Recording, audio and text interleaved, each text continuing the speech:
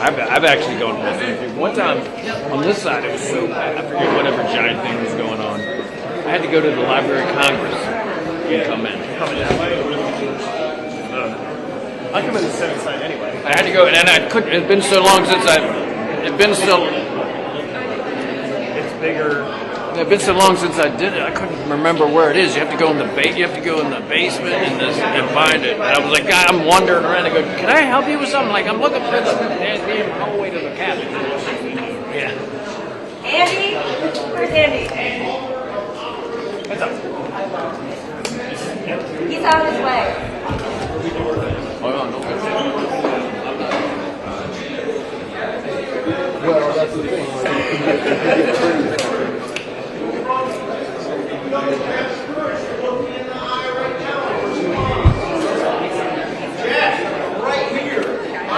Sorry, boss.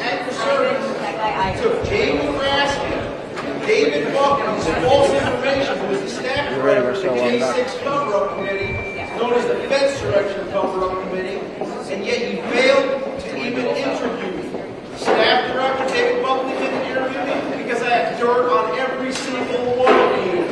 Why don't you just confront me in person, and then we can settle. Folks, can everybody step to the side? Step to the side. Please step to the side. Everyone step aside, either side of the hallway. Move out the way. Move out the way. Move out the way. Everyone, either side of the hallway, please step aside. No following. Mr. Smith, what about the president calling you out the other day? What do you want Republicans on the committee to know about undercut you in this hearing today? You believe that obviously you pursued What about the president calling you out in his comments? Sir, Sir, please step aside. $20,000 payments for to the confidential human Folks, sources step aside. We need to to dig up dirt on President Trump. What's your response to the accusations that you abuse the scope of your authority to Arthur Cross program? Right here. Where's it going? Conservatives were under surveillance and didn't even have 40, authority 40, to 40. That was around there. You can go this way. It's got a door here. Okay, this way. Mr. Smith, do you have any problem talking about the grand jury issue today? I know that is something that's protected. Will you change your position as they probe your question? Were you overzealous in prosecuting both Trump and former Virginia Governor Bob McDonnell, which got struck down by the Supreme Court 8-0? What do you think about the president calling you out the other day and using profane language referencing you? Are you concerned that you're going to be caught up in lawsuits from Republicans who have their phone records reviewed? Will you change your view on the grand jury information? Will you talk about that in the hearing?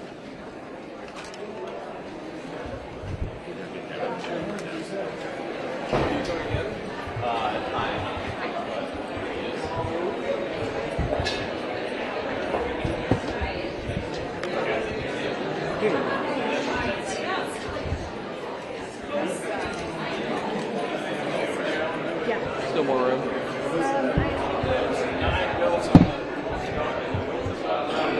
No, it's supposed to be first.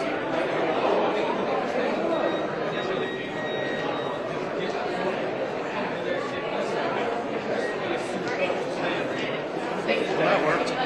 Perfect for you. That's a good call. Yeah, good feeling. Hug the wall, stay right behind them. But the cop was like, come on. So I moved because he told me to move. Let's do it again. Yeah. Do not. So the bald guy that's right over my shoulder, don't talk to him. Hide your credentials. Yeah, do not talk to him.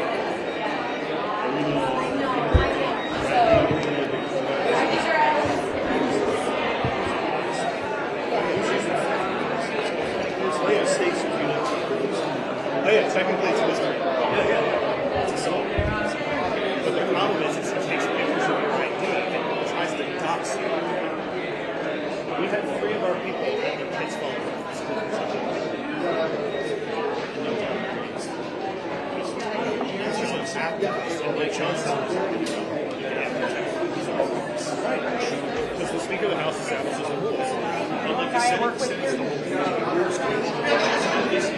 Oh yeah, schools can be So because he's a friend of Mike Johnson, he gets to do whatever the fuck he wants. I'm just going to point against the wall.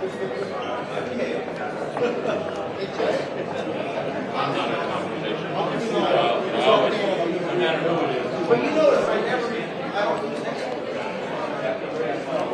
Top silverware, no. They have.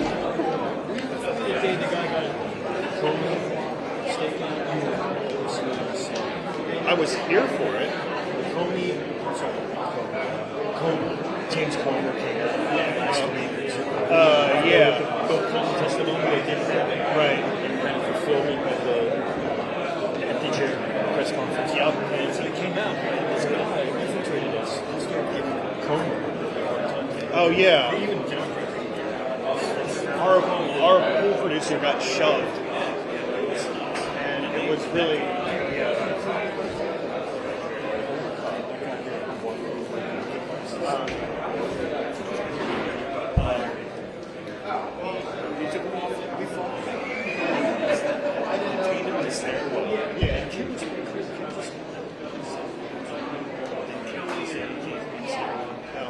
because we can, technically, but we can't follow people. Yeah.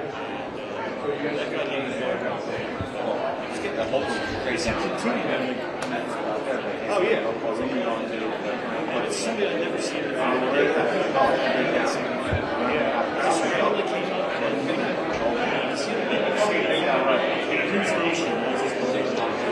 yeah. Or like somebody else.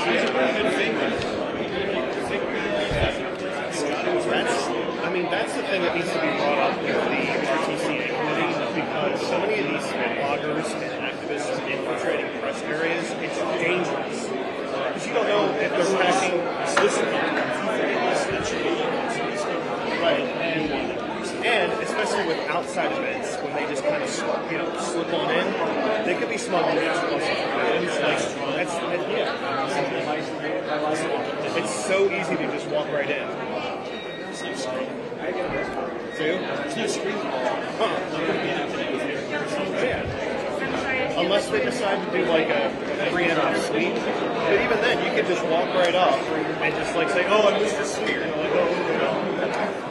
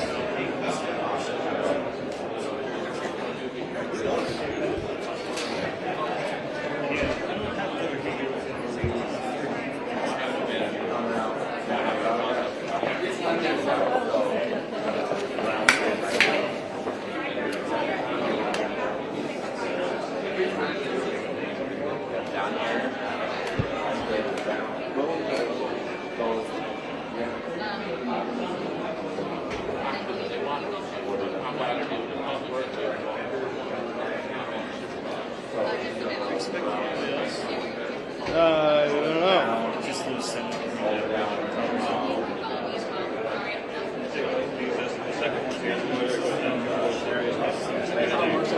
It's Jim Jordan, it's Comer.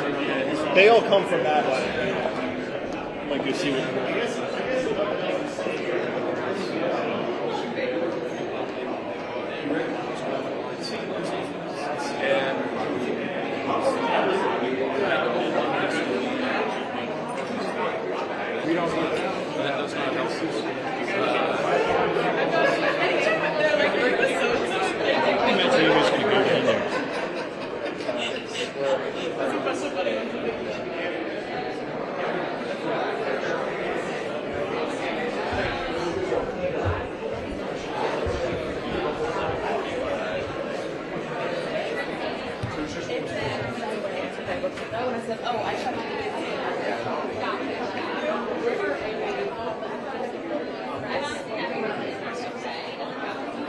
There's TV cuts?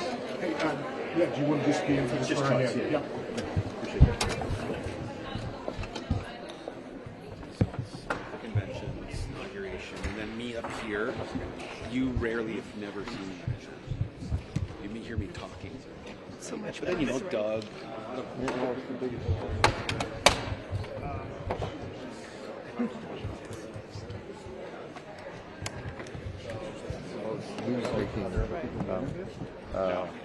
It's almost all verite. Okay. All verite with a lot of interviews with Ken, and one of his former students is an Iraqi refugee who becomes a photographer and becomes a U.S. citizen between the two conventions. So they're like this nice little, he's handing the baton and preparing him for this as he's watching all these Palestinian protests with white people dressed in keffiyehs. And since President Ellis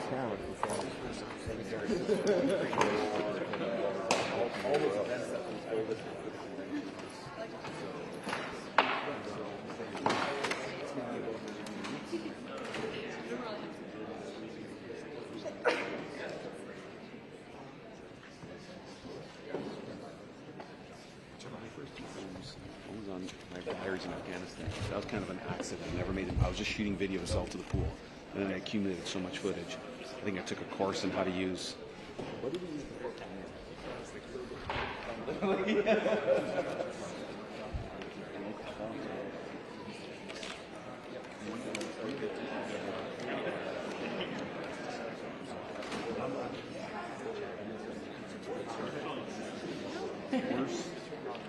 paint like it's such a nightmare. But it worked out, and then I made a fully return. That was a commission. And then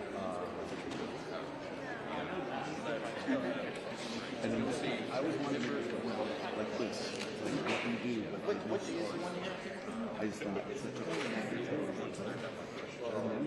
it's just front of what's there.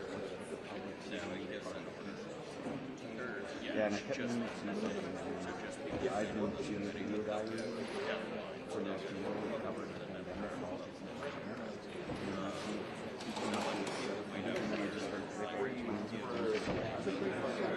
and Ken was like, everybody,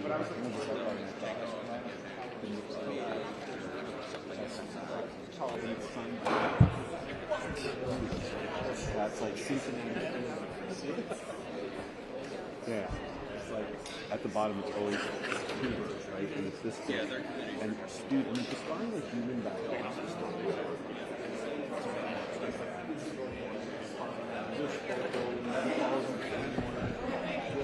Oh yeah, yeah. They got the one point.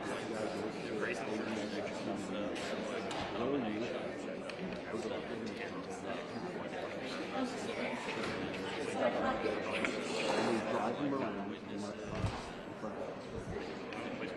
so they see them and throw them out after it's fascinating.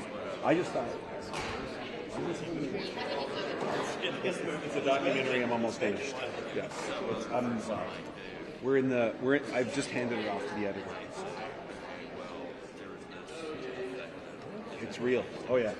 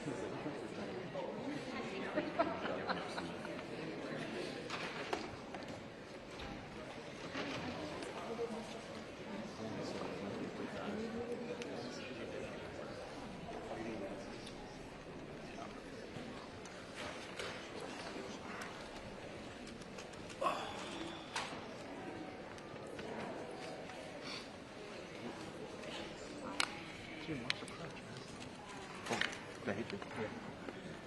I have to buy my breakfast afterward.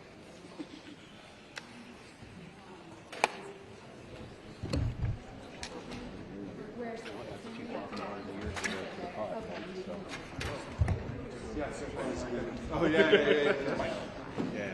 You've already got like 5 or 6 inches of height on you, so.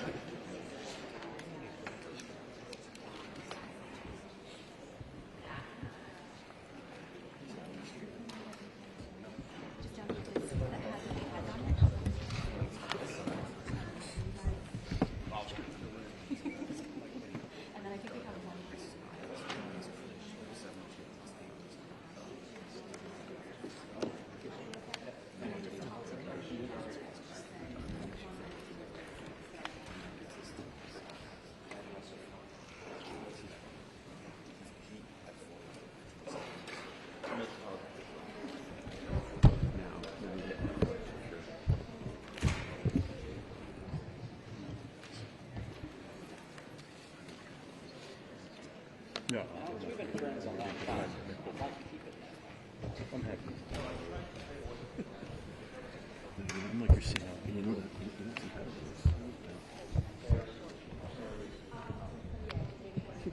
One in the room to the right. So he's going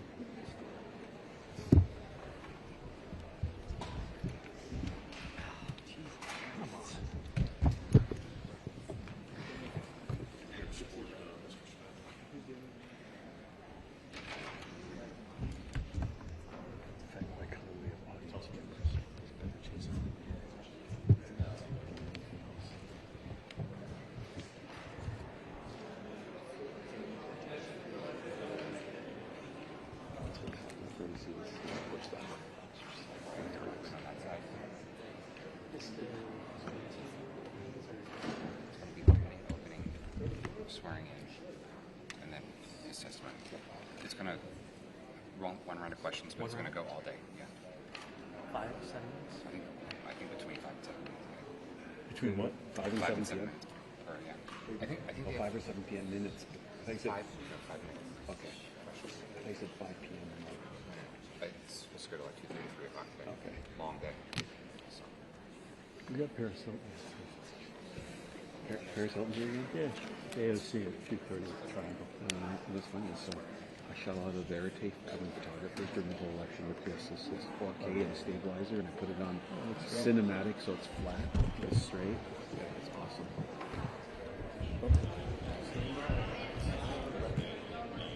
I just think someone from the public's coming in.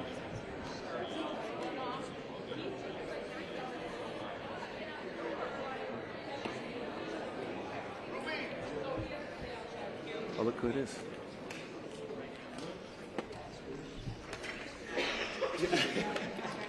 Well, I didn't count on you, right?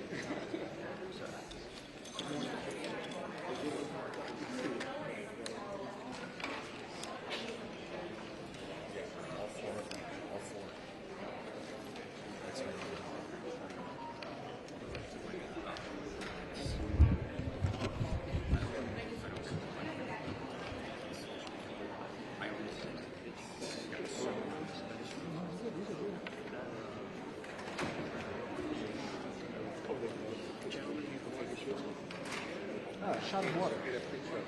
Everyone's a photographer. Hey, buddy. How are you? Good to see you too.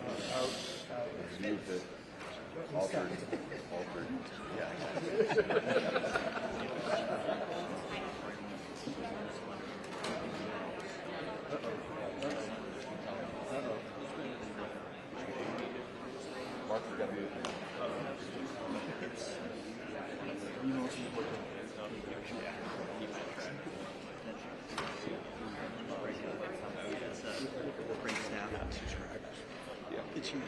That's what you're doing. That's what he's taking. Oh, it's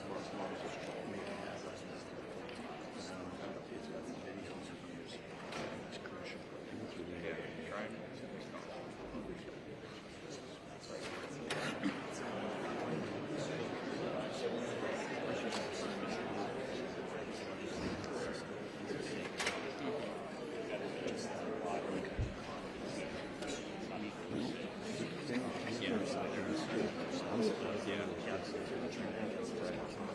Yeah. This is like that's right around. So that we except for That, Who's the guy you just said? Simon Owens. yeah. I would think for this, yes, he is here. But don't listen to me. I don't know. Yeah. I can't read everything. He's like prolific. He puts so much out.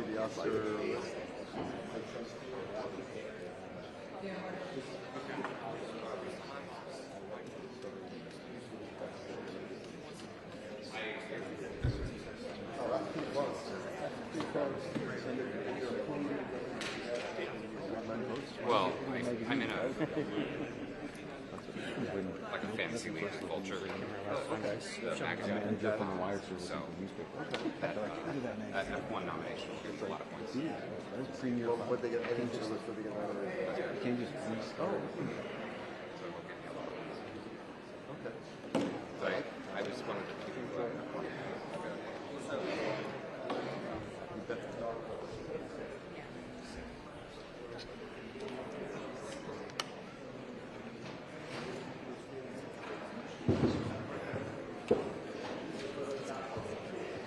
Good morning, Mr. Chairman.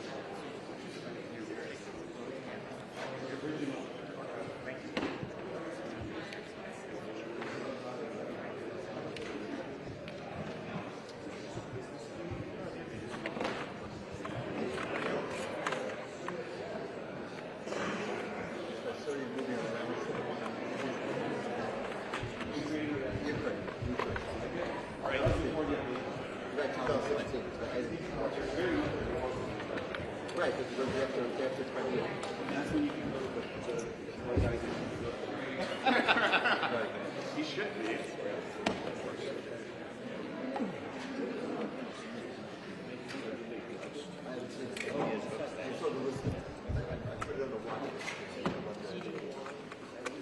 You get 3 cents.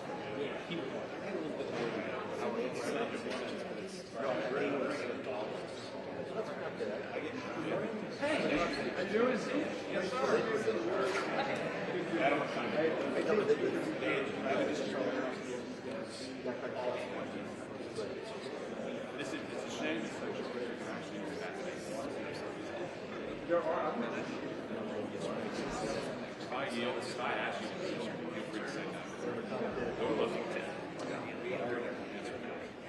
know my good friend Brandon Gill.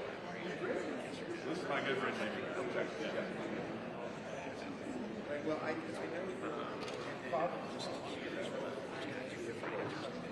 Oh, really? I'm going to get divorced really soon. No, I'm just going to get divorced in all time. I'm just going to stay divorced. What was I thinking? I like the size. Nice and small. Oh no, it's a medium size. You know, I mean, so it's, you can actually do controlled work too. Like, so people, if you go too small, you can't even do a nice paint. It's too lightweight. There's those pens with the Zeiss in it. Yeah. The Z9, yeah, that is. We're all betting on this door, I guess, but it could be on it.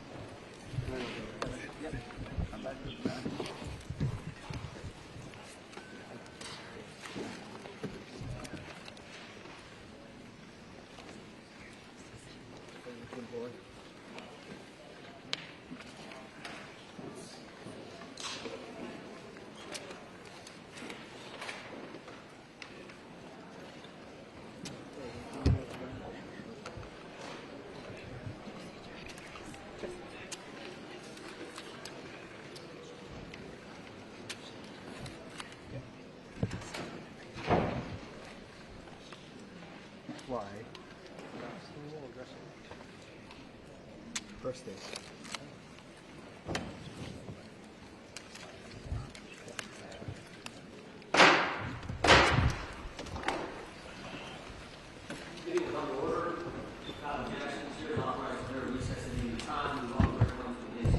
Oversight of the Office of Special Counsel Jack Smith.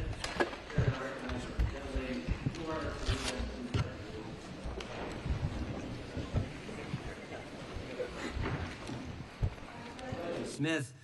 Chair now recognizes the gentlelady from Florida to lead us in the Pledge of Allegiance.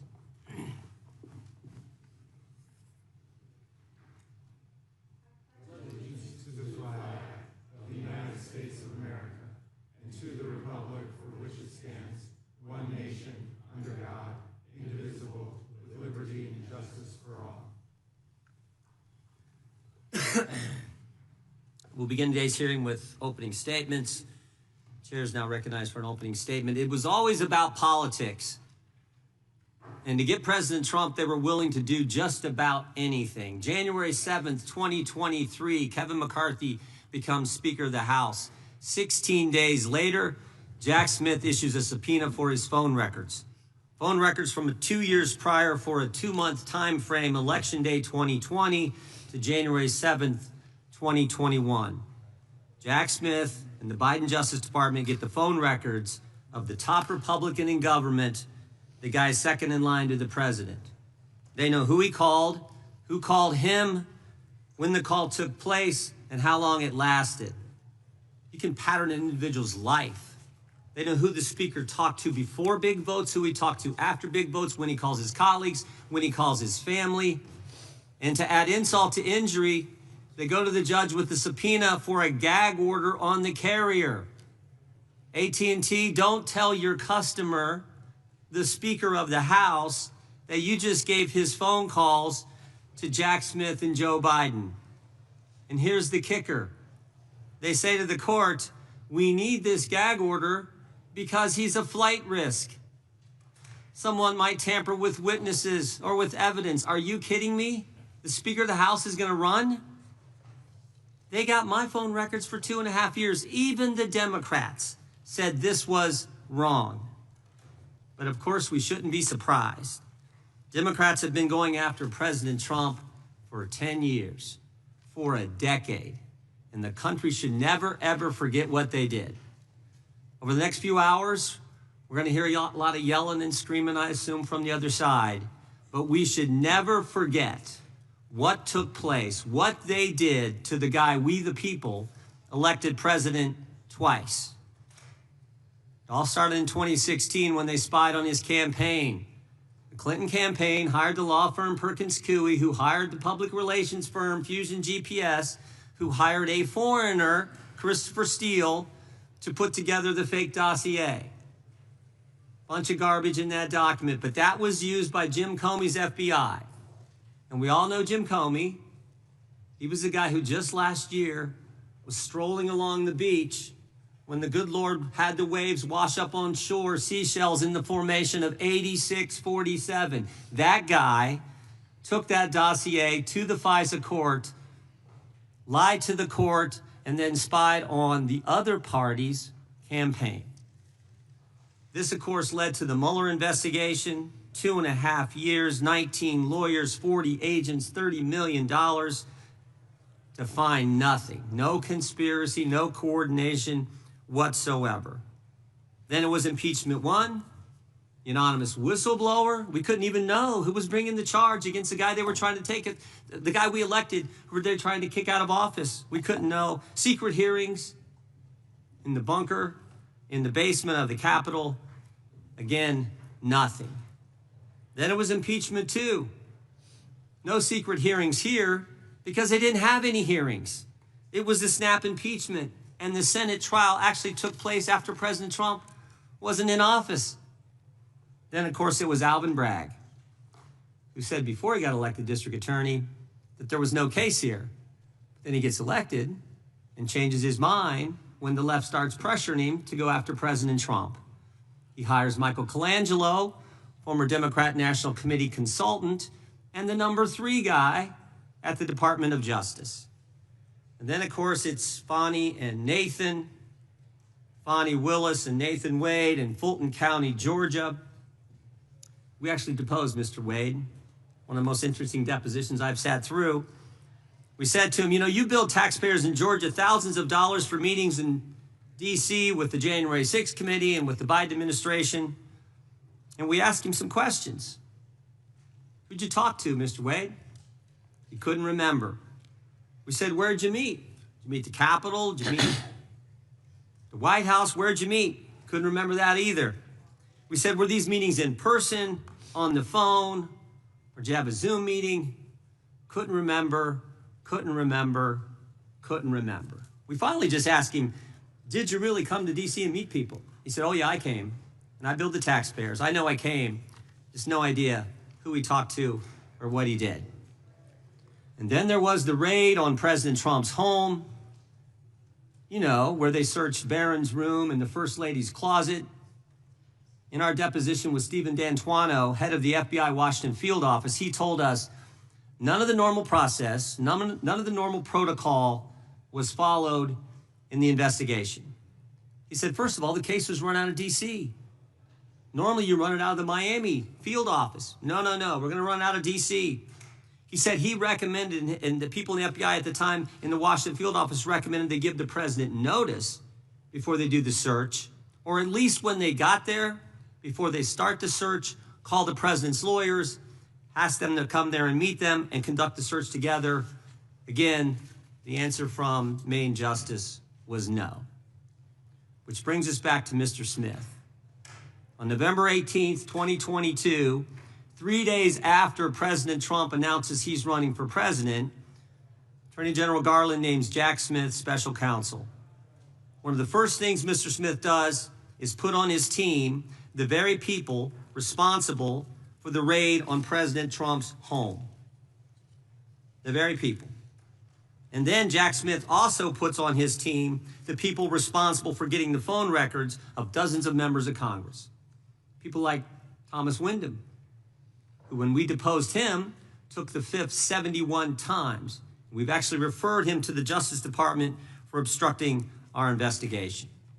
Jack Smith then gets a gag order in his investigation on President Trump from Judge Chutkan without filing a single affidavit with the court from a witness or a potential witness that they felt threatened by statements from the president. Stop and think about it. Jack Smith restricts the speech of the former president while he's a candidate for president. Thank goodness Mr. Smith was slapped down on appeal and the order was changed. In fact, just 2 weeks ago, the Washington Post editorial page, Jack Smith would have blown a hole in the First Amendment. I just want to read 2 sentences from this. Mr. Smith seemed unconcerned about interfering in the democratic process by seeking to muzzle a candidate for high office. 3 appellate judges, all nominated by Democrat presidents, ruled that Mr. Smith's proposed gag order infringed on President Trump's First Amendment rights. And of course they did. And this wasn't the only time Mr. Smith lost in court. In the classified documents case in Miami, Judge Cannon held that Mr. Smith was not permitted to be special counsel. Jack Smith was never properly appointed.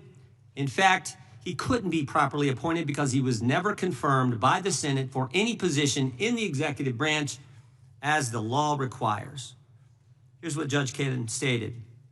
Quote, the special counsel's position effectively usurps that important legislative authority, transferring it to a head of department and in the process threatening the structural liberty inherent in the separation of powers.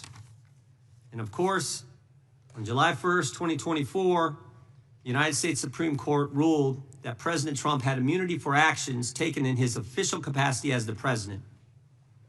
1 month later, after this decision by the Supreme Court, Jack Smith files a superseding indictment on August 27th, 2024. But Mr. Smith doesn't stop there. He does something unprecedented. On October 2nd, he files a motion with the court before President Trump's defense counsel has even responded to the indictment. Everyone knows the normal process is the government indicts, the defense responds with some motions, and then the government responds to the defense. But Mr. Smith skips the second step. And the brief that he files is 165 pages, almost 4 times the court limit. Even liberal Judge Chutkan, who's given Jack Smith everything he's asked for in the course of this investigation, even she called it atypical and irregular. Now, why would Jack Smith do that? Why would he abandon proper procedure? Why would he ignore court rules? Why would he do that? Because he's running out of time. There's an election around the corner. It's coming in 33 days, and he's got to get President Trump. He's got to stop President Trump from running, tie him up in court. He's got to get to trial, or at a minimum, insert an 165-page political document into the presidential campaign. It was always about politics. The good news is the American people saw through it. They saw through it. For so long, the left has controlled so much in this country. The left controlled big media, the left controlled big tech, the left controlled academia, Hollywood, certainly the Democrat Party, and I think all too much the federal bureaucracy. But the left doesn't control we the people. And in spite of the left and the weaponization efforts of Jim Comey, Alvin Bragg, Fonnie Willis, and Jack Smith, we the people saw through it all. And we elected President Trump twice. Before turning to the ranking member for his opening statement, I would just ask unanimous consent to enter into the record the Washington Post editorial, "Jack Smith would have blown a hole in the First Amendment." And with that, I yield to the gentleman from Maryland. Well, thank you kindly, Mr. Chairman. I want to start by recognizing the presence of 4 American heroes here today, 4 of the hundreds of officers who defended us on January 6, 2021, Michael Fanone, Aquilino Gunnell, Daniel Hodges, and Harry Dunn. And I thank them for being here today. Mr. Smith, thank you for appearing before the American people. I'm glad that the committee has finally granted you the same chance to report your findings to the American people that every other special counsel investigating an American president has had. The good chairman started by saying it's all about the politics. Well, maybe for them, but for us, it's all about the rule of law and who's going to stand by the rule of law and who's going to oppose it. Now, Mr. Smith, you're one of America's great prosecutors. For nearly 3 decades, you worked for justice under both Republicans and Democrats. The Manhattan DA office, where you prosecuted sex crimes and domestic violence cases. The Eastern District of New York, where you prosecuted murderers, rapists, gangbangers, and other violent criminals. Leading the public integrity section at the Department of Justice, you brought prosecutions against corrupt public officials across the political spectrum. When you went to The Hague as chief prosecutor in the Kosovo trial, you prosecuted war crimes and crimes against humanity perpetrated against thousands of innocent victims. While others may have devoted their lives to corrupt self-enrichment, you have devoted your life to the rule of law and to public service. You've never been prosecuted for anything. You've never been convicted of anything. As far as I can tell, you've never even been the subject of a disciplinary proceeding over the course of your multi-decade career. But Donald Trump says you're a criminal and you belong in prison. He says you belong in prison, not because you did anything wrong, mind you, but because you did everything right. You pursued the facts, you followed the law, you stuck with extreme caution to every rule of professional responsibility. You had the audacity to do your job. Everybody here knows what you did wrong in Donald Trump's eyes and why he says you belong in prison.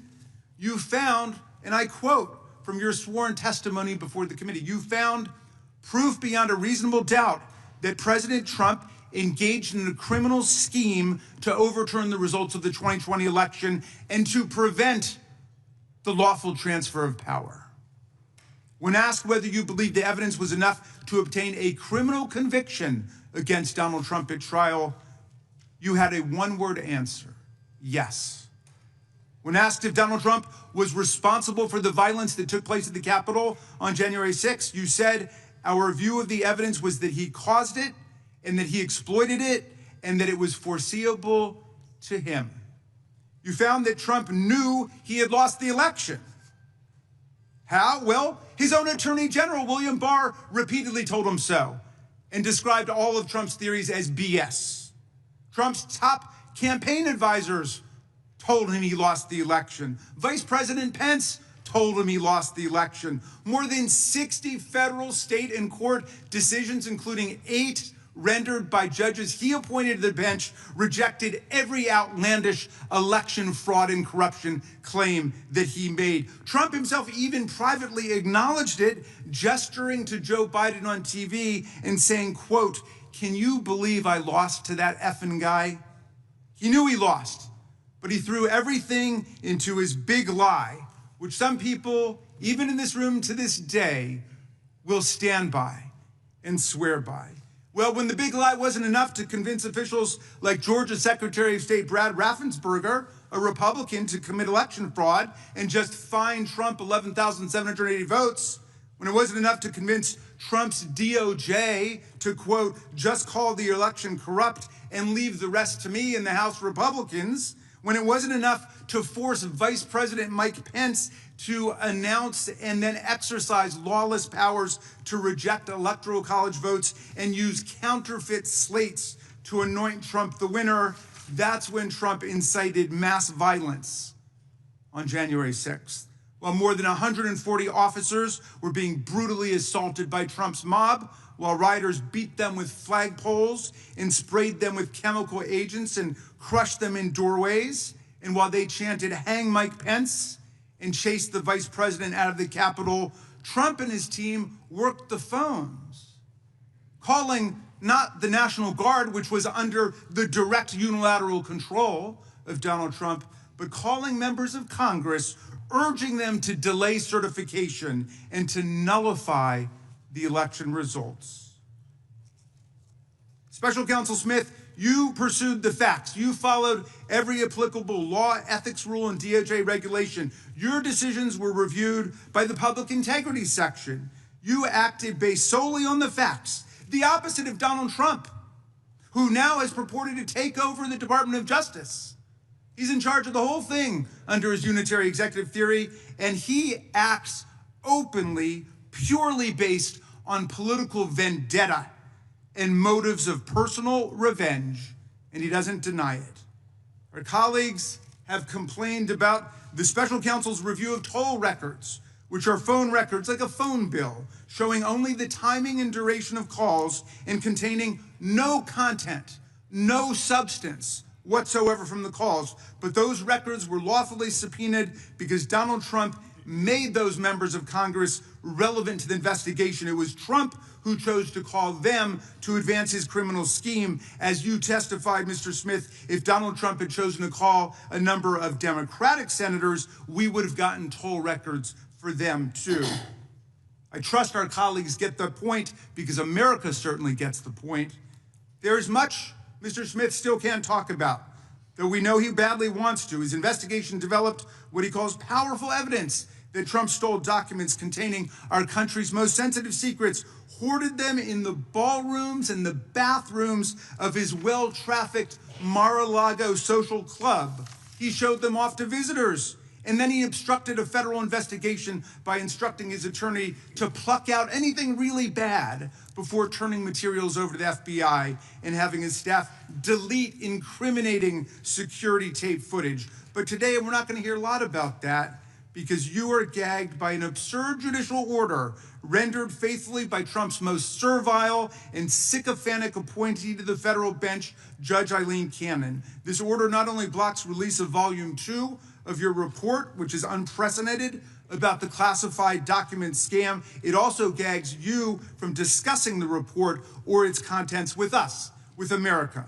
And so we don't know what's in it, but it must be pretty devastating because Donald Trump is desperate to keep Mr. Smith or any other DOJ official for all time from ever releasing it to Congress and to the American people.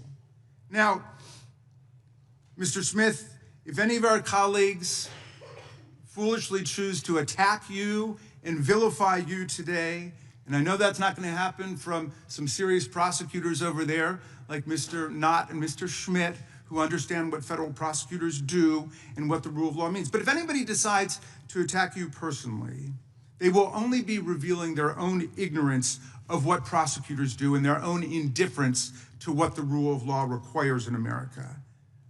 They will only be stroking the wounded ego of a lawless, twice impeached, convicted felon president who not only unleashed a mob against Congress and his own vice president, but is now pardoned and released into our communities hundreds of extremists, insurrectionists, and cop-beating felons who have proceeded to commit dozens more crimes against the American people since they were pardoned.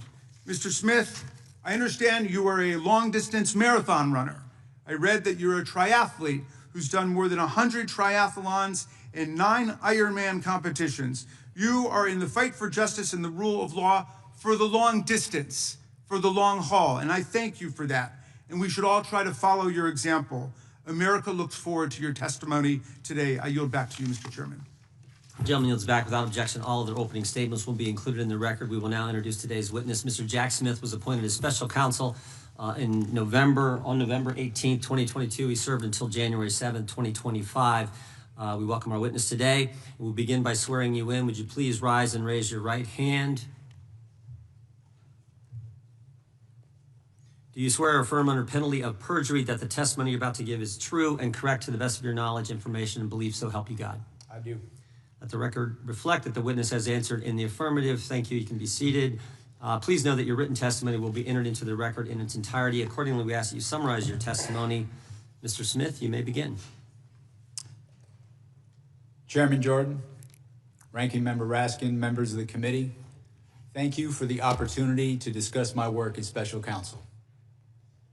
I love my country and believe deeply in the core principles upon which it was founded. For nearly 3 decades, I've served as a career prosecutor in both Republican and Democratic administrations. I've handled cases ranging from domestic assault and gang violence to public corruption and election crimes across the United States, and I've prosecuted war crimes overseas. I am not a politician, and I have no partisan loyalties. My career has been dedicated to serving our country by upholding the rule of law. Throughout my public service, my approach has always been the same. Follow the facts and the law without fear or favor. Experienced prosecutors know that specific case outcomes are beyond our control. Our responsibility is to do the right thing, the right way, for the right reasons. These principles have guided me through my career, including as special counsel.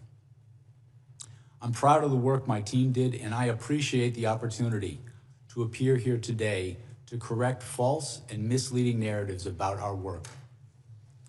During my tenure as special counsel, we followed Justice Department policies, we observed legal requirements, and took actions based on the facts and the law. I made my decisions without regard to President Trump's political association, activities, beliefs, or candidacy in the 2024 election. President Trump was charged because the evidence established that he willfully broke the law, the very laws he took an oath to uphold. Grand juries in 2 separate districts reached this conclusion based on his actions, as alleged in the indictments they returned. Rather than accept his defeat in the 2020 election, President Trump engaged in a criminal scheme to overturn the results and prevent the lawful transfer of power. After leaving office in January of 21, President Trump illegally kept classified documents at his Mar-a-Lago social club and repeatedly tried to obstruct justice to conceal his continued retention of those documents. Highly sensitive national security information was held in a ballroom and a bathroom. As I testify before the committee today, I want to be clear. I stand by my decisions as special counsel, including the decision to bring charges against President Trump.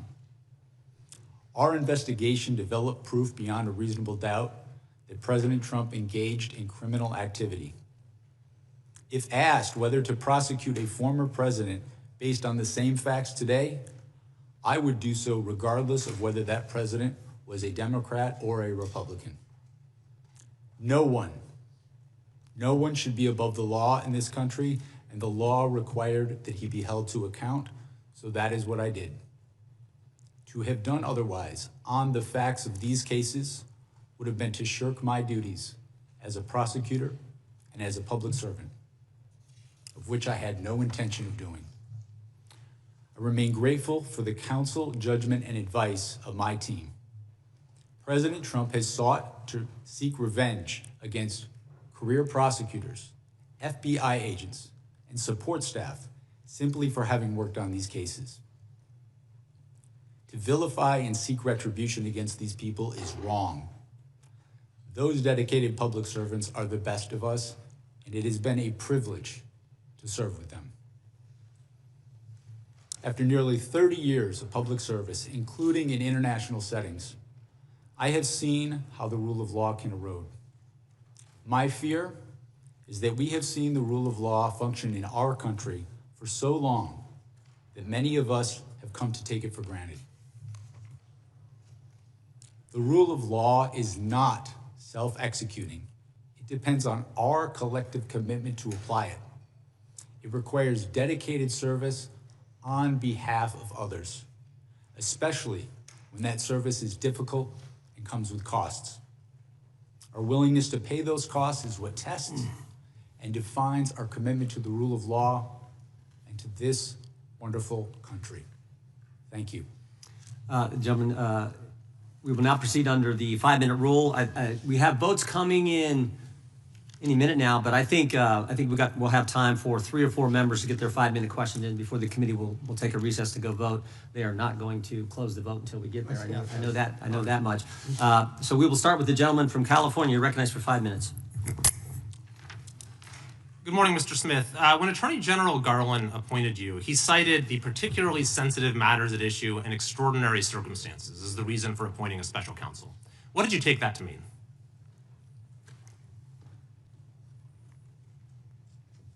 What I understood that to mean is I was to conduct an independent investigation and come to my own conclusions about whether the facts and the law supported a prosecution. But clearly he was alluding to the fact that we had an investigation into a leading candidate for president. That was part of the extraordinary circumstances. Would you agree?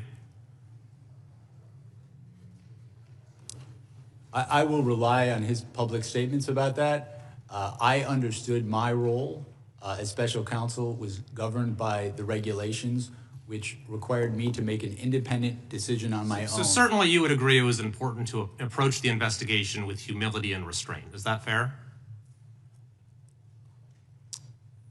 Yes, and that's what I sought to do. I sought to And you thought you possessed those qualities. In fact, you testified at your deposition, quote, "I thought I was the right person for the job." Of course, some disagreed. Constitutional law professor Jonathan Turley, for example, has said, quote, "Jack Smith has a reputation for stretching criminal statutes beyond the breaking point."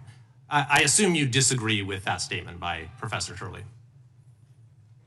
I do disagree with that statement. I think my career speaks for itself. I have been. But that statement was also, and I'm sorry to have to interrupt, I just have a short amount of time. That statement was also echoed by the United States Supreme Court in a unanimous opinion in McDonald versus the United States, where the court overturned convictions that you had pursued against a former governor, criticizing your boundless interpretation of the federal criminal statute. At issue, that opinion was joined by Justices Ginsburg, Breyer, Sotomayor, and Kagan. So do you also disagree with that statement by those justices?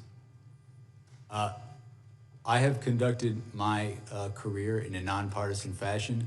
That particular case, the legal position that the department took, that wasn't my personal position. That was the position of the department. I see. So, Mr. Smith, I've had the opportunity during my time on this committee to review the work of 2 special counsels, John Durham, appointed during the Trump administration, and Robert Erb during the Biden administration. And in both cases, they seem to exhibit that humility and restraint that we talked about. But in reviewing in detail the way you conducted this investigation, I see a very different mode of operation. One that sought maximum litigation advantage at every turn, one that repeatedly circumvented constitutional limitations to the point that you had to be reined in again and again throughout the process. For example, shortly after you became special counsel, you issued a subpoena for the phone records of the Speaker of the House of Representatives over a 2-month period, along with for other senators and representatives, even though the public integrity section at DOJ cited litigation risk to doing this. What was that litigation risk?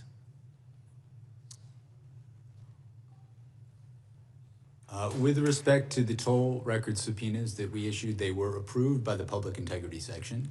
The public integrity section, in approving those subpoenas, noted the fact that the subpoenas were for records for people who were not targets of our investigation. But they said there was a litigation risk and you moved forward with it anyway. And not only that, but you also sought orders from judges making it so those who were having their records seized would not know about it.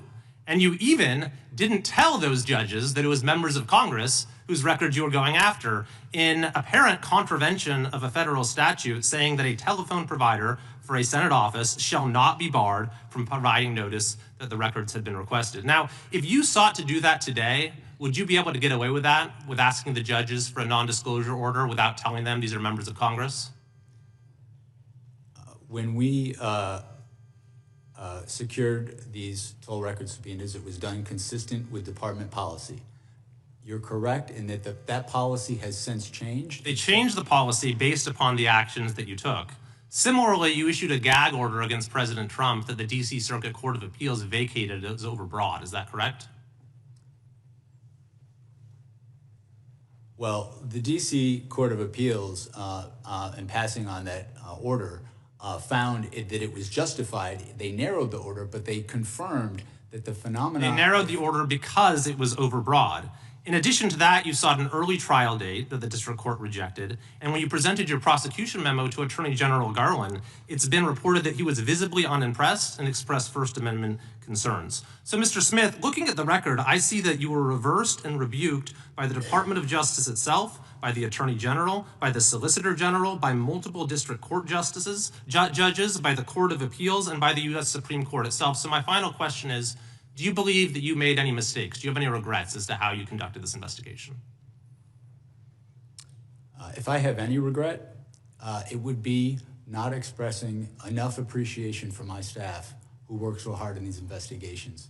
We followed the facts and the law. These people who work for me sacrificed endlessly and have endured way too much for just doing their job. So if anything, I wish that I had thanked them. I'm the gentleman. No mistakes. There's that humility. Mr. Chair, I yield back. Yeah, Tom, the gentleman's right. The chair now recognizes the ranking member for 5 minutes. Well, thank you, Mr. Chairman. And the good gentleman from California certainly knows, because he was a student of mine, that lawyers go to court and sometimes they win motions and sometimes they lose motions, and there's no crime in any of that. And I'm just sorry that you had to be lectured about humility and restraint by a politician, because we might not be best poised to lecture you on those particular virtues. But let's go to the toll record, since that's been raised, Mr. Smith.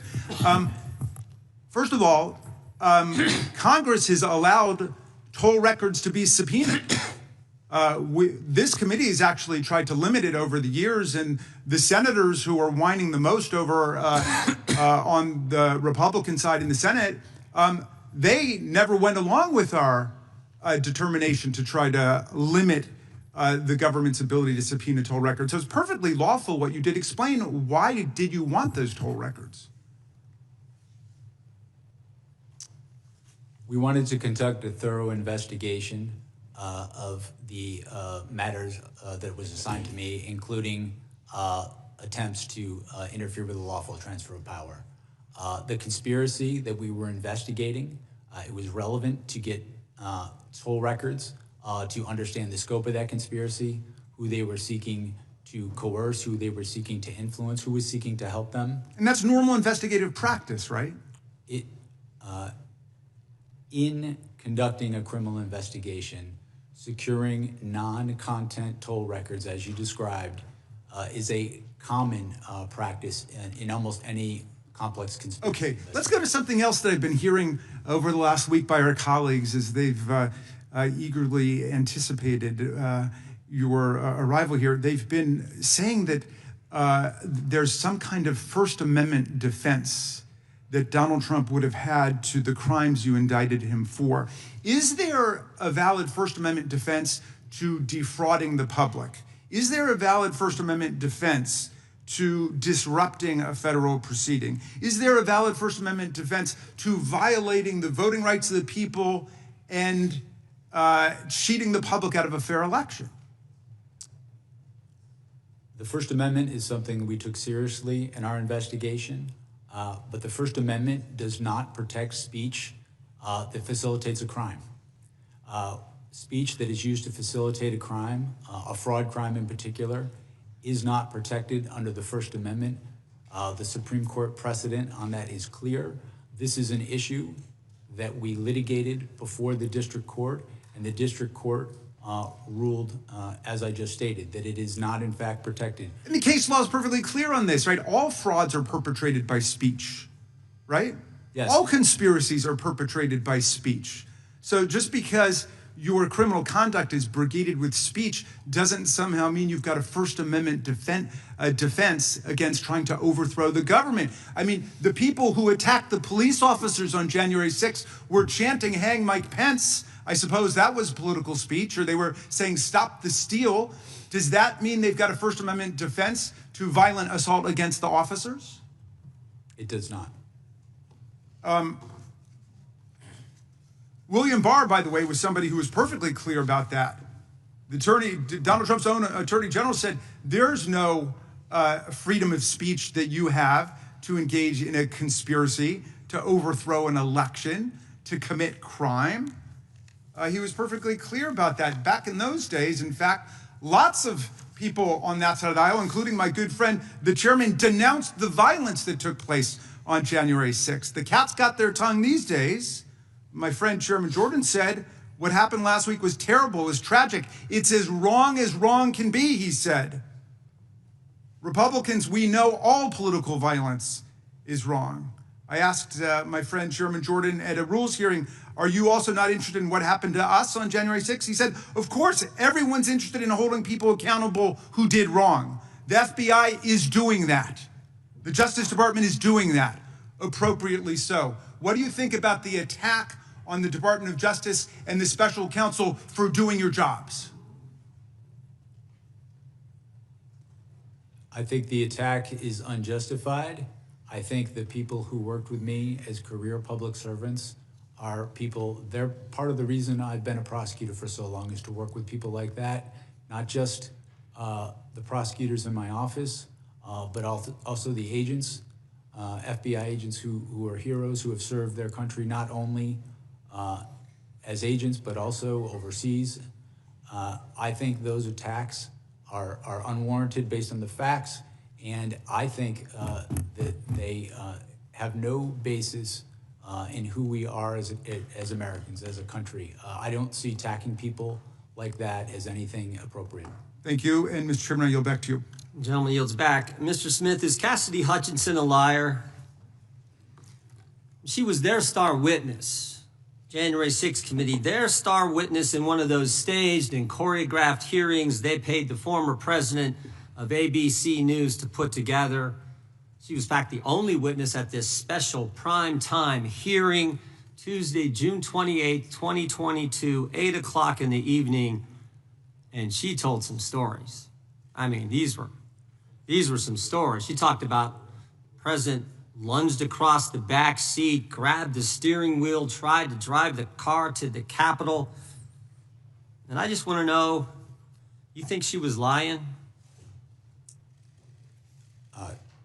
Chairman Jordan, my assessment of that particular issue is that with respect to the testimony about the president lunging towards the driver, my recollection of her testimony about that is that it was secondhand. She had said she'd heard that from somebody. You familiar with the name Tony Ornato? I'm sorry? You familiar with the name Tony Ornato? Yes.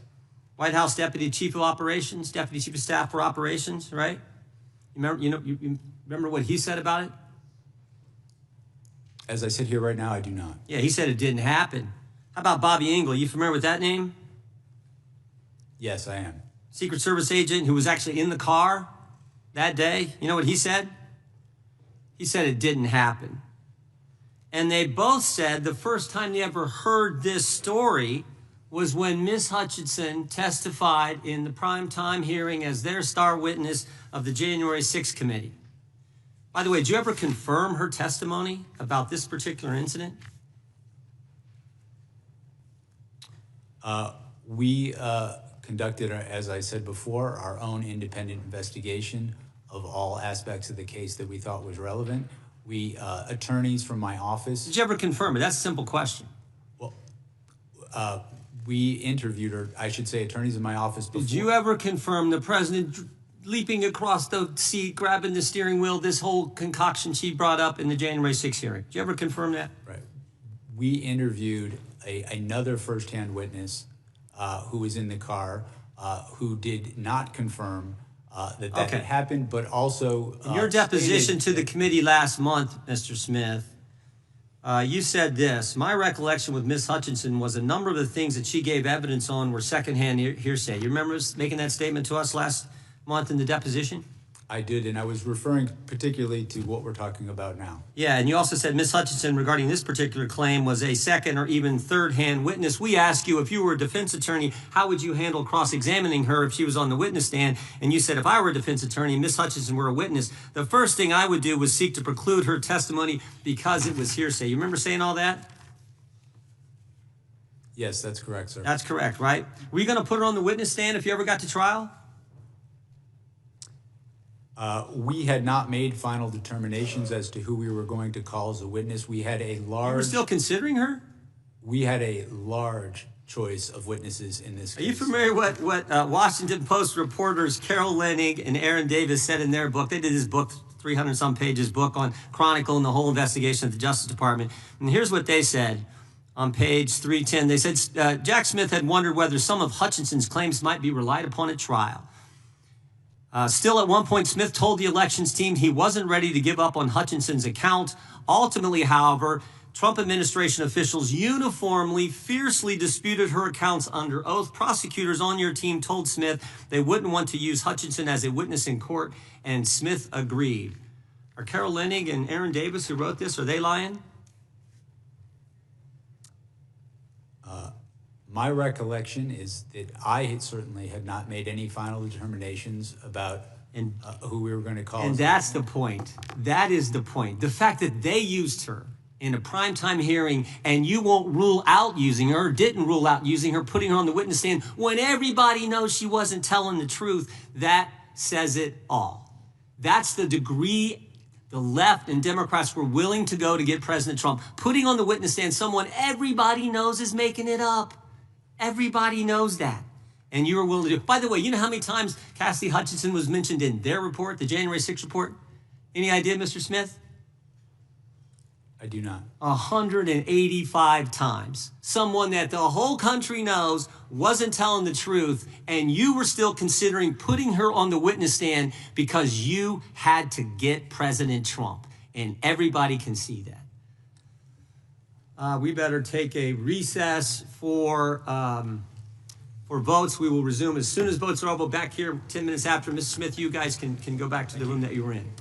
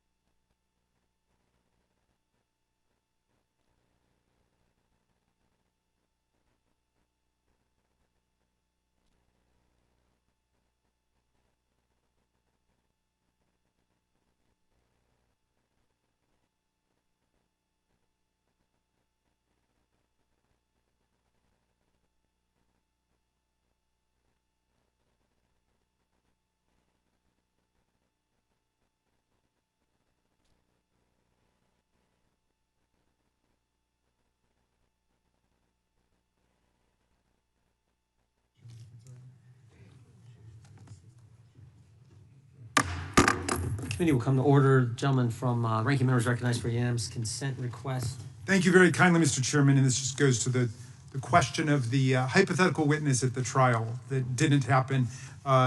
New York Times, May 1, 2024, Trump acknowledges he wanted to go to the Capitol on January 6th. Without objection. Carol Leonnig, who you quoted, Carol Leonnig outlines Tony Ornato's history of lies. That's June 30, 2022. Objection. In July 1, 2022, the men disputing Hutchinson's testimony are two of Trump's biggest acolytes. And finally, June 29, 2022, CNN, Cassidy Hutchinson stands by her testimony amid pushback. Thank you very much. Gentleman from New York is recognized. Thank you, Mr. Chairman. Mr. Smith, over the past few years, Republicans have waged constant attacks on you.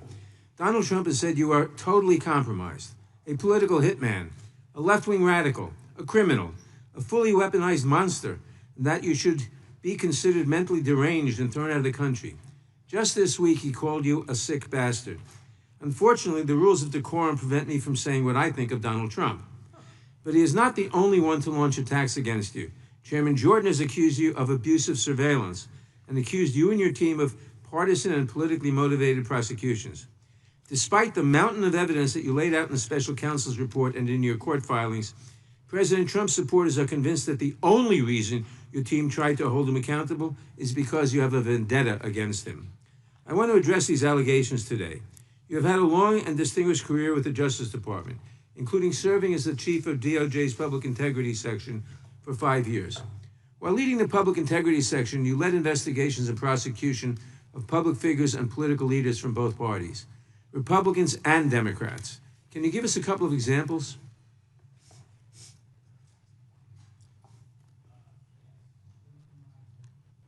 Sorry about that.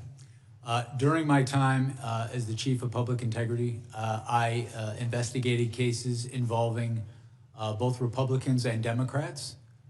The standard in all of those cases was the same: follow the facts and the law.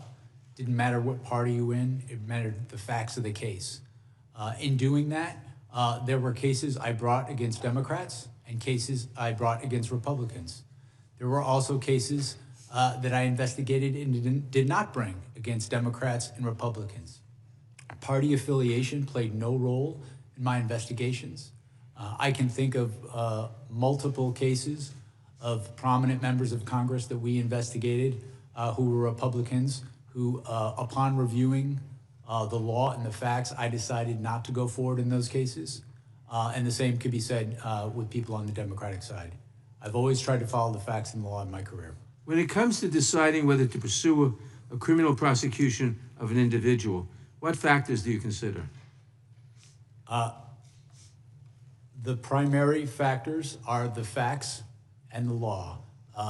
As a federal prosecutor, in making a prosecutorial decision, you're guided by the federal principles of prosecution, which guide one not only to look at the facts and the law, but the federal interests. And that is exactly what we did in this case, as set forth in my final report. Does partisan politics play a role in your decision whether or not to prosecute someone? None. To be clear, did partisan politics play a role in your decision to charge Donald Trump? It did not. What does it do to the justice system if political leaders place pressure on prosecutors to file charges against their political enemies? What are the implications if prosecution decisions are based on politics, not the law? I think it weakens the rule of law in our country because it weakens the mechanism for us to prosecute, among other things, corruption. When there is political prosecutions targeting people because they're enemies of the president, the department loses credibility and it can't do its job in all sorts of cases. According to your deposition before this committee, it sounds like your problem was not determining if you had enough evidence to charge Donald Trump, but rather that you might have had too much evidence and struggled to determine how to present a clear narrative to a jury. How would you characterize the evidence against Mr. Trump about inciting an insurrection against the laws of this country? Did you have too much? Well,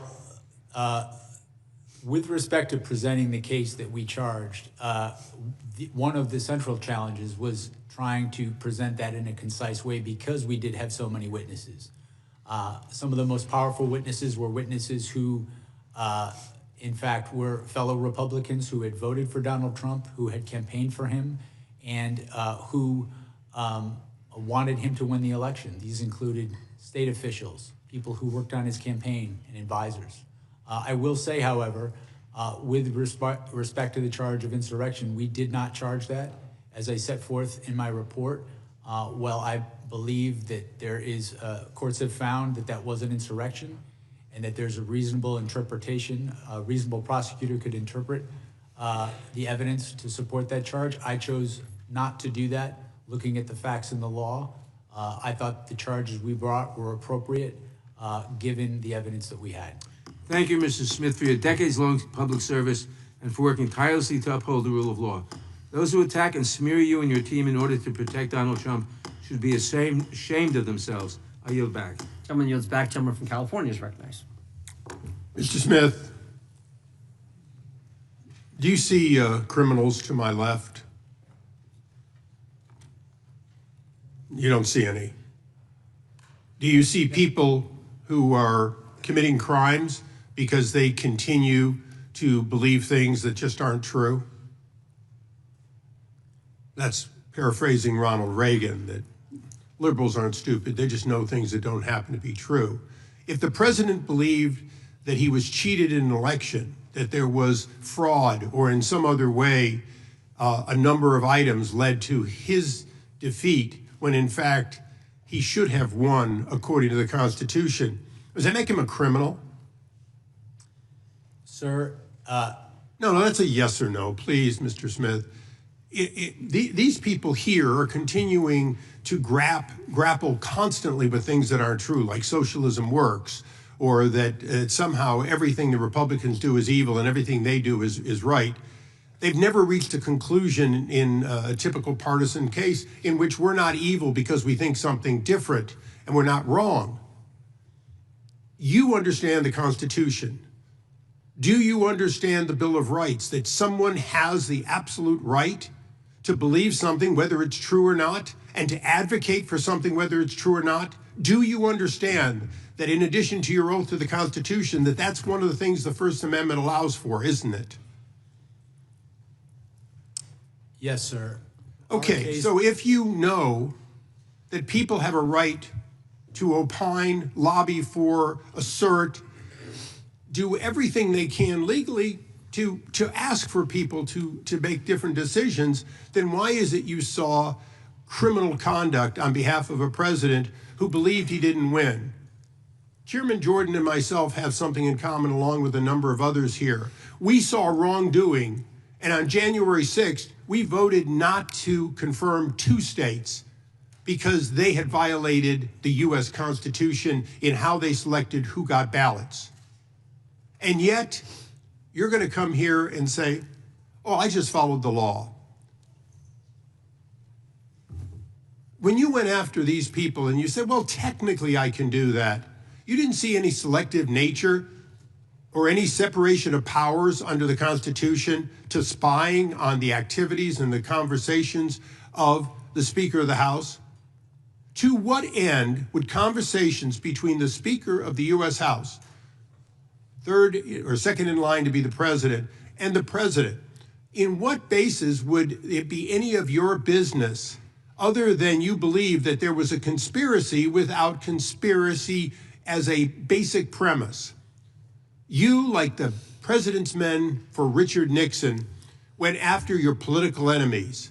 Maybe they're not your political enemies, but they sure as hell were Joe Biden's political enemies, weren't they? They were Harris's political enemies. They were the enemies of the president, and you were their arm, weren't you? No. No. Oh, great. So you spied on the Speaker of the House and these other senators and so on, and informed no one, and in fact put in a gag order so they couldn't discover it. If they were not subjects of a conspiracy investigation, why did Congress, a separate branch that you under the Constitution, have to respect. Why is it that no one should be informed, including the judges? As you went in to spy on these people, did you mention that you were spying on, seeking records so you could find out about when conversations occurred between the U.S. Speaker of the House and the President? Did you inform the judge, or did you hold that back? My office didn't spy on anyone. Wait a second. The question I asked you, Mr. Smith, was pretty straightforward. Did you withhold that information from an Article III judge in the process of taking the records of the Speaker of the House? We complied with Department. Did you hold back Mr. that Chairman, would you information? please instruct the gentleman to allow the witness to answer the question? It's not your time. I'd like my time back. Mr. Chairman, again, you have please. repeatedly done that in the past. The witness has the right to answer the question. And there'll be due time to answer the question. Would you please put my time back and let me finish this? Mr. Smith, I asked you a question and you were not responsive to it, and I want you to be responsive to it. Did you, whether you think it was legal or not, whether you think it was right or not, did you withhold the name of Kevin McCarthy, Speaker of the House, when you were seeking records on Kevin McCarthy, the Speaker of the House, or Jim Jordan, the chairman of this committee? At the time the gentleman is... No, please give me back the time that was taken away. Time has expired, but we're going to let the witness answer your question because it's an important question. The witness can respond. We did not provide that information to the judge when we requested a non-disclosure order, consistent with the law and consistent with Department Mr. Chairman, the amazing thing here today is that we have an admission that an Article Mr. Chairman, one, the gentleman's time has expired by now 34 seconds. It gets more than 5 minutes. How many Is it a times you good interrupt question? me? The time belongs to the gentleman from California, but it has expired. I will be brief in my address to the chairman. We have the evidence that an Article I representative on behalf of the president withheld from Article III Mr. Chairman, I would be granted the same leniency. And with that, I yield back in disgust of this witness. Sticking with California, the gentlelady from California is now recognized. Mr. Smith, thank you for being here today. Earlier the chairman spent a lot of time talking about Cassidy Hutchinson, who we know is just one of many witnesses. It's important to note that there was testimony that she was told something by Mr. Ornato, not that she had personal knowledge. And of course, Mr. Ornato was of very questionable veracity. We had a testimony from a Metropolitan Police Department official about an argument, a big argument that the president was having about going to the Capitol. And in fact, the vehicle was delayed going back to the Capitol while that argument occurred. But having said that, I want to focus on something my colleagues across the aisle seem to want to ignore. The fact that your investigation into President Trump's attempt to overturn the 2020 election was built on testimony from members of the Republican Party. In fact, last week, the New York Times published grand jury transcripts from Georgia that show the same pattern in Trump's Georgia criminal case. Georgia's Republican Attorney General Chris Carr testified that he told, quote, and this is a quote, "We're just not seeing the things that you are seeing." And the late Georgia House Speaker David Ralston, also a Republican, testified that Trump's fake elector scheme was, quote, "the craziest thing I've heard." And then there's Senator Lindsey Graham, one of the president's closest allies. In his secret grand jury testimony, Senator Graham told the jurors, quote, "I have told him more times than we can count that he fell short," unquote. And then he said this, quote, "If you told him Martians came and stole votes, he'd be inclined to believe it." Martians, that's from Senator Graham speaking under oath. So here's my question. Mr. Smith, in your deposition with this committee, you testified, and here's a quote, "Our case was built on, frankly, Republicans who put their allegiance to the country before the party." That the president's closest allies are telling him that his claims of election fraud are wrong. And so I'm just wondering, can you explain what you meant in your deposition, that it was Republicans who were putting their allegiance to their country ahead of their party? Yes.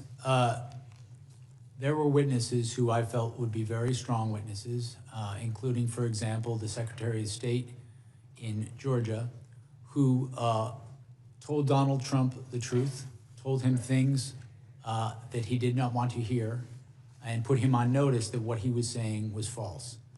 These were people who knew how the elections were conducted in these states, and I believe that witnesses of that nature, witnesses who are willing to tell the truth, even if it's going to impose a cost on them in their lives, my experience as a prosecutor over 30 years is that witnesses like that are very credible, and that jurors tend to believe witnesses like that because they pay a cost for telling the truth.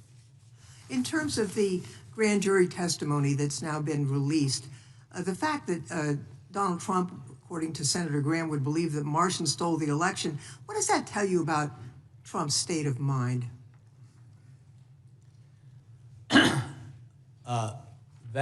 That statement is consistent with what we found in our investigation, in that our investigation revealed that Donald Trump was not looking for honest answers about whether there was fraud in the election. He was looking for ways to stay in power. And when people told him things that conflicted with him staying in power, he rejected them, or he chose not even to contact people like that who would know if the election was done properly in the state. On the other hand, when individuals would say things that would allow him to stay in power, no matter how fantastical, he would latch on to those. That pattern, over time, we felt was powerful evidence that he, in fact, knew that the fraud claims he was making were false. You know, who were some of the Republican witnesses who told you that who told President Trump that his claims of election fraud were false?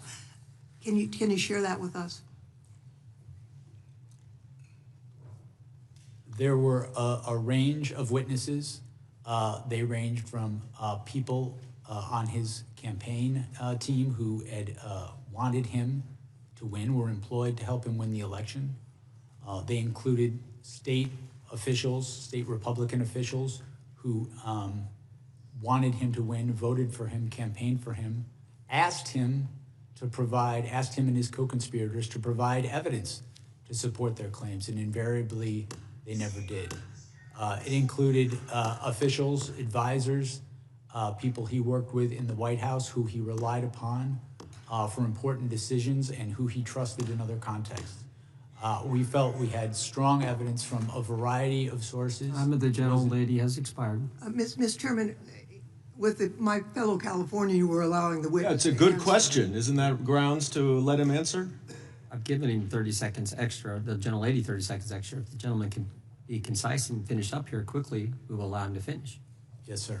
And just conclude saying we felt that constituted powerful evidence of the knowing falsity of his statements in furtherance of the fraud.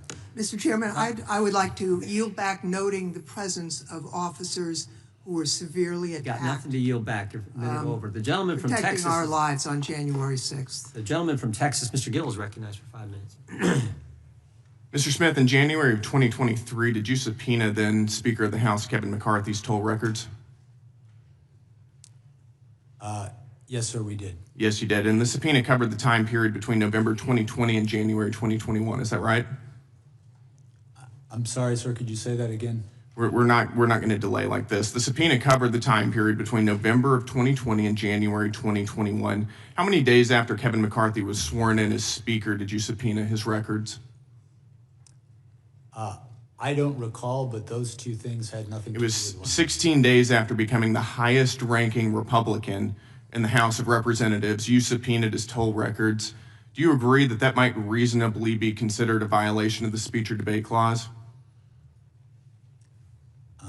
I do not, and I want to be clear that the toll records... You were collecting months' worth of phone data on the Republican Speaker of the House, the leader of the opposition, right after he got sworn in as Speaker, all around the time of a major vote. That sounds like a flagrant violation of the speech or debate clause to me, and I think most people agree with me. And Speaker McCarthy had no recourse, did he? Because you issued a non-disclosure order ensuring that neither he nor any of the American people knew about these subpoenas. Is that right?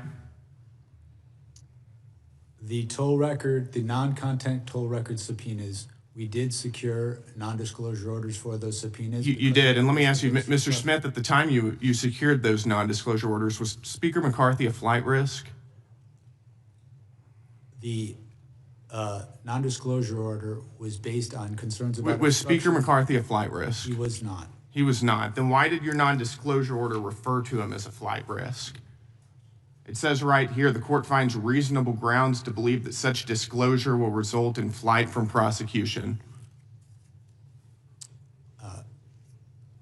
Sir, when securing a non-disclosure order, the risks don't have to be You associated... think that the Speaker of the House is a flight risk? The question? No, this is not your time. This is my time. You think the Speaker of the House is a flight risk? You think he's going to hop on a plane and leave the country? No, what I was trying to explain is, with respect to a non-disclosure order, the risks aren't necessarily associated with the subscriber to the phone. They're the risks to the investigation. I think that you were using, this was clearly in reference to Speaker McCarthy, and you were using clearly false information to secure a non-disclosure order to hide from Speaker McCarthy and from the American people the fact that you were spying on his toll records. But I've got more, so let's move on. In May of 2023, you also issued subpoenas for toll records of 9 U.S. senators and an additional representative. Is that right? In May of 23, we did issue... You did, and there were non-disclosure orders in conjunction with those subpoenas as well, right? That's correct, consistent with department policy and the law. So again, nobody would know what you were doing. The senators would, and the representatives would, and the American people wouldn't know what you were doing. Is that right? The toll records that we secured and the non-disclosure orders were consistent with policy and consistent... And you knew whenever you were doing that there was a risk you were violating the speech or debate clause. Is that right? The toll record subpoenas that we secured were with the concurrence of the public integrity. Your own analysis says that you knew there was a risk you were violating the speech or debate clause. I have it right here. This is an email from John Keller at Public Integrity Section to your team. As you are aware, quote, as you are aware, there is some litigation risk regarding whether compelled disclosure of toll records of a member's legislative calls violates the speech or debate clause in the D.C. Circuit. That's from your own analysis right there. So you did know, didn't you? Sir, with respect to the item you just put up on the screen, the last sentence states... oh, we're going to get to the last sentence. Okay. We're going to get to the last sentence. And you cite case law in here, quote, the bar on compelled disclosure is absolute. Is that right? Or do you think that you didn't have to abide by that precedent? To be clear, this statement is not from my office. This is the statement of the public. This is your justification for those subpoenas and NDOs that you ordered. This was part of your analysis. It's a cursory analysis. I think it's worth noting. But let's get to that last sentence then. Quote, given my understanding of the low likelihood that any of the members listed below would be charged, the litigation risk should be minimal here. In other words, you're using a novel legal theory, which you knew was novel, has never been tested by any court. You're not charging any of these members. Nobody's going to know about it because you issued NDOs. Nobody's going to sue this, so who cares? We're going to do it anyways. I mean, you walked all over the Constitution throughout this entire process. Mr. Chairman, the gentleman's time has spying expired. on members of Congress, and you know it. It's absolutely disgraceful. I yield back. Gentleman yields back. Not going to be charged. They're not going to see it. They're not going to know because we're not going to tell them. So let's go ahead and do it. It's exactly what happened. The gentleman from Tennessee is recognized for 5 minutes. Thank you, Mr. Chair. Mr. Smith, it's great that you've been allowed to come here and testify to the American public. Is there anything you'd like briefly to discuss that Mr. Gill brought up on the reasons why you needed those phone records and the limitations that you thought might have been on you and the prosecution to risk the investigation? Sure, and I would begin by pointing out that the email that was referenced wasn't a justification from my office. It was an email from the Public Integrity Section to my office approving the subpoenas. The subpoenas that we secured with non-disclosure orders from a judge because I had grave concerns about obstruction of justice in this investigation, specifically with regards to Donald Trump. Not only did we have the obstruction of justice that we were investigating in the classified documents case, but I was aware during the course of our investigation of targeting of witnesses during the course of the conspiracy itself.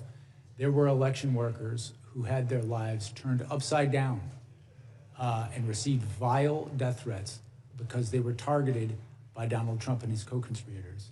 I had a duty to protect witnesses in this investigation. That risk, that threat to witnesses was only confirmed when we went forward in this case and Donald Trump suggested that one witness should be put to death and then also issued a statement to the effect of, if you come after me, I'm coming after you. In my mind, I can't think of a more direct threat to witnesses and individuals involved in that proceeding. Given that sort of threats, it was, in my view, completely appropriate to protect the integrity of the investigation, to protect against destruction of evidence, and to protect the witnesses in our case. And just make clear, you did not see any of the discussion. There was not any, it was just the content that they made a call to the president and vice versa, but nothing about any content whatsoever. That's correct. A toll record subpoena gives you who a call is from, who it is to, and the length of that call. It does not tell you the content of what people are speaking about. You felt that you had a case that was one that you would win beyond a reasonable doubt, no moral certainty. Is there anything in your facts that you had that you would have used at trial that you believe has not been presented to the public in the past or have been misrepresented to the public? Is there anything... Essential facts that you had that you felt would have resulted in a conviction of the president on the charges that he was indicted upon? I think my report, the report of our case, the final report, summarizes the evidence, I think, in a way that is gives a fair rating of the strength of the case. And you have no question but have been successful before jury? My review of the case, I came to the conclusion we had proof beyond a reasonable doubt. We were ready, willing, and able to go to trial in the case. Of course, as I said in my opening statement, prosecutors can't control outcomes, but I felt confident in pursuing the case to trial. Did Merrick Garland ever pressure you to bring an indictment or to do anything in your investigation? No. Did anybody else in the administration, President Biden, Vice President Harris, et cetera? I was given the independence to conduct my investigation, and I came to the decision to bring charges in this case without undue influence from anybody in the department. And you dropped the case. Why did you drop the case? The cases against Donald Trump were dismissed pursuant to department policy. Department policy, the Office of Legal Counsel said if somebody's president, you can't bring a charge against them or they can't be held liable. Is that correct? That's correct. There had not been a case of this nature ever where someone was elected president with charges pending, and so that was slightly different. So we consulted with with the Office of Legal Counsel, and they determined pursuant to policy that the cases needed to be dismissed. And you weren't pleased with that, but you had to follow the law, and here's what you did. We followed policy throughout my investigation. My job was not to set policy, my job was to follow it, and that's what we did. I want to thank you for your service. I think you're a great American, and you came out of this as being somebody who people can respect and look up to in a fashion that we should be instilling people's desire to go into justice, to go into law, and to go into government. You're an example of the type of person they should follow. I yield back the balance of my time. Gentleman yields it back. The gentleman from Wisconsin is recognized.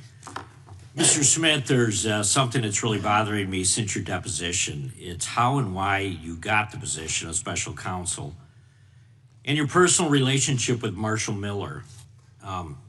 Let's go back to 1999 when you were working for the United States Attorney's Office for the Eastern District of New York. Is that when you first met Marshall Miller? Yes. So after ED New York, did the two of you ever work together again prior to becoming special counsel?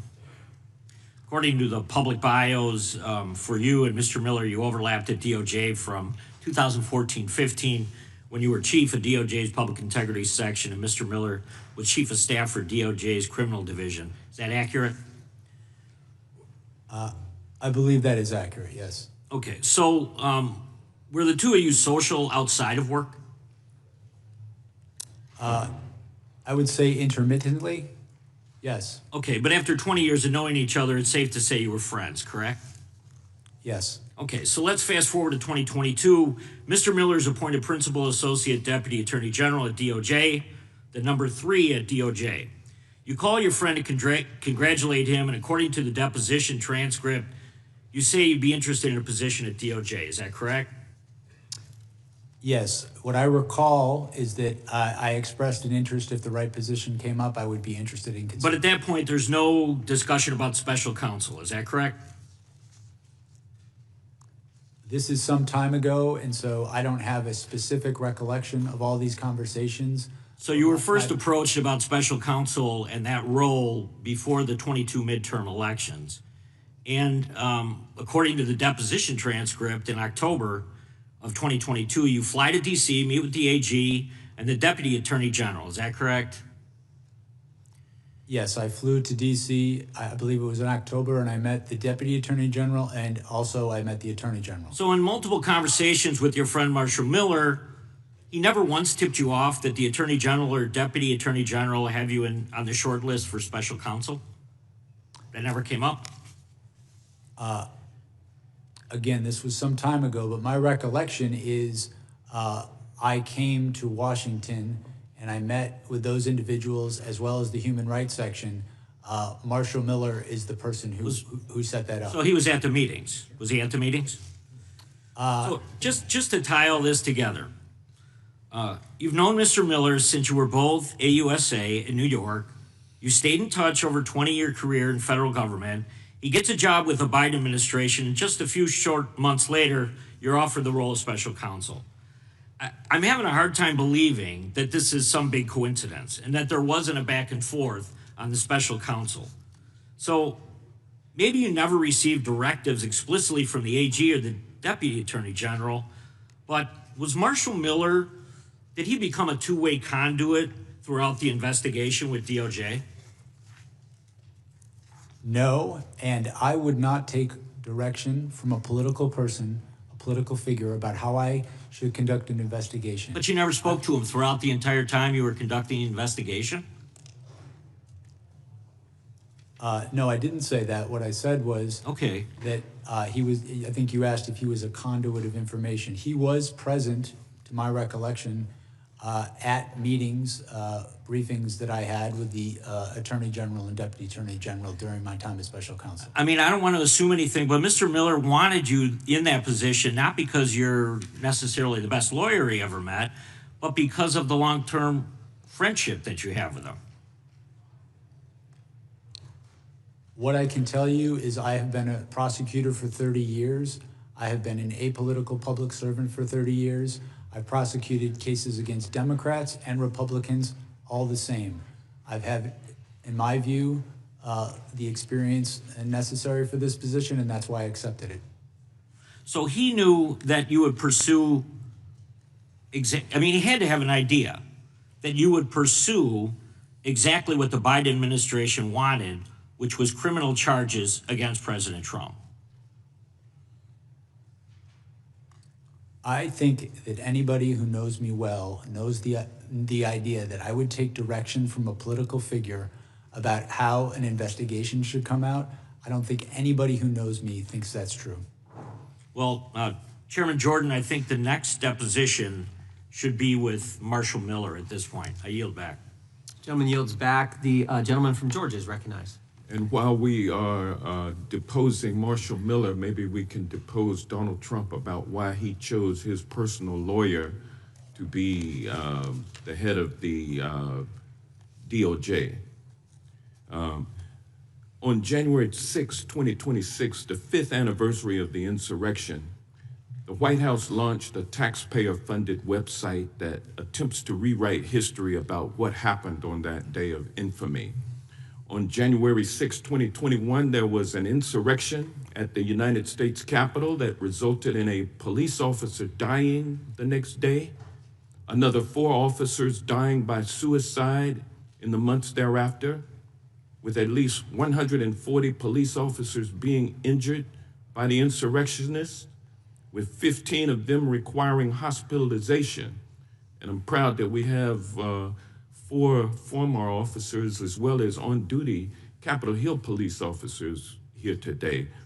Mr. Smith, I want to ask you about this website because the Trump administration is using taxpayer dollars to lie to the American people about the events leading up to and the events taking place on January 6, 2021. For example, this Trump propaganda site claims that the 2020 election was, quote, stolen. Mr. Smith, did your investigation uncover evidence sufficient to prove beyond a reasonable doubt that Donald Trump knew that his claim that the election was stolen was false? Yes, it did. And did your investigation uncover evidence sufficient to prove beyond a reasonable doubt that Donald Trump publicly claimed that the 2020 election was stolen from him while he privately acknowledged that he had lost the election? Yes, we cited instances of that during our in our case.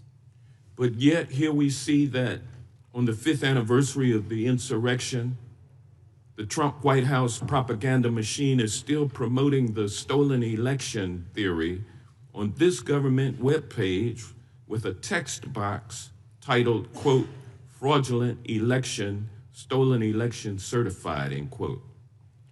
The site also has a subsection reading in part, quote, FBI entrapment operation exposed. Mr. Smith, did your investigation develop any evidence to support the allegation that the FBI entrapped insurrectionists into committing crimes on January 6th? Our investigation revealed that Donald Trump is the person who caused January 6th, that it was foreseeable to him, and that he sought to exploit the violence. This website also accuses you of being a, quote, Biden prosecutor who brought, quote, weaponized charges against Mr. Trump. Mr. Smith, were you a Biden prosecutor who weaponized the Department of Justice against Donald Trump? Absolutely not. Did Attorney General Merrick Garland direct you to prosecute Trump because Donald Trump was running against Joe Biden in the presidential election? No.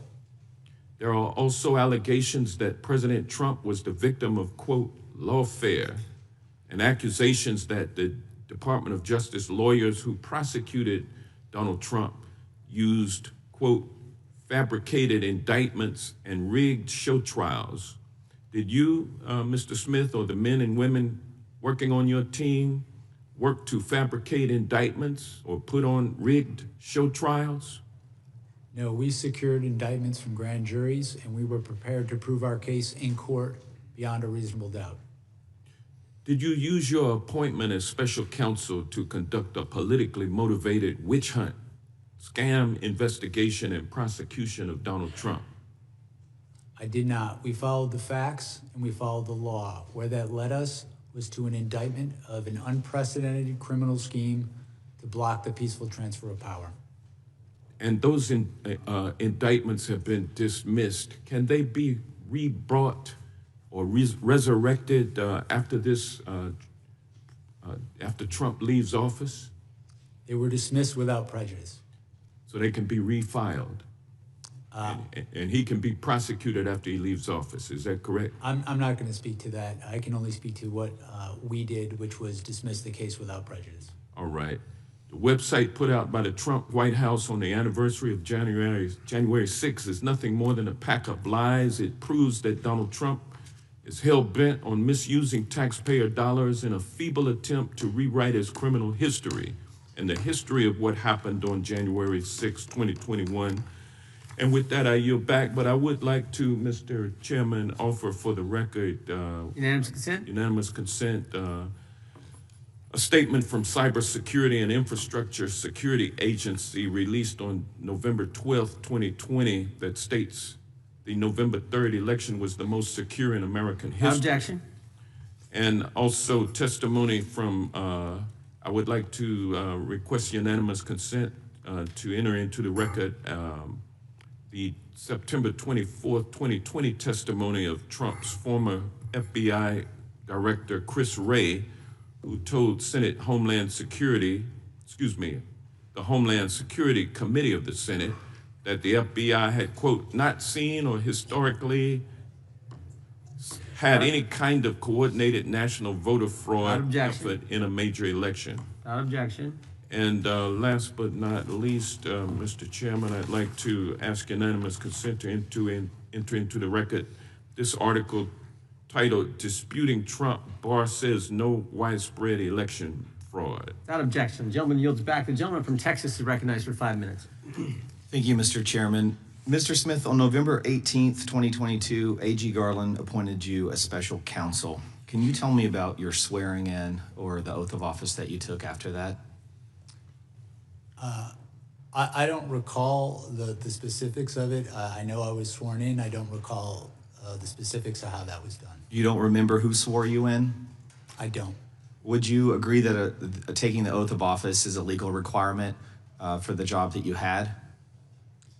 I've taken oaths of office regularly. I haven't researched whether it's required or not, but I have done that, I think, in every government case. It is required. Terms I heard earlier today were atypical, irregular, no proper procedure.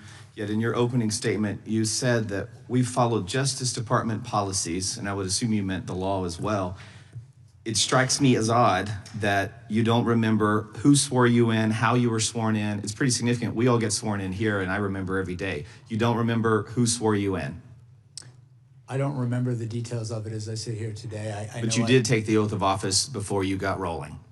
I think my recollection is it was when I was appointed. It was when. It strikes me as odd that Attorney General Garland had you retake the oath of office on the 14th of September of the following year. Why did he make you do that? As I sit here right now, I do not recall. I know that there is the oath of office that I signed. I believe it was on the 18th, the day that I was appointed. And I know the department had me do a second one. I don't know the particulars of why they asked me to do it again, but I know you signed it on the 20th of November 2022, but there was no witness, which, I mean, you have to agree it's a little odd. If there's no witness saying that you took the oath of office, it would maybe make someone like me question whether or not you were legitimately doing the job until you finally took the oath of office. It sounds like the Attorney General had the same question and thought, oh shit, we got to have him sign this on the 14th day of September of the following year. So why did you take the oath of office again on the 14th of September of the following year when you say you took the office in November of 2022? Why'd you need to do it twice? My recollection is that I took the oath of office, as you said, it was the 18th or the 20th, and felt I was under the oath of office. I believe, if you have it in front of you, I think I signed an oath. You signed it, but there was no witness. There was supposed to be either notarized or a witness, and apparently Attorney General Garland thought it was significant enough to have you do another oath 11 months later. That's strange, right? I don't know why they asked me to sign it again. I don't recall ever discussing this issue with Attorney General Garland. Well, that is just wild to me. I'd like to yield the balance of my time to Mr. Jordan. Well, which one was the official one? Which one counted? I think that's what the gentleman's asking. I understood myself to have taken the oath of office when I assumed the job. How much money did you? Okay. How much money did you spend in the investigating President Trump? How much money did your office spend? I do not recall as I sit here now, but I know that pursuant to, I believe it's the Special Counsel regulations, reports were issued each 6 months detailing how much. We gathered at $35 million. And what I want to know is how much of that $35 million of taxpayer money did you give to confidential human sources?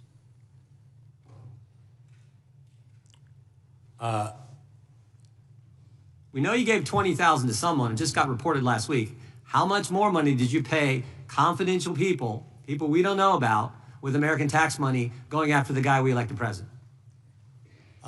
My recollection regards the $20,000, which was not a payment from me. It was me approving a payment by the FBI to a confidential human source who was reviewing video and photographic. Who's the source? evidence. I do not know the identity of the source. How many other payments went to this source or other sources?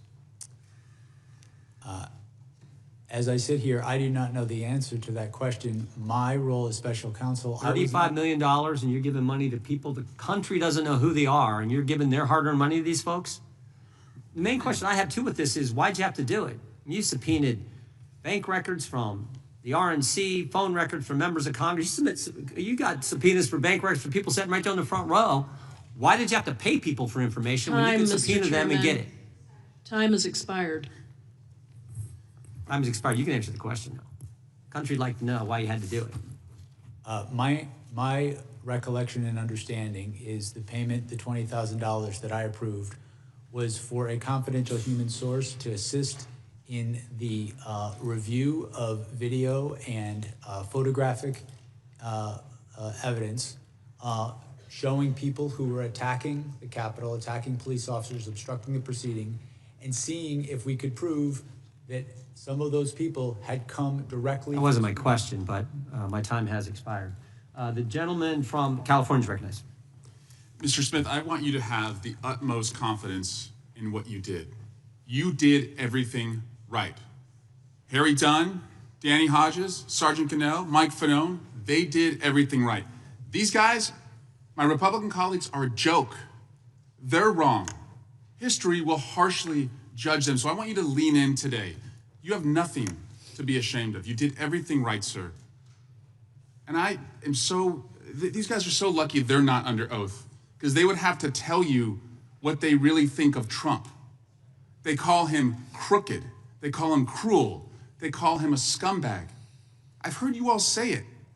You're lucky you're not under Trump, but when the lights go on and the cameras are on, you're tiny, you're small, you shrink. Everyone remembers Matt Gaetz coming over here after a committee hearing. He would laugh at how stupid he thought Trump was. This is all a show. And Mr. Smith, you're just the latest act that they've brought in. But they can't erase what happened on January 6th because we saw it with our own eyes. Mr. Smith, after the mainstream media called the race for Biden about a week after the election, did Donald Trump concede the election? He did not. The next month, the Electoral College met in every state and voted Biden as the winner. Did Donald Trump concede then? He did not. Shortly after that, the last court case that Donald Trump brought was thrown out. Did he concede then? No. Is it your judgment then that only Donald Trump could have convened the mob in the size that it was assembled on January 6th? Our assessment of the evidence is that he is the person most responsible for what happened on January 6th. He caused what happened. It was foreseeable to him. And then when it happened, he tried to exploit it in furtherance of the conspiracy. And you actually obtained indictments from a grand jury, right? You went to a grand jury and did something that the Trump administration has not been able to do, is they go after their enemies. Their cases are being thrown out. You obtained criminal indictments against the president. Is that right? That's correct. Mr. Smith, do you know who Edward Loya is?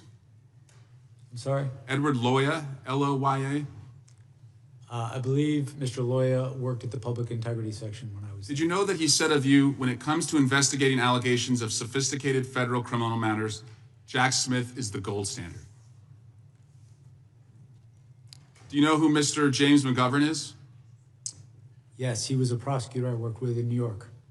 Did you know that he said of you, I have no idea what Mr. Smith's political beliefs are because he's completely apolitical? So are you a registered independent? I have no partisan loyalties. I don't know if I'm registered as independent or not registered at all. Are you glad you accepted Attorney General Garland's request to be a special prosecutor, even though you've been dragged over political barbed wire and your family has been subjected to death threats? I don't regret it. Do you remember where you were on September 11th? I do. What did you think of that day?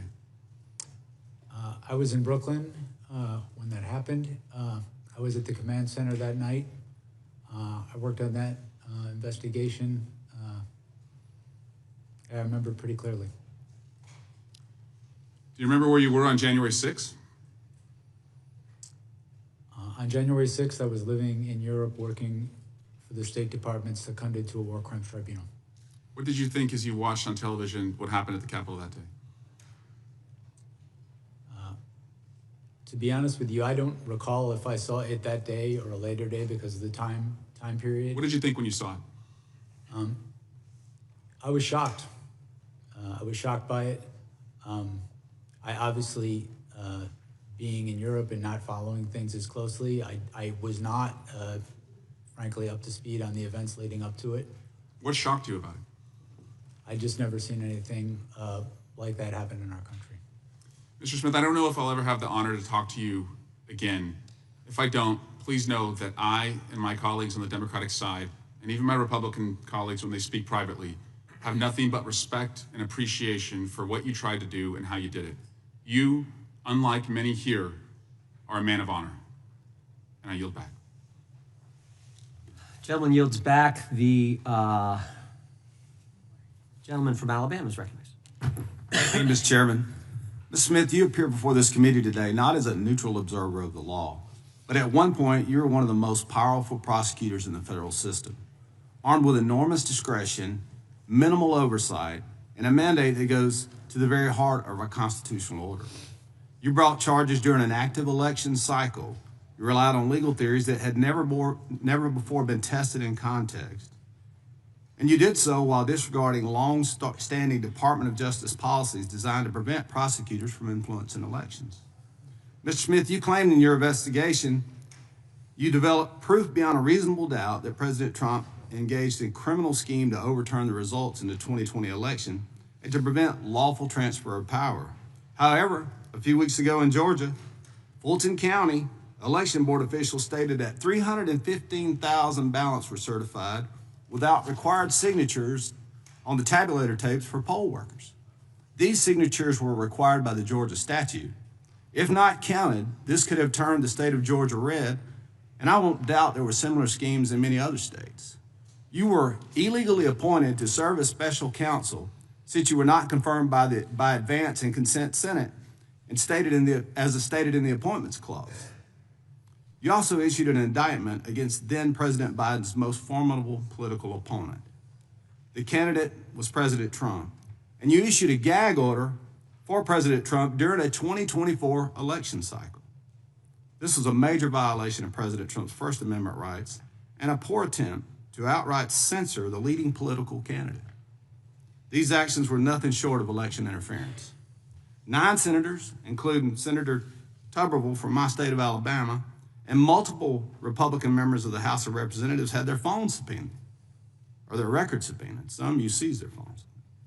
Even then, Speaker of the House Kevin McCarthy, one of the highest ranking Republicans in the country, had his phone records subpoenaed, all for political gain. These subpoenas clearly violated the speech and debate clause.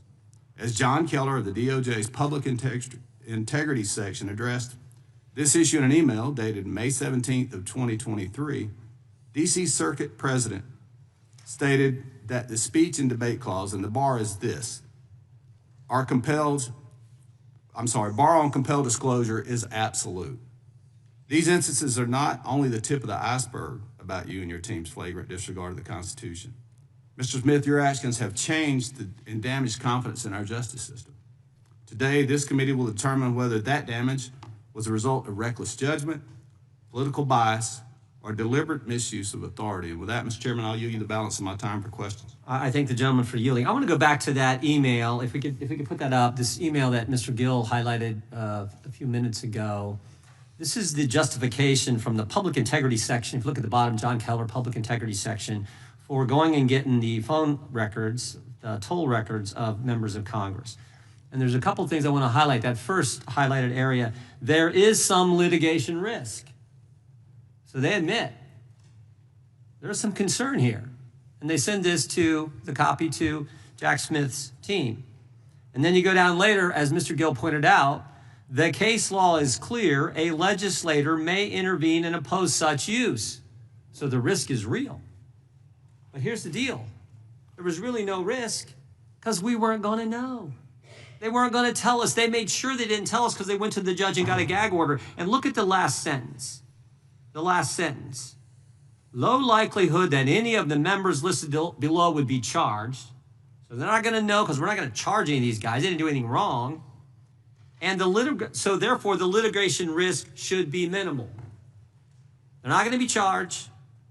We're not going to go after them. The litigation risk is minimal. And it's minimal because, frankly, it's non-existent because they're not going to know. And we're going to make sure they don't know because we're not even going to tell the judge who we're getting the gag orders on. And yet, Mr. Smith thought that was A-okay. That was just fine. That was in the letter and the spirit of the Constitution. I find that hard to believe. And you know why? You know why everyone knows it's wrong? Because the public integrity section at the Justice Department has now changed its policy. You can't do this anymore. They've changed their policy. But it was okay for Jack Smith to do it because we got to get Trump. We got to get the president. That's what this was all about. Yield back to the gentleman from Alabama. Thank you, Mr. Chairman. I yield back. Mr. Chairman, Mr. Chairman, I have a unanimous consent request. Gentleman from New York is recognized. Mr. Chairman, I ask unanimous consent to enter into the record a transcript of the voicemail that President Trump's lawyer, Rudy Giuliani, left Senator Tuberville on January 6th, in which he states, "I'm calling you because I want to discuss with you how they're trying to rush this hearing and how we need you, our Republican friends, to try to just slow it down so we can get these legislatures to get more information." Without objection.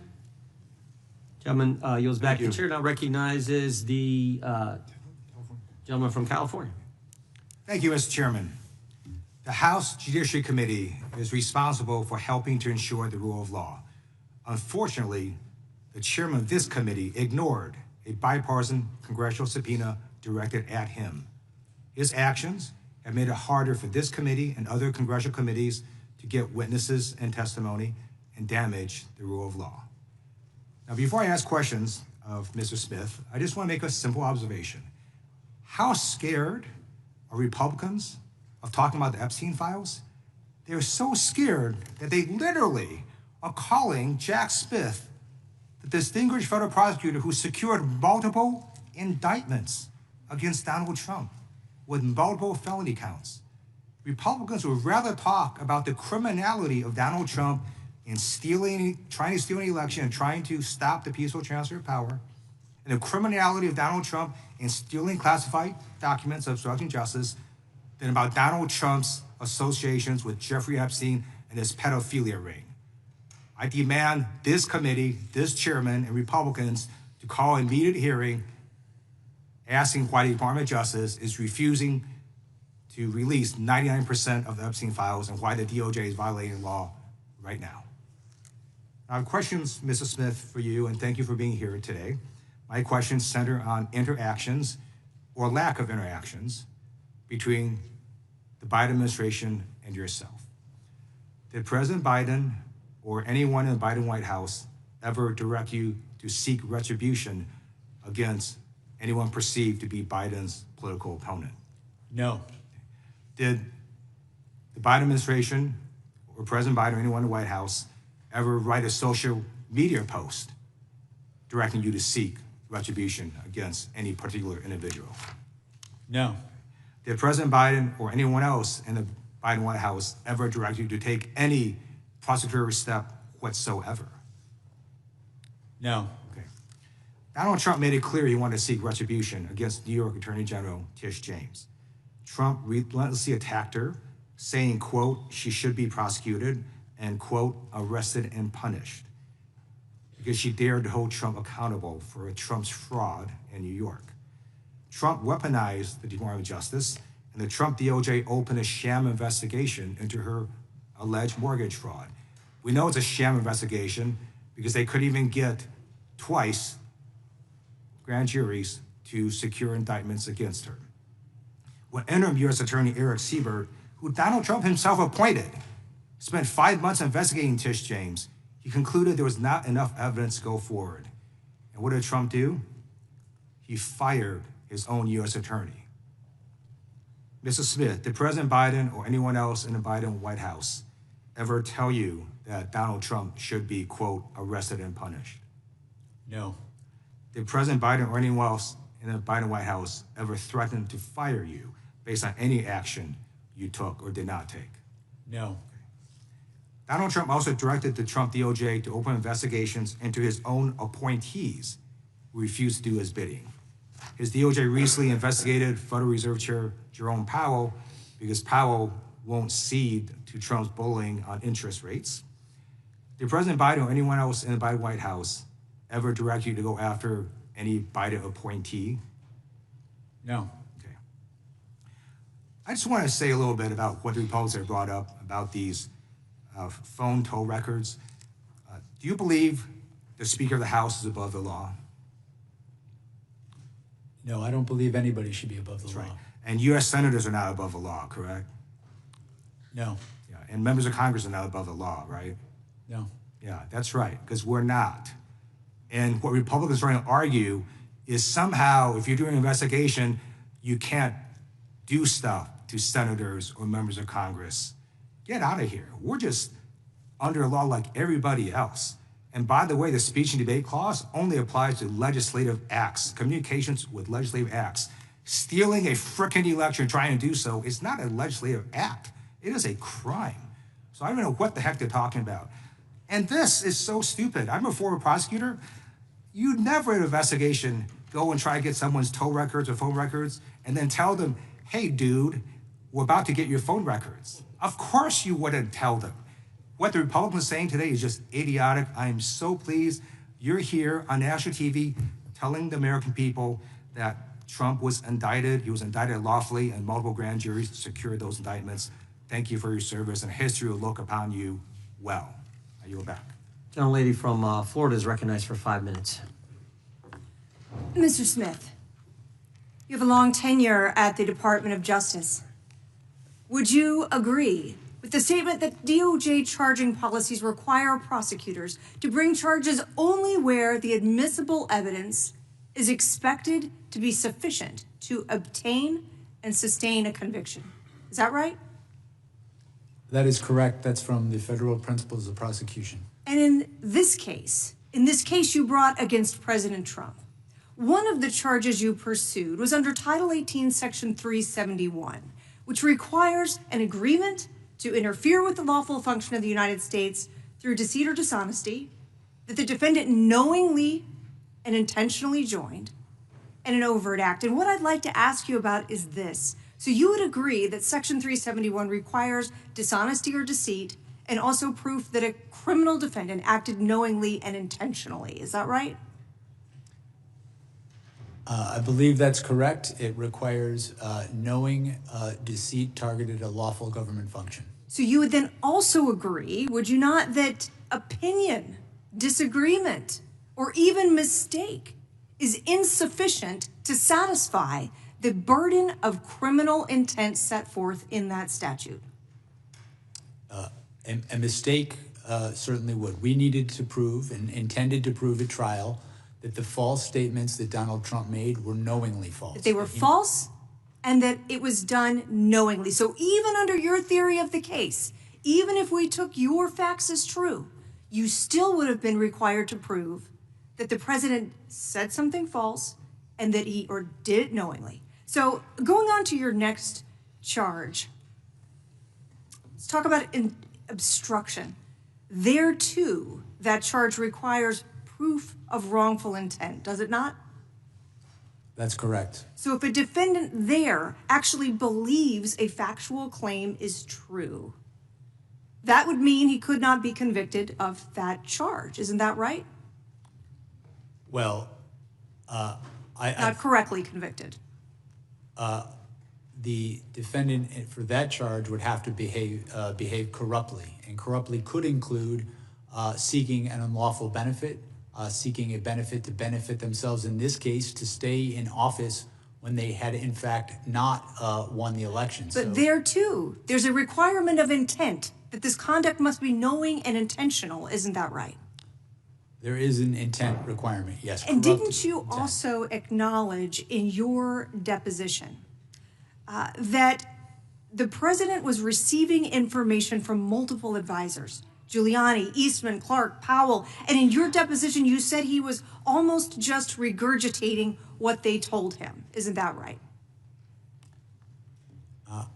I don't believe I said he was regurgitating what they told him. I think what I said is that he was making knowingly false claims, that he was believing anything that would keep him in office, and he was rejecting you anything. would agree that those people, or some people, were giving the president conflicting advice at that time, would you not?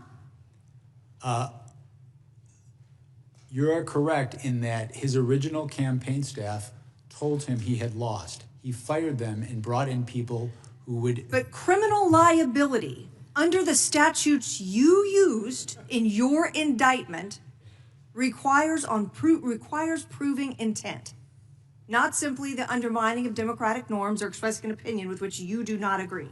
So is it not correct, sir, that here you charged 2 intent-based crimes without any direct proof whatsoever that the conduct charged was knowing, intentional, or that you were going to have an adequate basis to sustain a conviction at trial?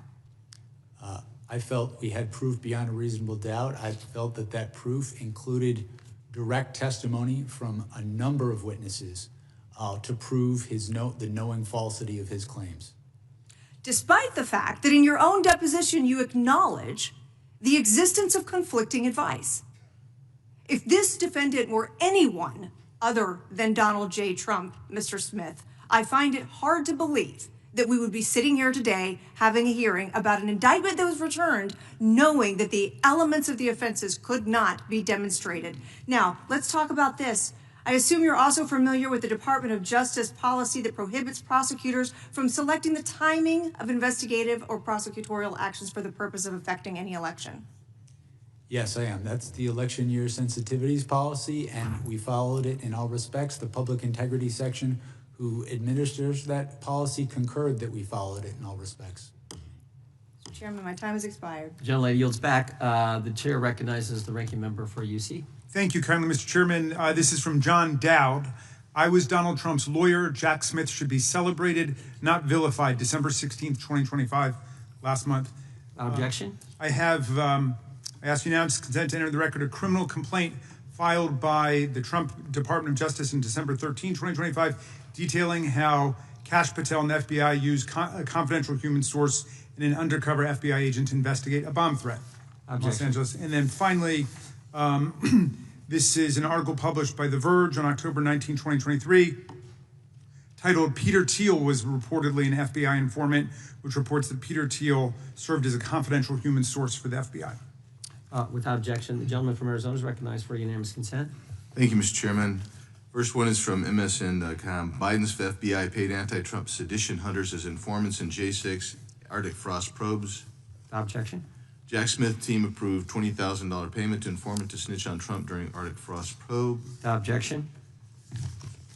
AT&T turned Kevin McCarthy's cell phone records over to Jack Smith. Objection. Biden's legal team met with Jack Smith aide before Trump indictment. Objection. Jack Smith deposition gives insight into failed effort to hold Trump accountable. Objection. Trump special counsel Jack Smith was involved in Lois Lerner IRS scandal. Objection. Special counsel Jack Smith's mixed history pursuing high-profile politicians. Objection. And FBI resisted opening probe into Trump's role on January 6th. Without objection, the gentleman from North Carolina is recognized for 5 minutes. Thank you, Mr. Chairman. Oh. I think it's our turn. Do you yield your time? Lost track after all those unanimous consent requests. Gentlelady from Washington is recognized, and then the gentleman from North Carolina. Thank you, Mr. Chairman. Mr. Smith, thank you for coming here today. Your willingness to speak directly to us and to the American people about your investigation is professional, is courageous, and it's patriotic. It's high time that the American people hear directly from you about the results of your investigation of President Donald Trump for his criminal actions leading up to and the day of January 6th, 2021. The facts, according to your report, are simple. Without a single piece of evidence, Trump sowed doubt about the 2020 election results and urged his followers to, quote, walk down to the Capitol and fight like hell on January 6th. And that's exactly what they did. Thousands of insurrectionists violently tried to stop Congress from certifying the 2020 election and doing our duty, and they assaulted law enforcement officers, some of whom are sitting right here in the chamber with us.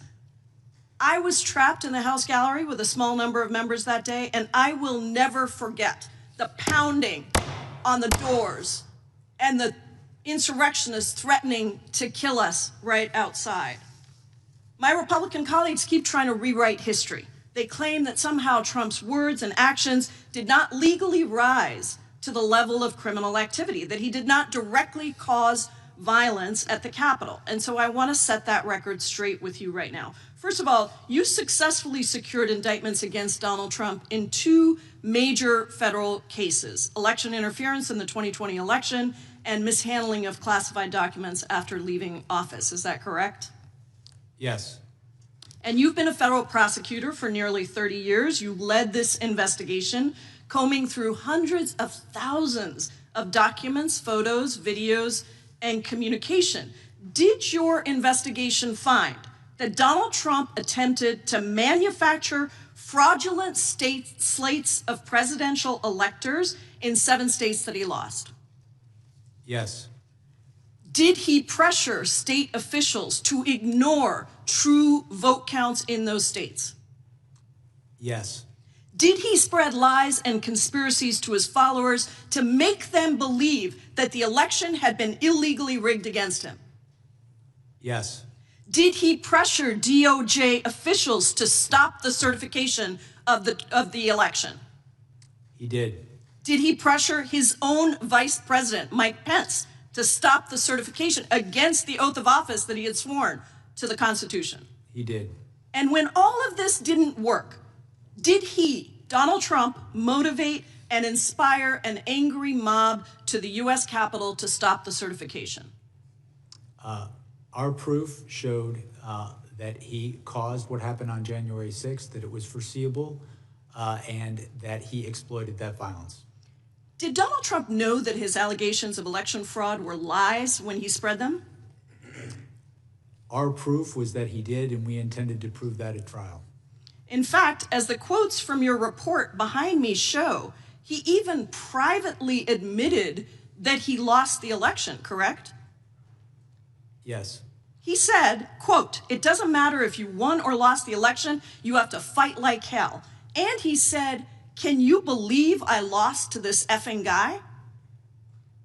During your closed-door deposition last month, you and I had an exchange about the impact on our democracy, the toll on our democracy, for not holding a president accountable for trying to steal an election. Do you remember that exchange? I do. I want to return to it because I think what you said in the closed-door deposition is important for the American people to hear right here in your public testimony. How would you describe the toll on our democracy if we do not hold a president accountable for attempting to steal an election? My belief is that if we do not hold the most powerful people in our society to the same standards of the rule of law, it can be catastrophic because if they don't have to follow the law, it's very easy to understand why people would think they don't have to follow the law as well. And so I think the law should be applied equally to everyone. And what do you think the toll is for future elections and future presidents who try to steal an election? I think if we don't hold people to account when they commit crimes, it sends a message that those crimes are okay, that our society accepts that. I believe that if we don't call people to account when they commit crimes in this context, it can endanger our election process, it can endanger election workers, and ultimately our democracy. The attack on this Capitol on January 6th was, and the Court of Appeals in Washington, D.C. said this, it was an attack on the structure of our democracy. And we could experience much worse results down the road if this happens again. I thank you for your work, for your courage, and for your patriotism, and I yield back. Gentleman yields back. Gentleman from North Carolina, North Carolina is recognized. Mr. Smith, just briefly, if there was no mob on January 6th that attacked the Capitol, we would not be here today, would we?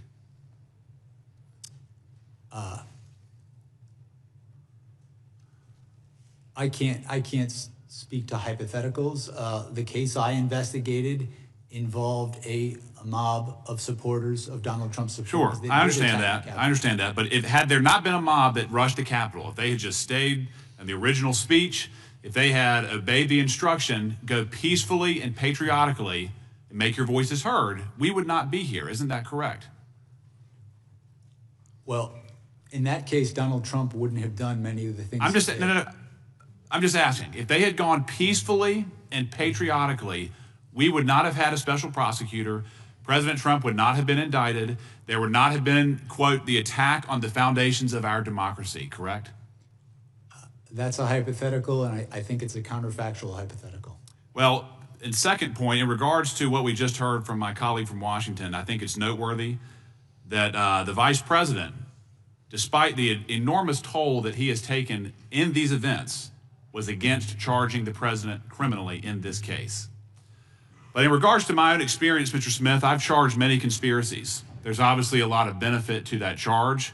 It's a useful tool for fact-finding, scrutinizing evidence, figuring out exactly what happened, trying to form charges, trying to prove charges, trying to solidify the evidence. And in your case, sir, you've detailed, number one, the unprecedented criminal scheme, your words, not mine. In the press conference, you said there was an unprecedented assault on the seat of American democracy. Do you remember saying that? I believe so, yes. And in regards to your investigative authority, it was quite broad. We've already established that you had millions of dollars at your disposal. You had teams of lawyers. You had total subpoena power. You used campaign officials as witnesses. You subpoenaed millions of documents. You had civilian witnesses. You had political leaders. You had campaign officials that work with the president, folks who were in the room. And after all of this, sir, you charged a conspiracy, and notably absent, there was no insurrection charged. There was no seditious conspiracy charged. And there was only one defendant, correct? Donald Trump. That is correct. Despite 6 co-conspirators identified in the indictment, only one person was charged. Is that correct? Yes. Despite there being an unprecedented criminal scheme, you did not find it necessary to charge anybody else who was admittedly, by your own evidence, involved in a criminal conspiracy that amounted to an unprecedented assault on the seat of American democracy. Yes. At the time of the conclusion of our work, my lawyers had believed that we did have proof to charge other people. I was in the process of making that determination when our work was concluded. But you are correct that the only person charged in this case was Donald Trump, who, in my estimation, was the person most culpable for the crimes charged. Well, I understand your position, sir, but again, you started at the very top and only charged the top conspirator, in your opinion. You didn't charge anybody underneath him, correct? Correct. Despite that charge requirement, you would agree that a criminal conspiracy federally is a criminal agreement, correct? Yes. So by extension, people, under your theory, people besides the president were involved in the unprecedented assault on American democracy, but you didn't find it necessary to charge them criminally. I had not yet charged anyone besides the president. You didn't. You decided not to charge anybody but Donald Trump in that indictment. Consistent with the federal principles of prosecution, which emphasize the degree of someone's culpability in making a charging decision, Donald Trump is the person that was charged. I understand that. I understand your position, but you made the decision to charge one person and nobody else, correct? I made the decision to make the charges in this case. In regards to the way that the case handled from there, sir, I just want to get this on the record. In regards to your press conference, politics played no role, correct? That is correct. The charges you brought, politics played no role, correct? Correct. The expedited trial date played no role. Politics played no role, correct? I followed the facts and the law, the department policy. The speedy trial request, there was no role in politics, correct? That's correct. Supreme Court precedent emphasizes that. And even your brief that the court found atypical, politics played no role. Mr. Chairman, the time's expired. The time of the gentleman has expired. The gentlelady from Pennsylvania is recognized. Thank you, Mr. Chairman. Thank you, Mr. Smith, for being here today. I believe it's important for the American people to finally hear from you directly about your investigations that you and your office conducted with integrity, following the facts and the law without fear or favor, as is department policy.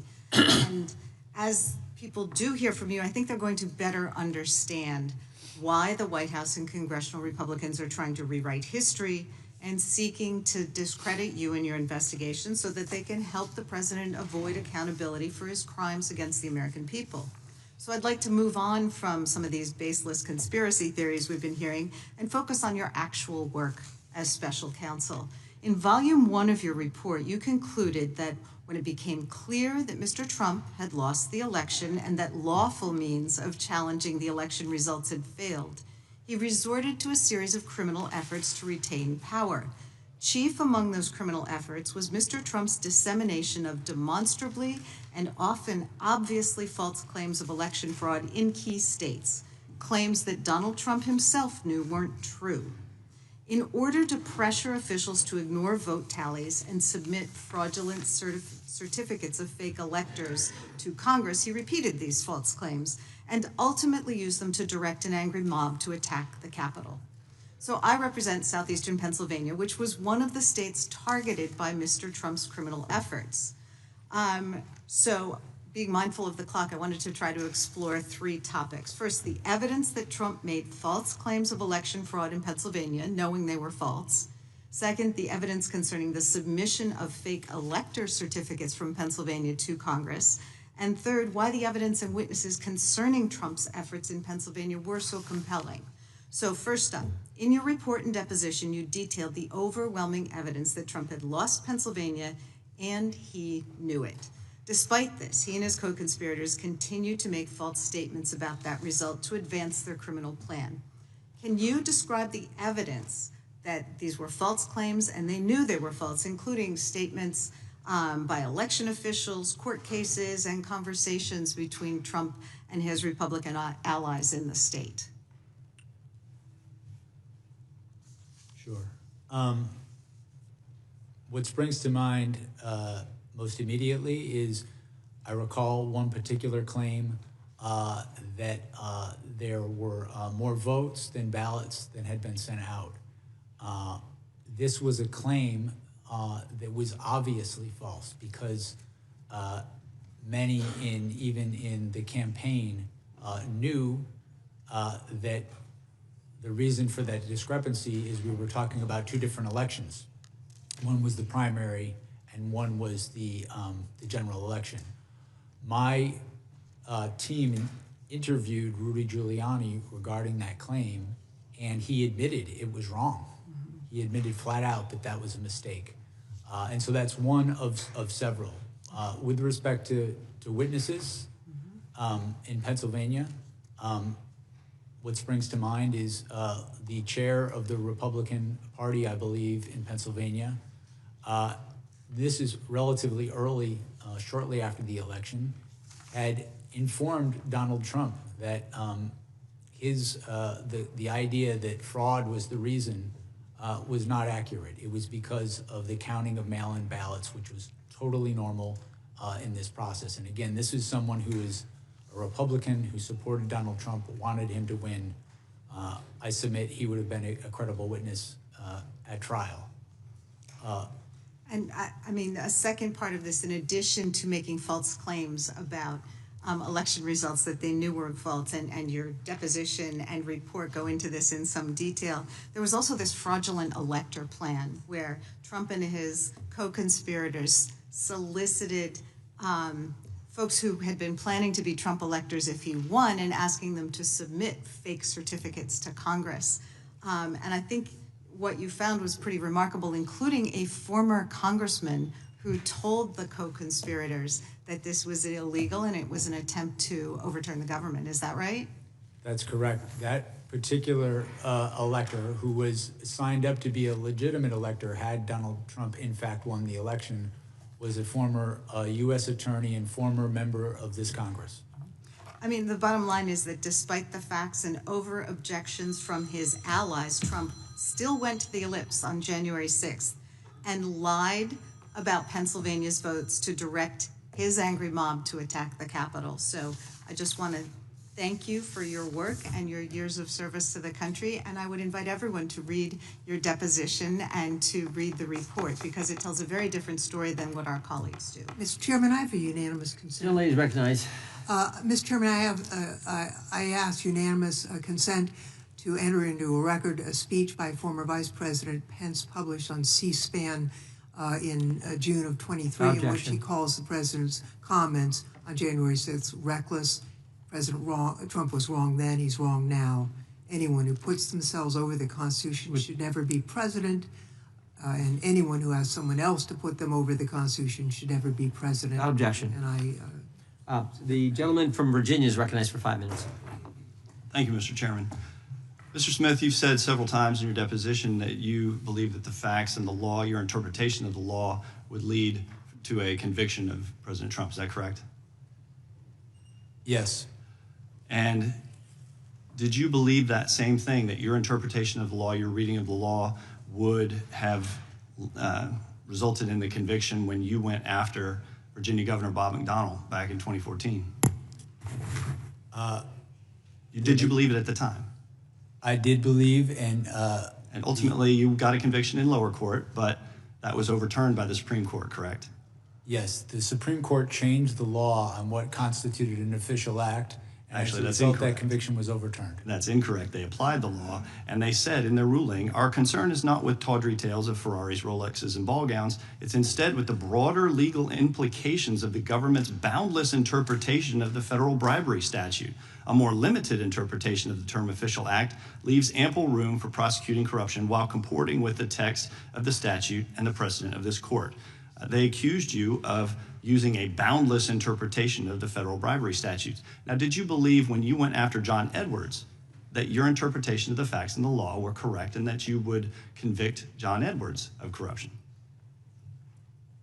Yes. But in fact, that case resulted in a jury deadlock on 5 charges and acquittal on another charge. Is that correct? That is my recollection. That's correct. Let's move on to the court's interpretation of your gag order requests. Mr. Smith, America was founded on the principle that the government doesn't silence political speech, in particular speech before it happens. You sought a prior restraint against President Trump without a single violation of pretrial release. In fact, there was no real-world harm that you could articulate justified giving the federal government the power to silence him as a presidential candidate, was there? The court granted those motions and found that the prosecutor did not have to wait until someone was harmed to make such a motion. Actually, the request was rejected when the case was actually, when you actually were not able to, it was restricted, correct? The gag order was restricted, correct? Well, we filed for an order in the district court. The district court granted an order. President Trump appealed that order. The Court of Appeals absolutely agreed that there was a basis and that the threats to witnesses that came from the targeting by Donald Trump were real and that we had a duty to protect them. You are correct in that the Court of Appeals narrowed the order, so the order covered witnesses, court staff, the judge, and my staff. The difference was that it didn't cover me anymore, which I was fine with. Did you have any evidence that President Trump's statements about the cases against him intimidated witnesses or prevented them from coming forward?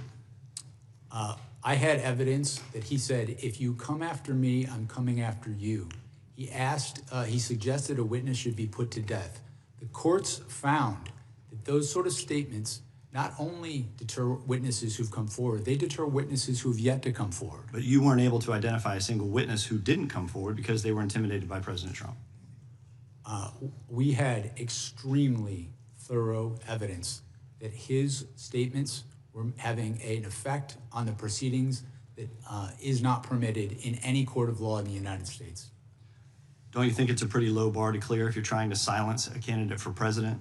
I mean, if you can't identify a single witness who's intimidated, that maybe you should reconsider the gag order? Both courts upheld the orders, and it is not incumbent on a prosecutor to wait until someone gets killed before they move for an order to protect the proceedings. Did anyone on your team raise concerns that this expansive gag order you were seeking would infringe on President Trump's First Amendment rights? My recollection is that we, of course, discussed First Amendment issues regarding this application because I and my staff respect the First Amendment, but the First Amendment does not allow one to make statements that interfere with the administration of justice in a judicial proceeding. My interpretation was supported and agreed upon by the district court and the Court of Appeals in terms of the phenomena of the statements being made, targeting individuals, causing threats to happen to them. I would also add, sir, that in the days after Donald Trump made some of these statements, the district court, in this case, received vile threats to the district court's life.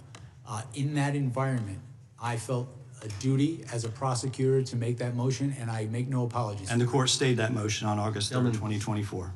I yield back. Gentleman yields back. I should have mentioned this a little bit earlier. Mr. Smith, if ever you need a break, if you need a restroom break, you or your counsel can just let us know. I think it's now the gentleman from Colorado gets 5 minutes. Mr. Smith. Can they? Yeah. Can we take a short break? 5-10 minute recess, then we'll be right back at it.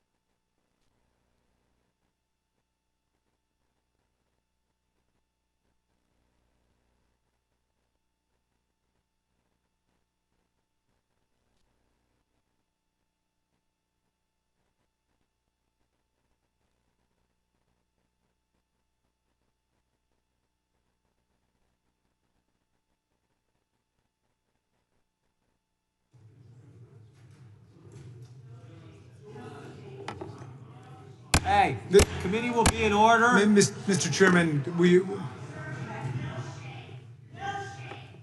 Committee will be in order.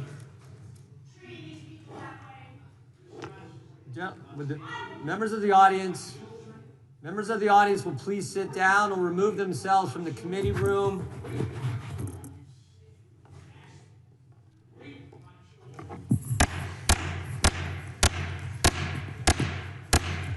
Sit down, please.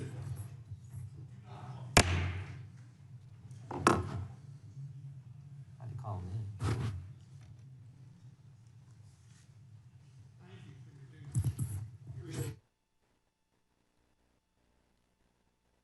Thank you, Officer Fanone.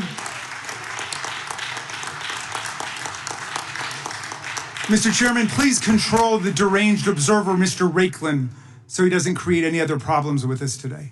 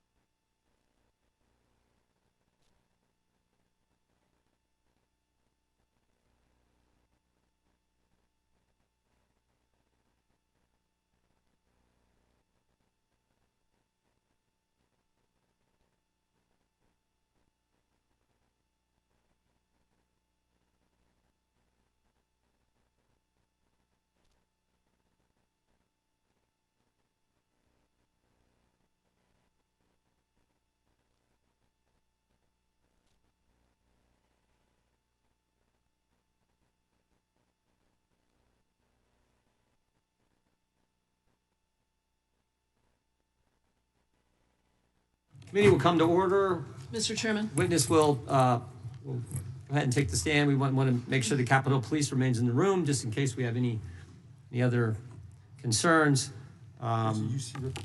General Lady from Washington is recognized. Thank you, Mr. Chairman. I have a unanimous consent request. General Lady is recognized. This is an order of the D.C. Circuit dated December 8th, 2023, in which the court recognizes that Donald Trump's statements about the judge and his case have led to threats against the judge, where callers labeled the judge and clerk, quote, Nazis, dirty Jews, and child molesters, and represent, quote, Mr. Trump's documented pattern of speech and its demonstrated real-time, real-world consequences pose a significant and imminent threat to the functioning of the criminal trial process in this case. Without objection. A lot. And the gentleman from Colorado is recognized for 5 minutes. Thank you. Mr. Smith, thank you for being here. Thank you for your service to our country. My colleague from Virginia, a Republican colleague who was questioning you right before the break, do you know what he said in the days after January 6th? Let me share this with you. This is a quote of his from a press release on January 8th.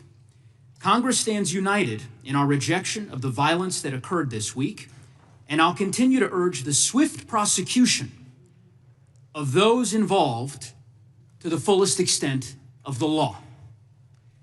Mr. Smith, this is theater. Republicans are trying to rewrite history. That's what this is. Many of them were with us in the House chamber on January 6th. I remember it well. The chairman was there, as was I. There's been a lot of discussion about witnesses today. Perhaps the chairman could muster the courage to call the 4 witnesses who I see. The American public may not see. I see standing behind you, Mr. Smith, the 4 police officers who risked everything, life and limb, to do what? To protect the Republican members on the dais. It's an outrage that they now sit here and have the audacity to try to rewrite history in front of the very officers who sacrificed everything to protect them. Mr. Smith, you're of course aware that President Trump was impeached for his conduct connected to January 6th, right? Correct. Do you know how many members of Congress voted to impeach him? I don't recall. 232. Do you know how many Republican members of Congress voted to impeach him? I don't recall. 10 Republican members of Congress voted to impeach him for his conduct related to January 6th, including at the time, the sitting Republican chairwoman of their conference. There was a trial in the United States Senate. Senators sat as jurors. I remember it well because I was one of the prosecutors who prosecuted that case. Do you know how many senators voted to convict President Trump of high crimes and misdemeanors during that trial, Mr. Smith? I don't recall. 57 senators. Do you know how many Republicans voted to convict him? I don't recall. 7 Republican United States senators voted to convict President Trump of high crimes and misdemeanors. It was the most bipartisan vote for conviction of a president in the history of the Republic. So they can engage in as much histrionics as they want to try to rewrite history. But facts are facts. They talk about weaponization. They accuse you of weaponization of the justice system. While the Federal Reserve Board chairman rings the alarm about political retaliation by this Department of Justice. Mr. Smith, I don't know if you're aware of this. I don't know if your counsel has made you aware that President Trump is live tweeting, I guess you call it truth socialing, as we speak. Are you aware of this, about this hearing? No. Let me read to you what he posted an hour and a half ago. Deranged Jack Smith is being decimated before Congress. It was over when they discussed his past failures and unfair prosecutions. He destroyed many lives under the guise of legitimacy. Jack Smith is a deranged animal who shouldn't be allowed to practice law. If you're a Republican, his license would be taken away from him, and far worse. Hopefully the Attorney General is looking at what he's done. We have a word for this. It's called weaponization. It's called corruption. Mr. Smith, if you care to respond, I'll give you an opportunity, but I will simply say we are grateful for your service to this country. We appreciate your fidelity to the rule of law. And I would echo the comments that have been made by my Democratic colleagues to ignore the noise that you hear from so many of my colleagues who debase themselves in this way. It is, in my view, subversive of the oaths that we took to defend the Constitution. I'm happy to give you an opportunity, Mr. Smith, if you'd like to respond. I don't have anything to add. Thank you for your service. I yield back. Gentleman yields back. The gentleman from Wisconsin is recognized. Thank you, Mr. Chairman. In 2010, Mr. Smith, did you work for the President Obama's Department of Justice? Yes, in 2010, I was the chief of the public integrity section. During that time, did you have any contact or connection with Lois Lerner with the Obama IRS? Yes, I was new to the public integrity section. I was the chief.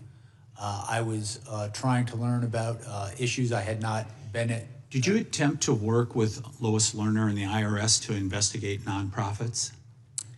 What I did was I asked for a meeting with the IRS about nonprofits. So the simple answer is yes. Well, I didn't ask to work with Ms. Lerner. They sent Ms. Lerner. That's the person who came to this meeting. I met her once. And they went after Second Amendment groups, correct? If you remember correctly, that's what was the offshoot of it, that Second Amendment groups that tried to gain nonprofit status, they were slow rolled through the IRS. Do you recall that? Separate from this, there was an investigation of that that I was a part of in public integrity. Did you? You prosecuted Virginia Governor Bob McDonnell. This was asked earlier. You prosecuted him, correct? I was part of the prosecution, yes. And that ended up with a that decision ended up being unanimously overturned by the Supreme Court, correct? That is correct, sir. Yeah, including Justice Ginsburg joined in on that opinion, correct? I believe that's correct. Yeah. You also prosecuted John Edwards and Bob Menendez, and those both ended in mistrials, is that right? The John Edwards case did. The Menendez case, I had left the public integrity section by the time that case was tried. I wasn't. So, Mr. Chairman, what we heard from the other side here is that this gentleman is the gold standard for prosecution here in the United States. So think about it. We had a witch hunt done by the IRS going after Second Amendment groups, unanimously overturned by the Supreme Court, prosecuted two prominent political figures, and they ended up as mistrials. That's the gold standard here in America. I would just say this, Mr. Chairman. If Mr. Smith ever works for the Department of Justice again, I would recommend a remedial course on the First Amendment to the Constitution. Before I yield the rest of my time, Mr. Smith, I just have one other question. Is there any historical precedent for an alternate slate of electors to be sent to Congress? Has that ever happened before? That had happened, not anything similar to this situation, but you're correct. It was in Hawaii. I think it was Hawaii in, I want to say, the 1960 election. So it has happened before that there was an alternate slate of electors that was sent to Congress, which does the electoral count, correct? There was a prior time that an electoral slate was sent where there was litigation and recounts going on. Actually, there's twice that it happened, Mr. Chairman. It happened in 1876 and 1960 that these alternate electors happened. I'd like to ask unanimous consent to introduce the 1960 Hawaii case. Objection. With that, I yield to the chairman. I appreciate the gentleman yielding. The gentleman from Colorado talked about noise from this side. It's not noise, it's facts. The fact is, you approved a $20,000 payment to a confidential human source. And I think you said earlier, the reason this individual or entity or person was paid was to review photo and video evidence. Why'd they have to be confidential? Why didn't you just contract with them? My understanding is that this person was a confidential human source with the FBI. I do not know why they were confidential, but it would make sense to me given that this person was assisting. Well, confidential just raises the question of what were you trying to hide? Why not tell us? We know you hid the fact that you were getting phone records from members of Congress. We want to know why this payment had to be hidden. Why couldn't you just contract, which would be the customary normal way, I think, of doing it? I did not make the determination that this source would be confidential, but given that this person was working on an investigation involving attacks on the Capitol, and given the violence in that, it makes complete sense to me that the Bureau would. You know of any of the other special counsels who approved payments to like I don't remember Robert Mueller approving payments to confidential human sources. I don't remember Durham. I don't remember her. We brought all those guys in front of the committee. It's the first time I've ever heard of a special counsel having to pay secret money to someone to get information when you had the broadest subpoena power you could possibly have. You aware of any of the other special counsels who had to do this? I am not aware whether confidential sources were or were not used in those That's investigations. because I don't think they were. I don't think they were. I'm not aware one way or the other. I can say that the use of confidential human sources is a standard thing done by the Federal Bureau of Investigations. The time of the gentleman from Wisconsin has expired. I now yield to the gentlelady from Georgia for 5 minutes, Ms. McBath. Thank you, Chairman. And Mr. Smith, thank you for appearing today to speak publicly about the major issues that you handled as special counsel. Your work on election interference in my home state is especially important, as Georgia still today remains ground zero for voting rights. My state has a long history of voter suppression, including violent tactics and legislation that has actively disfranchised our voters. In fact, the Department of Justice filed a lawsuit against Georgia in 2023 challenging recently passed voter suppression legislation. That lawsuit was later withdrawn by Donald Trump's Attorney General, Pam Bondi. But this is not the first time that Donald Trump has encouraged voter suppression. In the 2020 presidential election, which many have accepted that he lost, he pressured his party members to overturn a legal election. Thankfully, several public servants upheld our constitutional process and respected the voice of the people.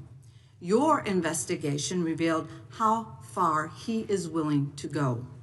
In your final report, you wrote that, and I'm quoting, "The through line of all Mr. Trump's criminal efforts was deceit, knowingly false claims of fraud." Mr. Smith, what did your investigation reveal about President Trump's interactions with Georgia's officials regarding his frauds claims? As I sit here now, I can recall two specific officials.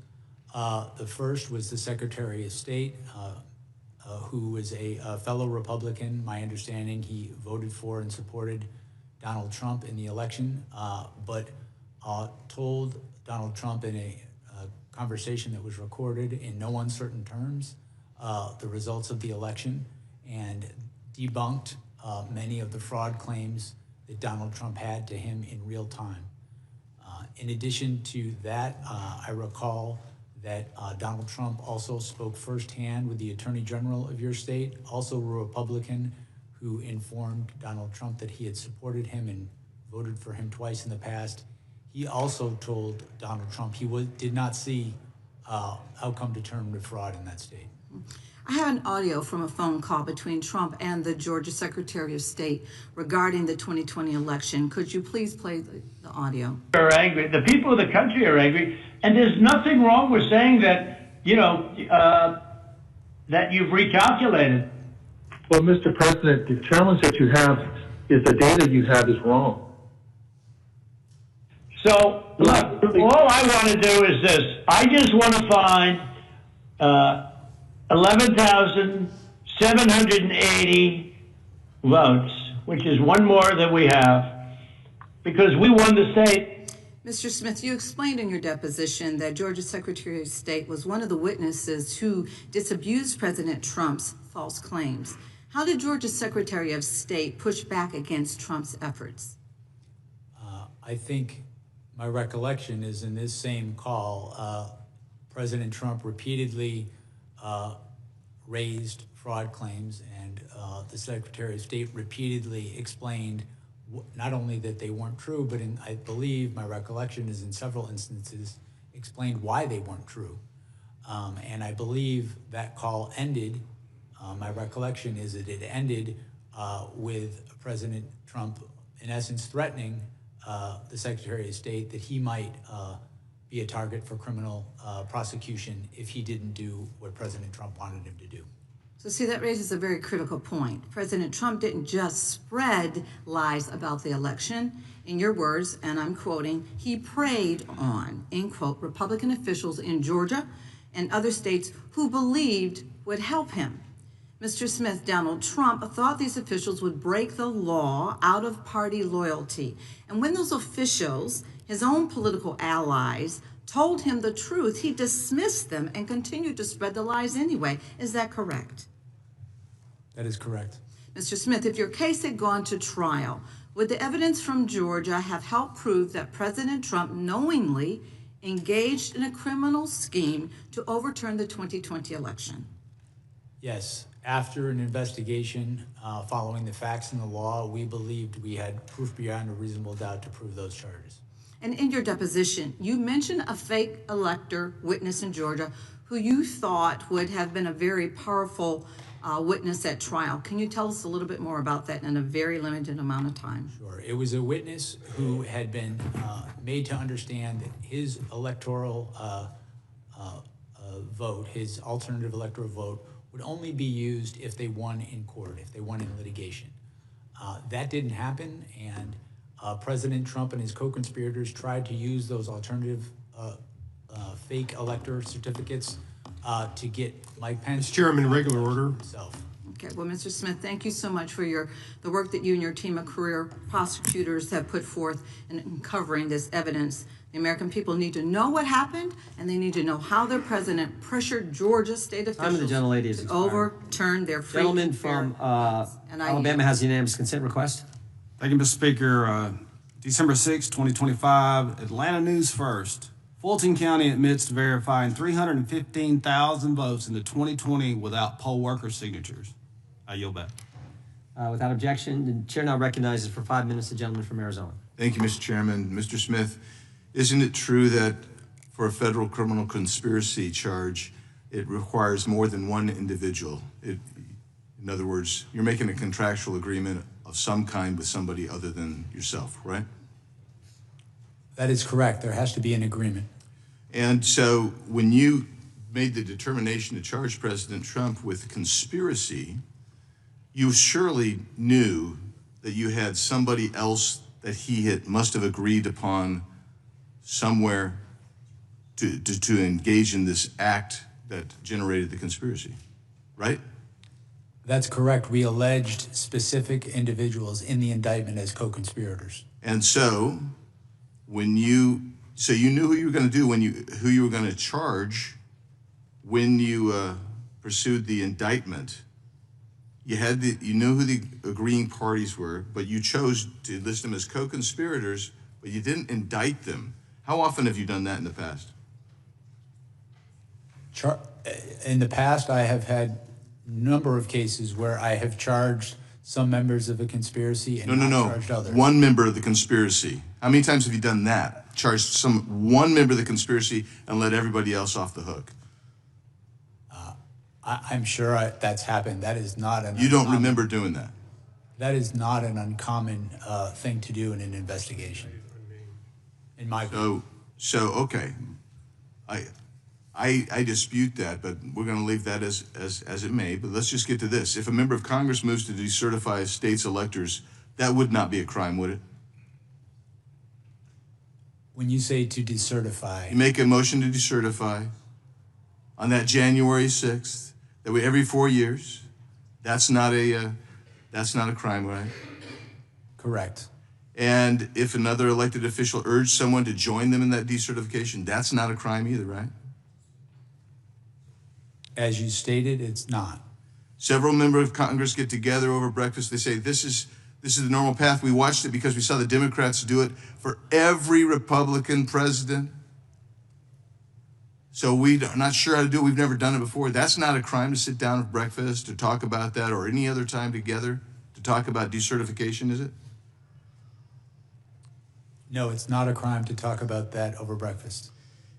In your deposition, you talked about, you made the argument that an elected official who's been deemed to have lost could not knowingly make false statements about election fraud to target a lawful government operation. Isn't that true? That's what you said in your deposition. Page 27. I believe it's a lawful government function. Yeah, I'm sorry. Yeah, lawful government function. That's what you said. You remember saying that? I said lawful government function. Could you read back what you said again? I'm sorry. Yeah. An elected official who's been deemed to have lost could not knowingly make false statements about election fraud to target a lawful government function. You said that would be illegal. Remember that page? Do you want me to actually read this back? Surely you remember that position. I'm not denying it, and I apologize. I'm just trying to listen to you closely. Okay, let's just go right from this. You said there's, as we said in the indictment, he was free to say that he thought he won the election, right? That is correct. He was even free to say falsely that he won the election, correct? That's correct. What you said is he was not free to do was violate federal law and use knowingly false statements about election fraud to target a lawful government function. That is correct. Yeah, and for you, that lawful government function is the certification process, I suppose, on January 6th. Well, it's a slightly broader than that. It's the collecting, counting, and certifying of the votes. Our view of the evidence is that begins from the point of time that the electors are certified through the counting of the votes. So that would be the entire certification process from the state to the feds. My recollection, as it's pled in the indictment, as I sit here, I don't have it in front of me, but I believe it's from December 14th. I think that was the day through the voting. Okay, so you can't recall, but for you, it's from the certification moving forward to the actual ratification of the certification process on inaugural day. My recollection, that's what we pled in the indictment, yes. Okay, so you've managed to filibuster us right out of this thing, but your beef was, you said that President Trump engendered a level of distrust.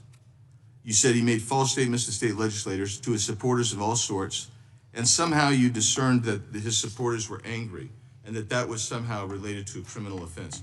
I find that absolutely weak. I think it's misdirected, and Time the gentleman's expired. Gentleman yields back. Mr. Chair, I ask unanimous consent to enter into the record. Axios dated August 2nd, 2023. Barr says Trump's First Amendment argument in January 6th case is not valid. Objection? Did you have one? Okay. Gentlelady from North Carolina is recognized. Thank you, Mr. Chairman. Mr. Smith, many of us were here on January 6th and directly experienced what happened. Yet some of my colleagues across the aisle still insist that Trump had no role in the violence. In videos of the raging battle against our brave Capitol Police officers, many rioters were screaming things like, "We were invited here by the president." Mr. Smith, did your investigation uncover evidence that some of the rioters had gone to the Capitol because they really believed the president had invited them there?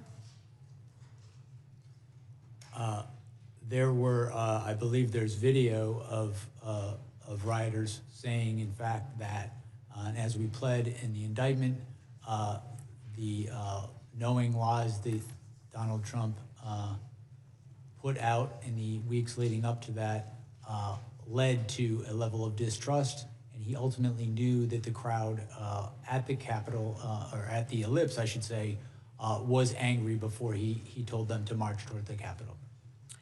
And we've seen report after report of rioters who have said that if Donald Trump had not convinced them that the election had been stolen, they might not have even come to Washington.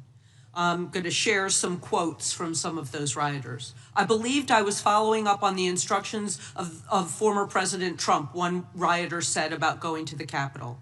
"I marched to the U.S. Capitol because President Trump said to do so," another said. "He personally asked for me to come that day," said another.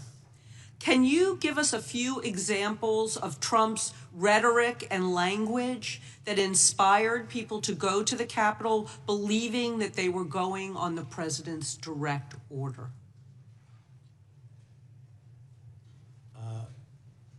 One instance I can recall is during the speech he gave to his supporters, and in context, his supporters, he told them to come to Washington, D.C. and be wild.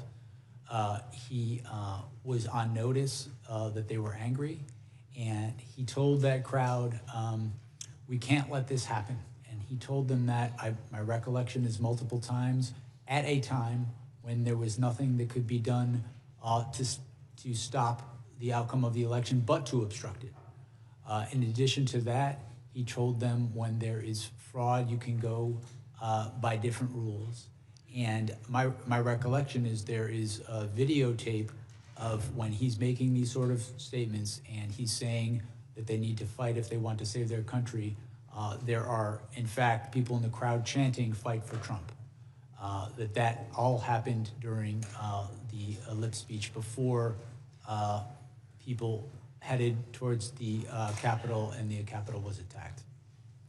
And did your investigation find any of the rioters trying to use Trump's words and calls to action as a defense in the criminal cases against them?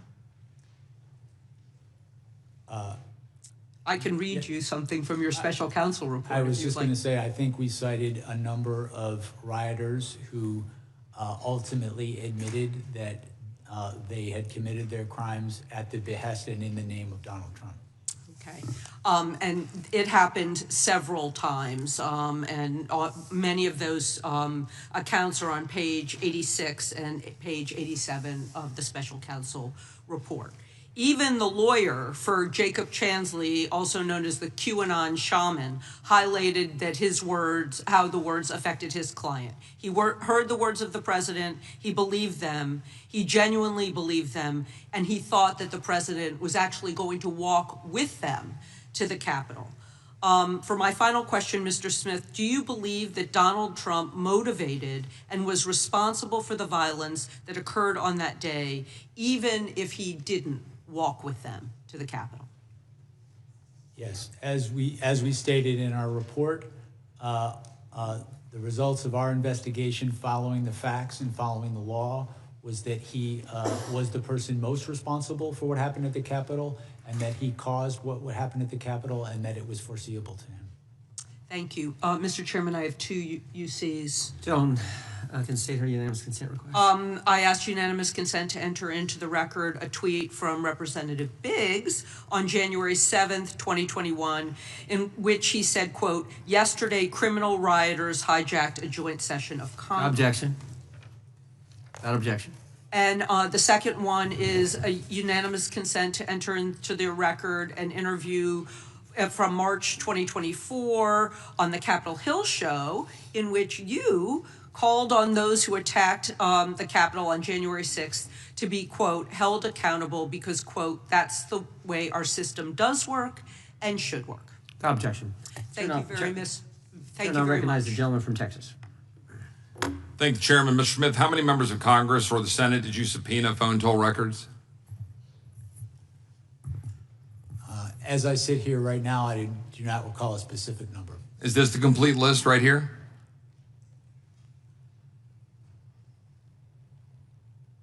Well, let me ask you this. Am I on this list?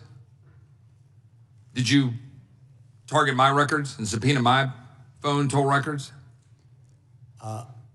My understanding is your records were subpoenaed by prosecutors before I became special counsel. Well, staff would put this up on the screen. I'm thankful for the great staff who discovered the email where I learned for the first time a few weeks ago that my phone records were indeed targeted. We called AT&T and we've learned that they were given to the Department of Justice, as this email indicates, because I had been in communication with Scott Perry, one of my colleagues here in Congress, who literally had his phone taken from him in front of his family. And of course, as we've already talked about in this document, it talks about you could be in violation of the privilege by even obtaining and possessing this information if the member objected to the disclosure. This happened 4 years ago in May of 2022, and I couldn't object because I didn't know. I didn't know until about 3 weeks ago. My question here is, was there any limits to your investigation or the investigation that preceded you, Mr. Smith? Because as egregious as a violation of separation of powers this is, as an egregious and abuse of power it is, it's far more concerning you are clearly targeting American citizens for merely being conservative or supporting the president. We've got memos that we've already been talking about in this hearing from April 2022 that preceded you that establish and open the investigations, one of which has Attorney General Merrick Garland's signature on it. And the focus was the electors. Now, that was 6 months before you were appointed. You testified earlier, you met and interviewed Merrick Garland and Deputy AG Lisa Monaco. And you briefed the AG and deputy multiple times. Did you brief them on the electors and the prosecution of their supposed crimes? I'm sorry. Did you brief them on the electors and their supposed crimes? I don't recall specific conversations, but I'm sure that in the course of briefing them, I discussed... Wasn't that the purpose of the entire investigation as it was set out? Because putting aside that in 1960, as we already talked about, my friend Mr. Tiffany, that Hawaii put forward an alternate slate of electors, the investigation pivoted to President Trump and, frankly, anybody who knew him. Do you know who Cleta Mitchell is? Yes, I do. She's an election lawyer that was involved in filing an election contest on behalf of President Trump in Georgia in December of 2020.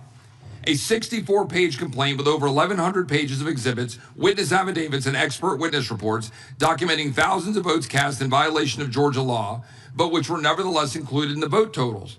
Now, notwithstanding the disposition of the cases that was filed, is that a criminal act?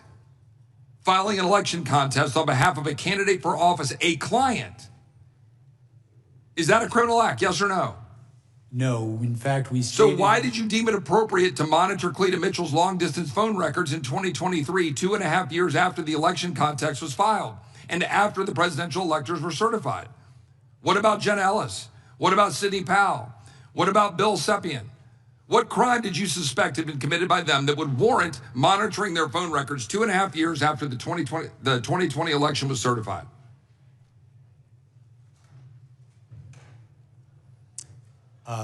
With respect to Sidney Powell, she is one of the co-conspirators alleged in the indictment.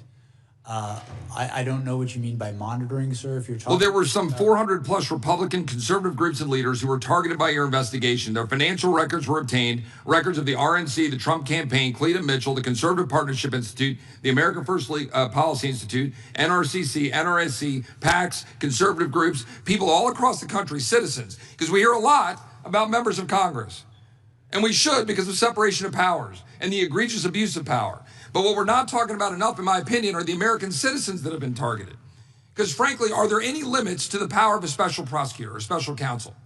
So much so in your abuse of power that in the summer of 2024, the indictment involving classified documents was dismissed after determining your appointment violated the Appointments Clause of the Constitution, but you continued to sign your name on court filings until the time you resigned from office in January 2025. A federal judge just recently stated a prosecutor who continues to sign his name in court filings after a disqualification order should face disciplinary action or disbarment. I yield back. Gentleman yields back. The gentleman have the opportunity to respond? If the gentleman wants to respond, he can. With respect to the last point, Judge Cannon's order specifically limited her finding to that proceeding. So there would be nothing improper about continuing to litigate the cases in Washington, D.C. And with respect to Florida, there was nothing improper about taking an appeal of that very decision. The gentlelady from Vermont is recognized for 5 minutes. Thank you, Mr. Chair. Mr. Smith, I want to discuss Volume 2 of your report, which summarizes the findings of your investigation into President Trump's hoarding of classified documents at Mar-a-Lago and his efforts to obstruct the FBI's investigation. Mr. Smith, is it generally the practice for a special counsel's report to be made public to the American people? I want to say first, I'm limited what I can say about Volume 2 because of Judge Cannon's order. I can say generally that with respect to special counsels, there are regulations that direct a special counsel to draft a report. Whether that report becomes public is determined, the Attorney General has the authority to determine that. To the best of your knowledge, was Special Counsel Mueller's report made public in full? I know it was made public. I'm not sure if it was made public in full. What about Special Counsel Hur's report? My recollection is his report was made public in full. I believe that's correct. And Special Counsel Weiss's report? I do not know. Okay. Now, I understand that the district judge, Aileen Cannon, the Trump appointee who oversaw the case in Florida, issued a gag order that prevents you from discussing any parts of the classified documents investigation that is not already public. I understand that, including your findings that you laid out in Volume 2 of that report. Am I correct that the reason your report is not available in full to the public is because of this gag order? I wrote a report. The Attorney General, it was submitted to him. I understand generally that there's been litigation about whether this report would be public or not. I have not been a party to that litigation.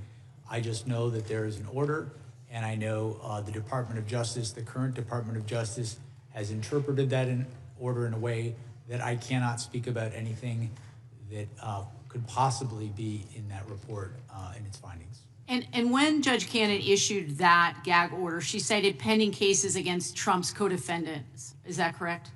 I'm sorry? When Judge Cannon issued the gag order, she cited pending cases against Trump's co-defendants. Is that correct? That's my recollection. Are those cases still pending? No, they're not. No, they're not.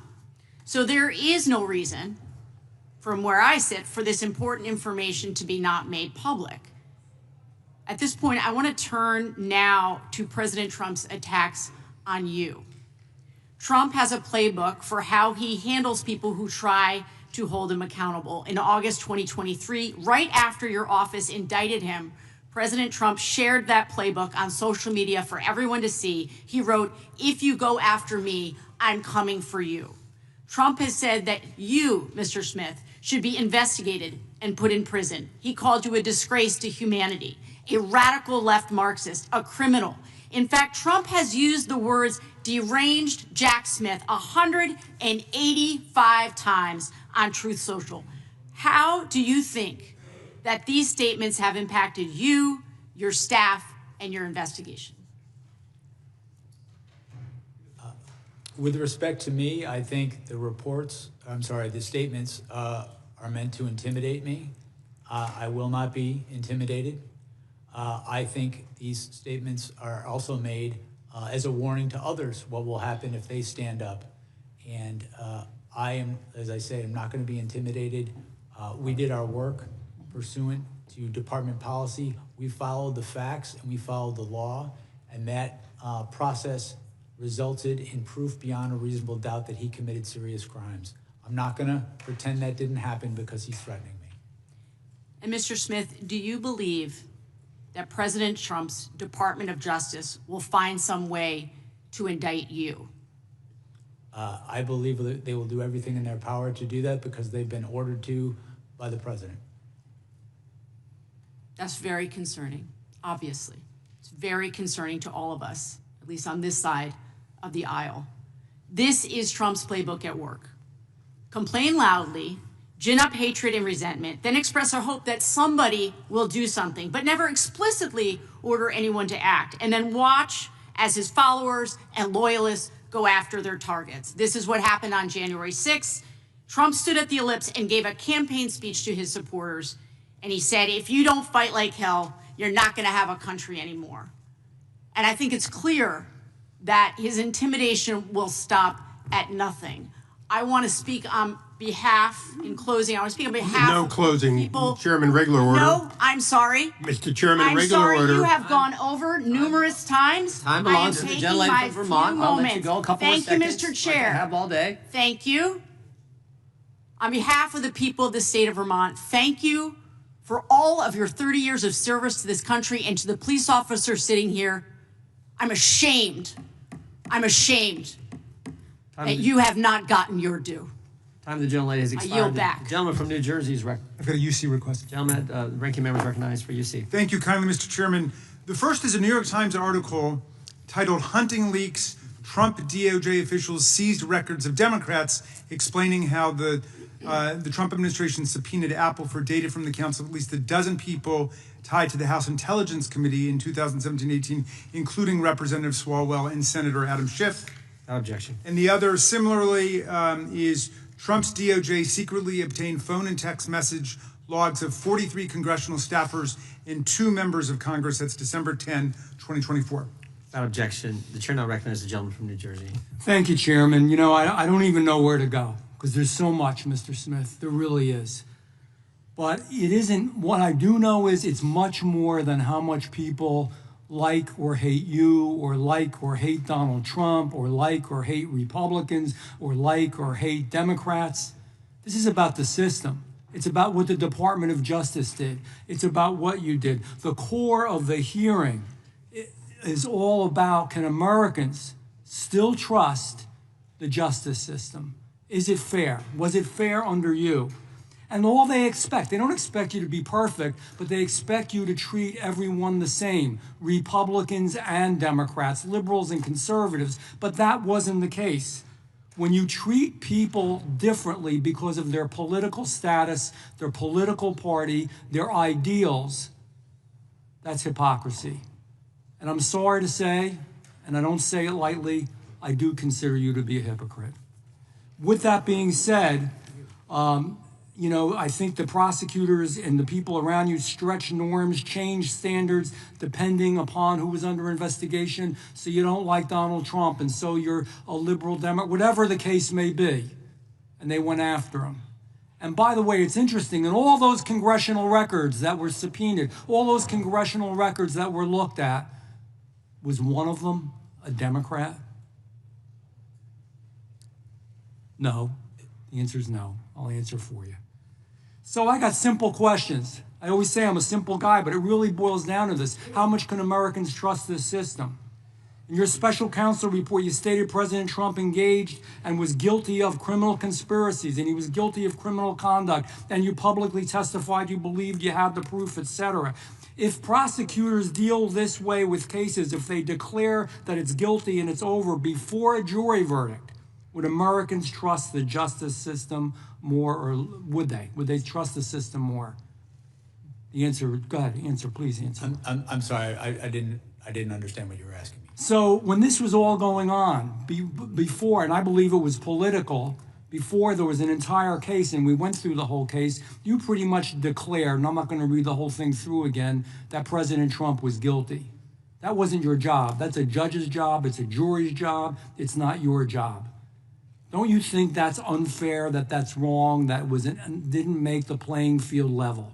Did it make people less trustworthy of the system, yes or no? No. When I announced the charges in the election case, I specifically stated that the case needed to be tried and that he had a right to go to trial and he was presumed innocent. And thank you for, I just want a simple answer because we are limited on time. I disagree with you. I don't think you did. Your office secretly subpoenaed and got records of members of Congress.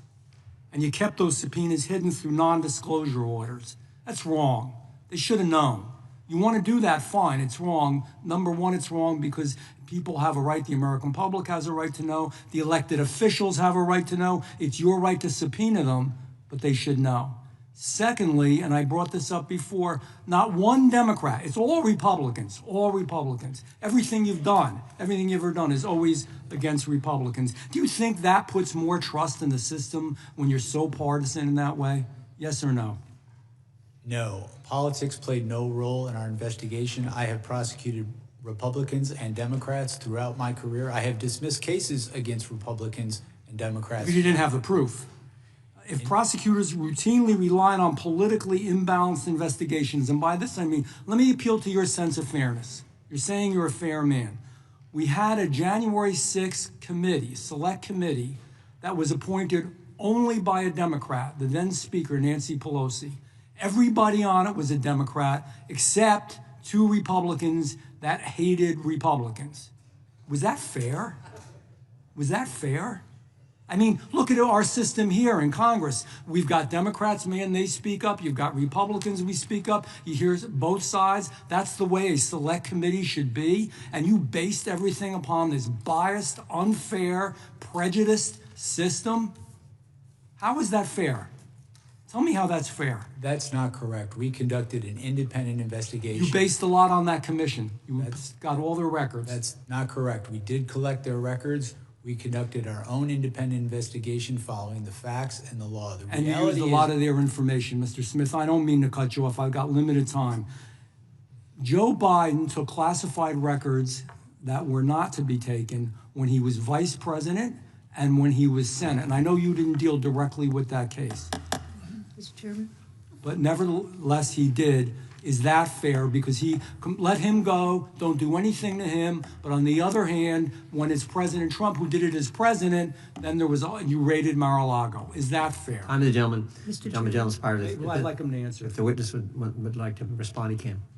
I have no response. It's damn unfair. That's the answer. We've got UC requests. UC request from the gentlelady from California. Yes, I have a unanimous consent request. I ask unanimous consent to enter into the record the government's sentencing memorandum for Capitol rioter Cody Mattis, who said that, quote, when the former president asked his supporters to march on the Capitol, it was not a call to peacefully and patriotically make your voice Objection. heard, but to storm and seize the building. And I've got one, Mr. Chairman. Gentleman's recognized. This is a press release from Congressman Jeff Van Drew's statement on storming the Capitol building, calling it unacceptable, un-American, and disrespectful of democracy.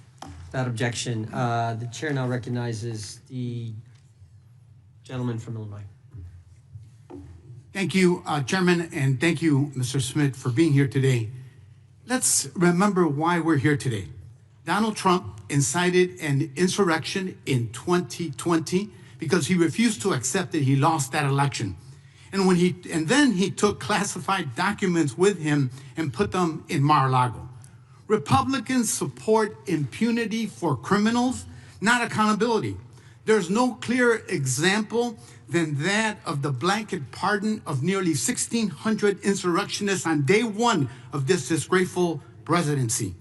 Trump pardoned people convicted of seditious conspiracy who brutalized police officers. There are 4 of them who can testify to that here, and who wanted to kill Vice President Pence. People who've committed more crimes since the insurrection: sexual assault, child molestation, aggravated kidnapping. That's who Trump pardoned, and that's whose side Republicans are on. They may not want to, but they are, because they refuse to tell the truth.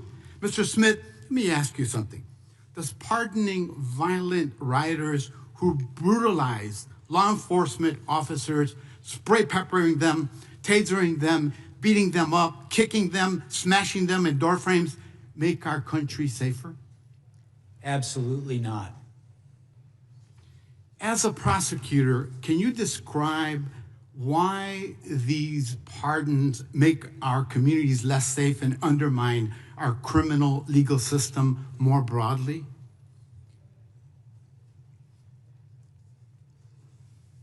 The people who assaulted police officers and who were convicted after trial, in my view, and I think in the view of the judges who sentenced them to prison, are dangerous to their community. As you've mentioned, some of these people have already committed crimes against their communities again, and I think all of us, if we're reasonable, know that there's going to be more crimes committed by these people in the future. I do not understand why you would mass pardon people who assaulted police officers. I don't get it. I never will. That's exactly right. And none of this is a coincidence. The entire purpose of the Republican Party, unfortunately, has become to help criminals and corporate interests evade accountability. Republicans want impunity, not accountability.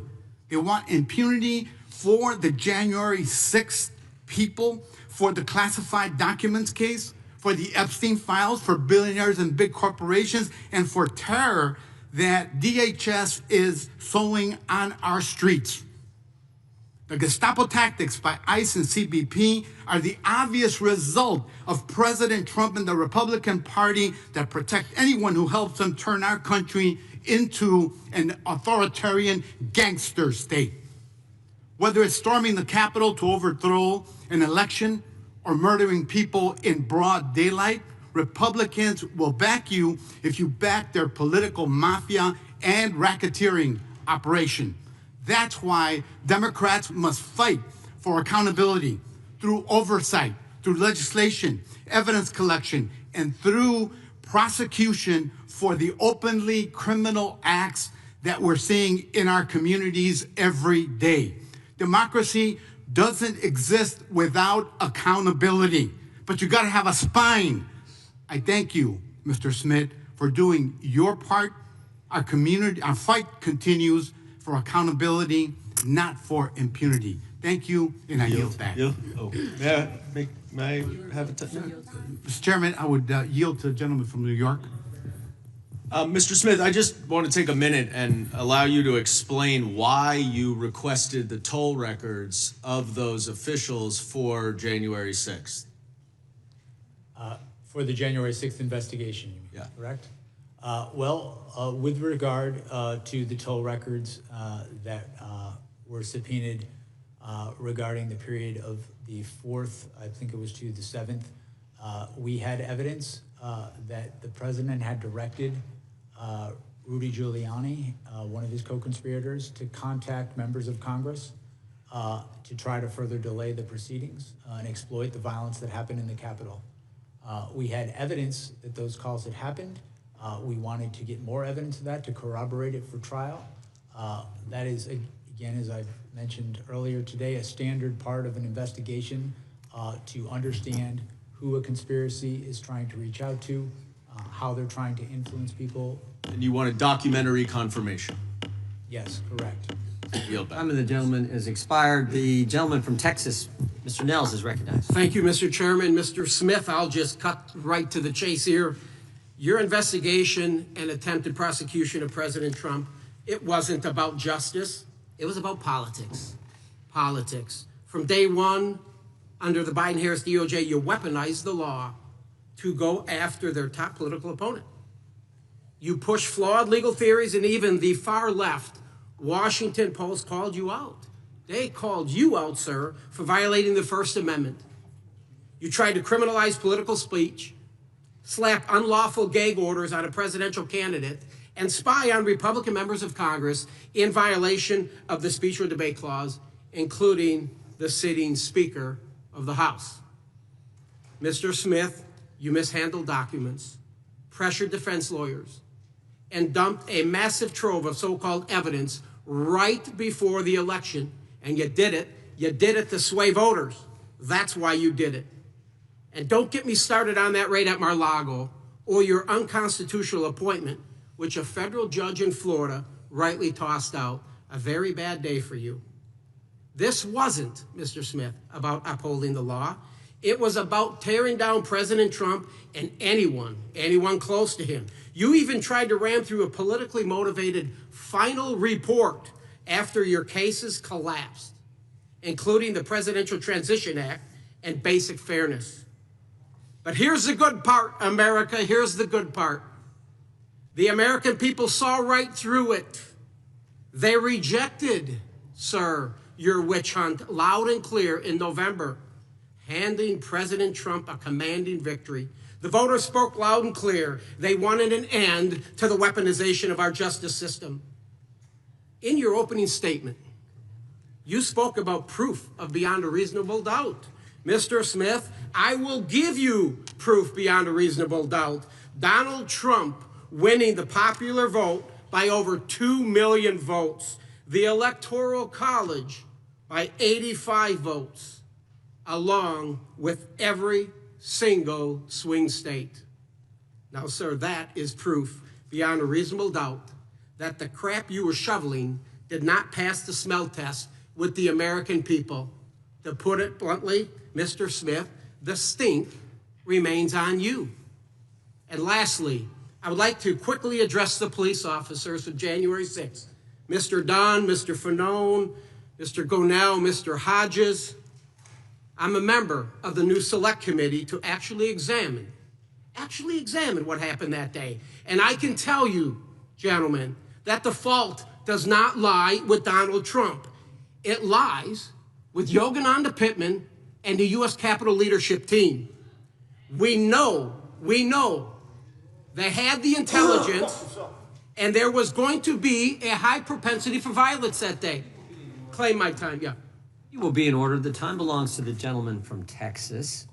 We've had some disruptions already. We don't need that. Let the gentleman may continue. We know the Capitol leadership team, specifically Yogananda Pittman, had the intelligence, and there was going to be a high propensity for violence that day. And the Capitol itself was the target. We knew the extremist groups were going to be there. And why do I say that? It was your own report from your intelligence section, the IICD, which was run by Pittman, in the January 3rd special events section. It was in it.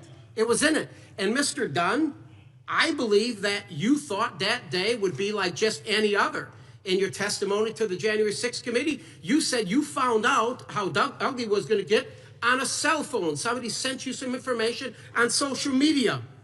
The point is, you were all unprepared to deal with that day. And that's because your leadership failed to share the intelligence with you. It was their fault, folks. It was their fault. It was not President Trump. And we are going to expose it for the first time because the Benny Thompson, the sham committee didn't do it. Will the gentleman yield for a The question? sham committee didn't do it. The report is 845 pages. Donald Trump's name is mentioned 4,207 times. We know what the committee wanted to do is to not allow Donald Trump to come back and win again. And they failed miserably. And I hope you now can see that. With that, Mr. Chairman, I yield the balance to my distinguished colleague out of Jersey. I just want to quickly go over something because we keep rewriting history. The president said peacefully and patriotically. What don't we understand about peacefully and patriotically? He asked for the National Guard. That was ignored. He asked Speaker Pelosi. What don't we understand that? Will the gentleman yield for a question? Are you saying Nancy Pelosi controls the National Guard? Wait a minute. The president could have ordered the National Guard if he wanted to, and you know that. Claim my time. I lost some of my time. Time belongs to the gentleman from New Jersey. You have a few more seconds. And finally, how many elected officials say we're going to fight to win an election? It's terminology used all the time, seriously. And of course, if they were guilty, they should be prosecuted. The problem was there were many in the mix. The unanimous consent, the gentleman yields back. The Last thing, your hand gestures, Mr. Fanone. No. You need The time of the gentleman medication. expired. The time of the gentleman expired. The audience will be in order. The committee will be in order. And the gentlelady from Georgia is recognized for unanimous consent. Thank you, Mr. Chairman. I have two unanimous consent requests to enter into the record, two articles. Gentlelady can proceed. An article dated December 29, 2025, titled Wall Street Journal Editorial Board Calls Out MAGA's Latest 2020 Stolen Election Nonsense. Objection. And the second article, an article dated December 23, 2025, titled Fact Check. Fulton County's 315,000 unsigned early votes are not proof of electoral fraud. Without objection, the gentleman from Illinois is recognized for unanimous consent. Thank you, Chairman. Under unanimous consent, I ask to enter into the record the Judiciary Democrats' January 2026 report titled, Where Are They Now? The Perpetrators of January 6th and the Defenders of Democracy Who Stopped Them, which profiles the illustrious career trajectories of some of the key actors from January 6th who were pardoned by Donald Trump. And secondly, objection. A second report, January 2026 report from Judiciary Democrats, 1 year later, assessing the public safety implications of President Trump's mass pardon of 1,600 January 6 rioters and insurrectionists. Without objection, the gentlelady from California is recognized.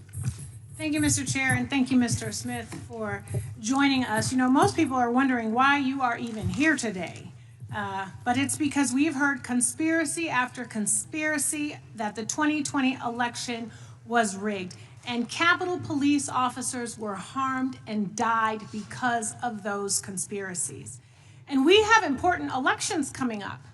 And the people want them to happen, and they want them to be fair. And the one person who should be telling the truth about elections is the president.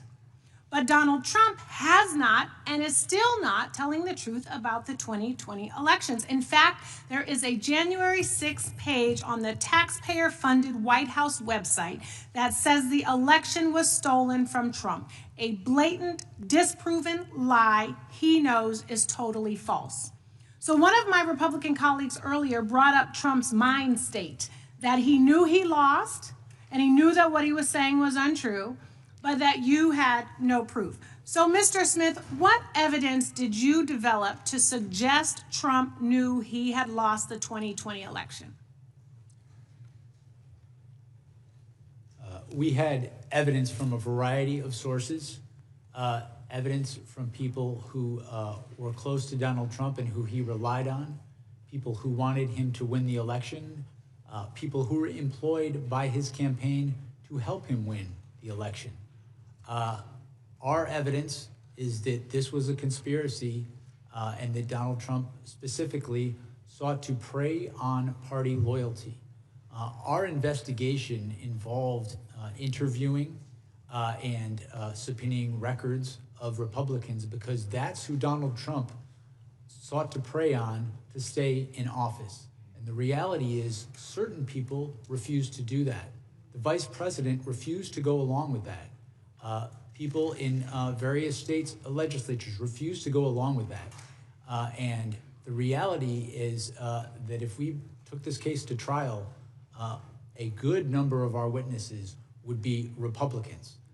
If a Democrat had committed these crimes, had done these things, I would have subpoenaed a number of Democrats. I would have subpoenaed their records. And I'm going to ask you about that. But correct, it's not like he was calling Nancy Pelosi. So why is it legally important to know that Trump knew he was lying when he said the election was stolen? That was part of our proof at trial, and it was relevant to the charges, specifically to the first charge, to defraud the United States. It is permissible for someone to lie, but when they use speech to commit a crime, to facilitate a crime, that is not protected by the First Amendment. The Supreme Court has been very clear on that, and this very issue was litigated in the case. The defense raised this very issue. And one thing I want to be clear about today, the case that I investigated and the case we had, it was built to be tried in a courtroom, not in the media. Our case was built to withstand the crucible of litigation, and our assessment was that we had proof beyond a reasonable doubt that would do that. So what I heard you say is that when you lie, and you know you're lying, and then you act on that lie to overturn the democratic process, that is a felony. A January 6er actually said, if I can't trust him, then who can I trust? Exactly. You know, we cannot even trust our own president. And in fact, there's so many other things that you can say that you're not allowed to say because a Trump-appointed judge sealed the documents, refusing to release the files yet again, which is why we could probably ask you far more questions if those were unsealed. So I know I don't have that much time. I want to now shift to these allegations from my Republican colleagues about the collection of phone records of Republican senators. I guess some of the ones that were trying to get $500,000 of taxpayer dollars. So many of the phone records of members were requested before you were appointed as special counsel, yes or no? That's true? Is that accurate? Yes, Yeah. some subpoenas occurred before I was special counsel. And what do you say to those who claim you chose to target Republicans because you only collected phone records for Republicans? The conspiracy I was investigating targeted Republicans. Right. As I mentioned earlier. That's right. And so you would have requested any relevant call records necessary for your investigation of a Republican or of a Democrat. That's correct. And to be clear, if a Democrat committed these acts, we would have sought those. I could just add one thing.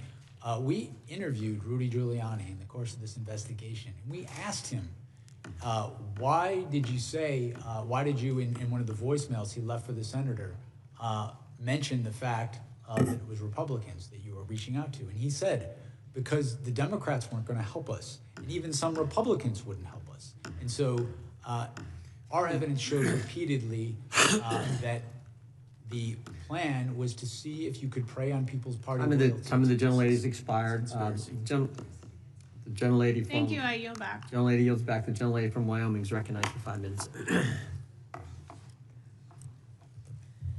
Mr. Smith, it was during your deposition with our committee that you revealed that you tasked your team, specifically J.P. Cooney, to engage with the partisan January 6th committee. You had to have known at the time the controversy surrounding this committee, including the fact that all of the members had been appointed by Nancy Pelosi, who disallowed the Republicans from being able to engage. Yet you proceeded anyway, raising numerous questions as to your strategy for conspiring with the J6 committee. You had every possible resource available to you. Your prosecution of President Trump was clearly a priority for the Biden administration, and it is clear that you had an unlimited budget. And you also left no stone unturned, even subpoenaing records from sitting members of the House and Senate. So what information could the J6 committee possess that you and the nation's top law enforcement agency could not obtain on your own? I did request J.P. Cooney. What did they have that you couldn't obtain on your own? in any investigation, you What information did they have that you were not able to obtain on your own? I couldn't know that until I had their information. Was there anything there? Did you find that they had information that you were not able to obtain? I don't recall specifically every bit of information. What I can tell you is we took in their information because we wanted to collect any information that could be relevant. We made our own independent assessment of the evidence. Okay, so from the time that you were appointed as special counsel up to the date of your resignation in January of 2025, did you personally have any contact with any members, staff, or contractors of the House's January 6th Select Committee, and if so, who? I do not believe I had contact with anybody personally from the January. The January 6th Committee failed to archive or preserve its video recordings of witness interviews, deleting or destroying as many as 900 interview summaries or transcripts involving more than 1 full terabyte of digital data. I repeat, the J6th Committee destroyed evidence. Let that sink in. Why would they do such a thing? I think we have a dang good idea. The committee actually used selective clips from these videos and transcripts during their hearings, and yet by destroying this evidence, they have denied Congress and the public the ability to obtain their full content and context. They created their narrative by selective use of the evidence before them, so how very convenient. Did you or your team receive any of those witness transcripts or video recordings of transcribed interviews from the Select Committee that were not released to the public? What I can tell you is that I requested J.P. Cooney to contact the Select Committee. Do you know if you received any of the evidence or testimony that the J6 Committee eventually destroyed? I don't have any information that the J6 Committee You don't know one destroyed way any or the other as you sit here today. No, what I'm telling you is that I requested all the information we could get from the January 6th. Has all of the information that you requested been preserved? All of the information from the J6 Committee, has that been preserved? The information that we requested and received, we reviewed it. It was Has it been preserved?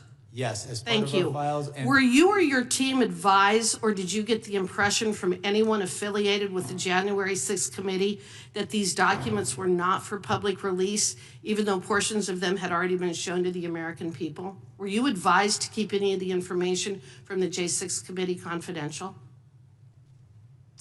as I sit here right now, I don't recall that. Okay. I recall. Did the J6 Committee provide you with the Cassidy Hutchinson testimony as part of the trove of documents that you received?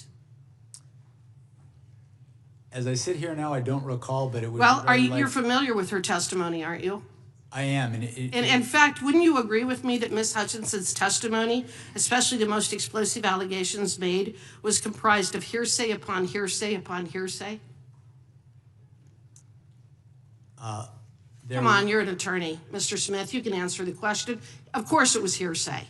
And hearsay isn't admissible in a court of law, is it? Why? Because it is inherently unreliable, and the victim or the target of a prosecution is not able to cross-examine. Isn't that correct? In fact, Mr. Smith, if you had attempted to walk into court with Cassidy Hutchinson's testimony, you would have been thrown out on your ear. No judge, no legitimate judge would have ever allowed the testimony of Cassidy Hutchins to be admitted in a court of law, would they? I disagree. Well, and then we've already talked about your record. Mr. Chairman, the gentlelady's time has long since expired. The time of the gentlelady has expired. The gentleman from Florida. Can I do one UC request first? The gentleman is recognized. This is from factcheck.org. Meme rehashes old false claim that J6 committee destroyed evidence from October 15, 2024. And this is from the District of Columbia National Guard website, stating that this is the only National Guard unit in America which reports exclusively and only to the president. Without objection, the gentleman from Florida is recognized. Thank you, Mr. Chairman. I mean, we're definitely not in a court of law today. Half this shit wouldn't come in if we were. I mean, good God. You know? I want to talk about something one of my colleagues, Mr. Nell, said from Texas. He sits on this new January 6th subcommittee, which I also happen to sit on. And he said the same thing in the subcommittee the other week, that it wasn't President Trump that inspired January 6th, right? It wasn't him. He said in the subcommittee that it was actually Ray Epps. Ray Epps, he was the one who told people to break the law and the windows and the doors and to beat police officers and hang Mike Pence and try to break into the floor of the House and wiping feces on the walls. It was all this guy, Ray Epps, right? So who is Ray Epps? Why is he so powerful? So, I mean, I just did a quick, Google search of Ray Epps, and his Wikipedia page says the powerful Ray Epps is a wedding planner to the Oath Keepers. This is the wedding planner? That's the mastermind of January. You went from Donald Trump. It wasn't Donald. Who are we going to blame? Who could it be? How about the wedding planner to the Oath Keepers?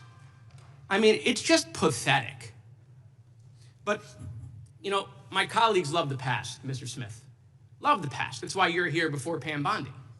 Okay? We haven't had the Attorney General here. We didn't have her last year.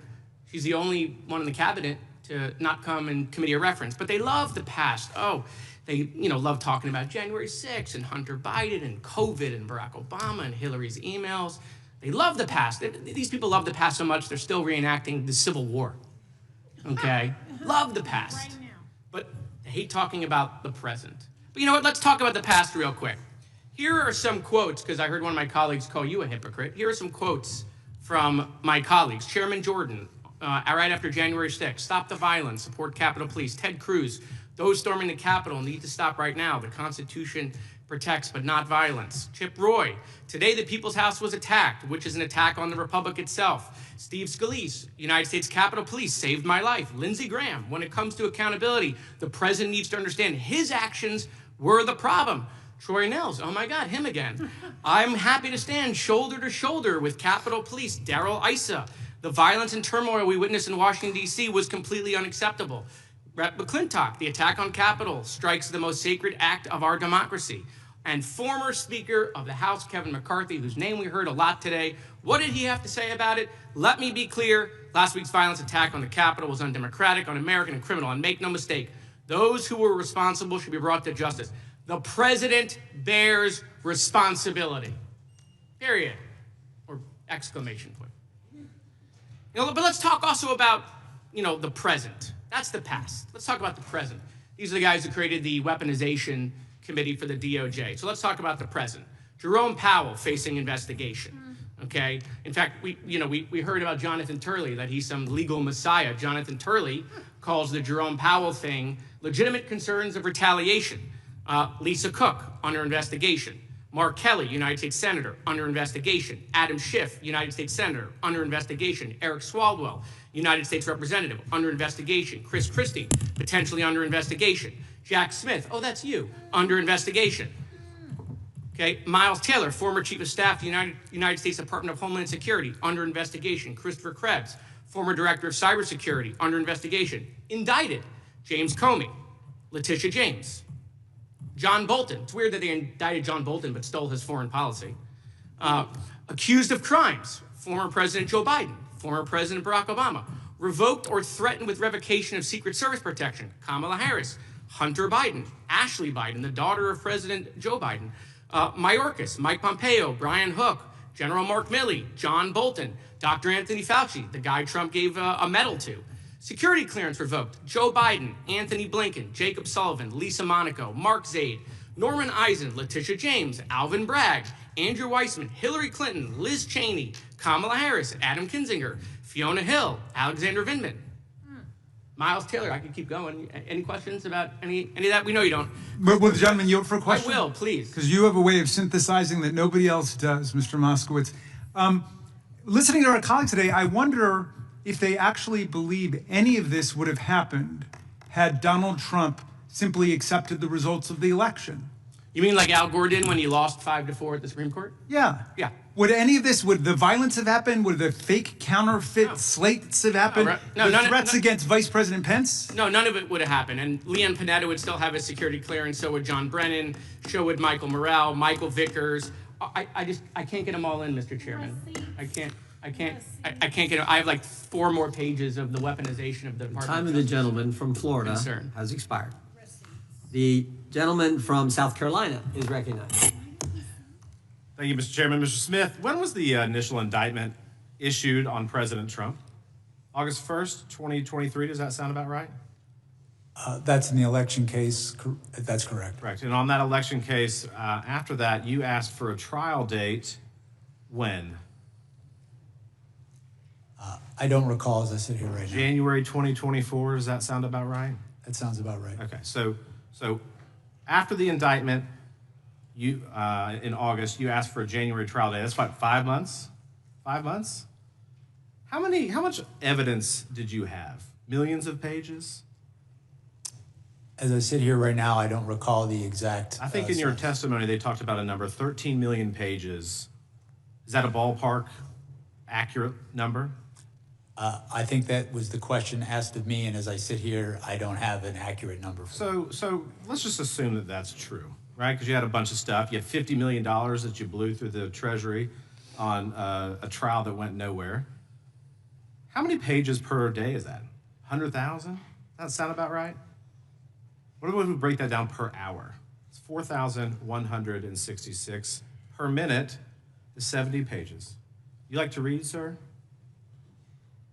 You like to read? I do. Do you read 70 pages a minute? I do not. I mean, that would be remarkable. So how do you prepare for a trial in 5 months if you're asking the defense counsel to read 70 pages a minute?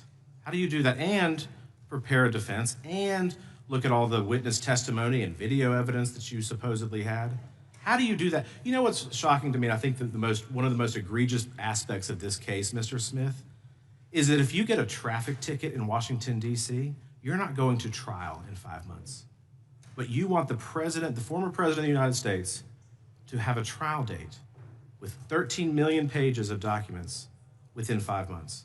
I think that's ridiculous. And I think that speaks exactly to what we talk about when we examine not only your record, but the things in this case that are deeply troubling.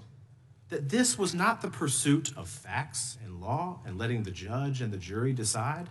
That this was an exercise in it was a political hit job, timed perfectly against the president of the United States. Sir, in the Florida case, in the records case, what happened ultimately in that case? What happened ultimately in the case? Yeah, the Mar-a-Lago records case. I'm going to answer because I don't think this is covered by Judge Cannon's order. We moved to dismiss that case pursuant to Justice Department policy. No, the records case in Florida. Against Donald Trump. The records case in Mar-a-Lago, were you I'm ruled to be, what was the ruling in that? That was Judge Cannon's ruling, and she ruled my appointment unlawful, and we sought to appeal that, and that appeal was pending at the time that we dismissed the cases. So from the very beginning, were you ever confirmed by the United States Senate? I have never been confirmed by the United States Senate. I will say that the history supporting my appointment is over 100 years old. Other special counsels. But isn't there a statute of appointment? I mean, you have to be confirmed by the Senate. So I think that's kind of interesting. But I think the point is, from the very beginning, on the documents case and others, you weren't even lawfully appointed, and that's why Judge Cannon ruled the way that she did. And from the beginning, we talk about that you followed Department of Justice policy, you followed the facts, you followed the law, you followed the Constitution. That's what you have said all throughout this day, parroted by the Democrats, that you have done nothing wrong. But from the very beginning, you weren't even lawfully, and you can't even recall who swore you in. So as we sit here today, based on your testimony in the transcribed interview, can you tell us who swore you in as special prosecutor? As I said, I know I took the oath of office. I don't recall who swore me in. What I can share with you. I don't know, sir. Call me naive, but that's a milestone career move for you that you get to do this, and you don't remember the circumstances. I just find that a little bit odd. But here's the thing, and I'm going to wrap up quick. You're unconstitutionally appointed. You breached the 60-day rule, releasing this very partisan attack against the president right before the election. You tampered with evidence in the Mar-a-Lago case that you admitted to in court filings. You subpoenaed members of Congress and their phone records in violation of the Constitution, of current statutes. You didn't even let the court know that these were members of Congress. How are we to assume otherwise that this wasn't political? Because it absolutely was, sir. And I yield back. Gentleman yields back. The gentleman from New York is recognized for 5 minutes. I would caution my friend from South Carolina and others against jumping into bed with Judge Cannon, who's been rebuked repeatedly by the 11th Circuit because she is completely lawless. But let's go back to the actual evidence rather than all the procedural stuff about when you were sworn in or not. I don't blame you for not remembering that. You've been probably sworn in a dozen times. It doesn't jump out at you. I want to go back to the evidence, though, that Donald Trump knew that he was lying about the election. And I'd ask you to say, if you could, specifically, who gave evidence to you that supported your conclusion that he knew that he was lying? That came from a number of sources. It came from staff in the White House who talked to him and told him that his fraud claims were not true. It came from staff on his campaign who told him that. It came from members of the Department of Justice. It came from state officials who, when he tried to press them to do things in contravention of their oath, they refused to. They asked him for evidence, and his co-conspirators, and they never provided it. Over and over again, the people who had who were best situated to know how the elections were conducted in these states, he either avoided contacting them or disregarded the clear debunkings that were provided to him, such as by the Georgia Secretary of State. Right, and I mean, that's a lot of evidence, but we know that his attorney general at the time also concluded, quote, he knew well that he lost the election, Bill Barr, and yet he incited a riot on January 6th, and 4 of the brave officers who defended the Capitol and defended my colleagues on the other side of the aisle are here today. Not a single Republican member of this committee has recognized them or thanked them for their service, and I would like to do so today. Thank you, gentlemen. Now, my colleague from California referred to a couple statements from your former colleagues in Penn and the Eastern District about your impeccable reputation as an apolitical career politician. As an alum of the Southern District of New York myself, I can tell you that many of my former colleagues also feel the same, and that's saying something coming from the SDNY to the EDNY, as you know. Mr. Smith, did you ever speak to President Biden about this case? Never. Did you ever receive orders or direction from President Biden or anyone else in the White House about this case? No. Did you ever receive any direction from the Attorney General Merrick Garland regarding how you should whether or not you should charge this case? No, I was given the independence to make that decision on my own. An independent special counsel, exactly. I just want to point out to my colleagues who seem to think this is a politicized investigation that on February 10th, over a month, 2021, over a month after January 6th, Marco Rubio said the January 6th attack on the Capitol was far more dangerous than most realize, and we have a criminal justice system in place to address it. Who oversaw the Department of Justice on February 10th, 2021? Who was president?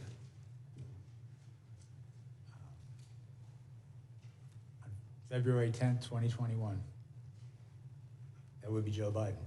So Marco Rubio wanted Joe Biden's Department of Justice to investigate Donald Trump and his January 6th insurrectionist. I want to ask you in my last few seconds, Mr. Smith, you're not the first special counsel to investigate Donald Trump. Special Counsel Mueller, also of impeccable integrity, concluded that the 2016 Trump campaign welcomed foreign interference from Russia and used it to help them. Donald Trump has made it a litmus test to be hired in this administration to say that the 2020 election was fraudulent, even though, as you have established, it was not. And now there are senior officials in this government who are responsible for protecting our elections, who are election deniers. Can you describe in a few seconds what your concerns are about the upcoming election based on your investigation and what we know today? I believe political litmus tests are not proper for career prosecutors. I think my experience over 30 years as a prosecutor in the Department of Justice is having people who are not guided by party allegiance, but guided by experience. That's how you can trust the criminal justice system. It's the same way with our election system. Gentleman's time has expired. Thank you. I yield back. Gentleman yields back. Gentleman from Wisconsin is recognized. Yeah. First of all, just a couple of comments. There are probably 10 people on this committee who have more conversations with 15 people on this committee who have more conversations with Donald Trump than myself. But anybody who says that Donald Trump thought he won that election, that is just plain not true. No way, unless he's the best actor in the history of this building. We agree. Did Donald Trump believe? Order. That Donald Trump did not believe he lost that election. He just didn't. No way. And I think on January 6th, I can't believe there were any congressmen here who didn't think Joe Biden was going to be sworn in as president. So it was a riot, but it wasn't a threat to the future of the republic. Okay, now we should have posted up here a document for you to look at. Here we are. Okay. This is something we received with regard to Arctic frost. It's a list of about 70 names. I don't know whether or not you're familiar with the document. I don't believe I'm familiar with this document. Okay. The document contains just about every person who was higher up in the Donald Trump campaign. There's a little more emphasis on here on people involved in Wisconsin, but you're not familiar with the document. I'm sorry, sir, what was your question? Would you know what was in this document? These names, you familiar with them at all?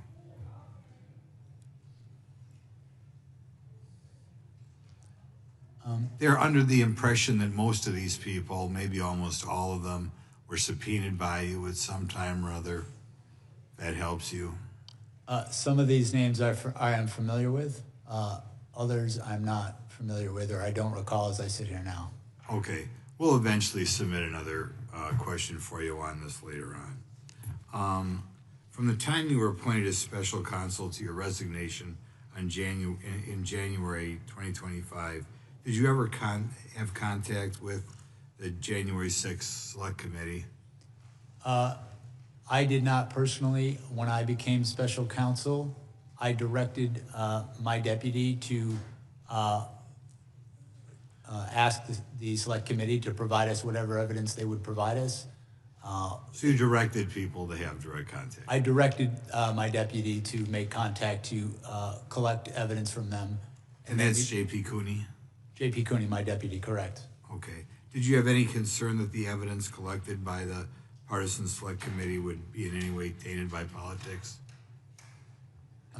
I apologize, sir. I just couldn't hear you because of the door. I'm sorry, we had people going through here. Did you have any concern that the evidence collected by the Partisan Select Committee would be in any way tainted by politics? I intended to conduct an independent investigation, and my goal was to collect the evidence, assess it, and consider it with all the other evidence we would collect, and make an independent determination in my investigation separate from that investigation. I'm going to go back and ask you something on that one before, because I think I know the answer. There's a person on that list by the name of Vicki McKenna who we believe did have her records subpoenaed. Are you familiar with that name at all? As I sit here right now, I am not familiar with that name. Okay, thank you. With regard to part of the documents that you received was with regard to Cassidy Hutchison, right? We requested that they give us everything they were willing to give us. As I sit here now, I don't recall if specifically her information was in there, but I'm not denying that it was. It may well have been. Okay, we'll go back. Your team issued subpoenas to various financial institutions, telecommunications providers, and conservative entities requesting communications between them and President Trump's campaign, right? We did issue subpoenas for various sorts of information, correct? Okay, and the bank records, you would say, or we could describe, were fairly broad, the request? We issued subpoenas for certain bank records as part of our investigation, yes. Okay. Shortly after you're appointed, you issued subpoenas to state and local officials for their communications with President Trump, is that correct? And his campaign. As I sit here now, I'm trying to recall specifically which officials, but I know we issued a number of subpoenas in our investigation to understand the communications between President Trump and various entities, including state officials. One final question. One quick final question. Yeah.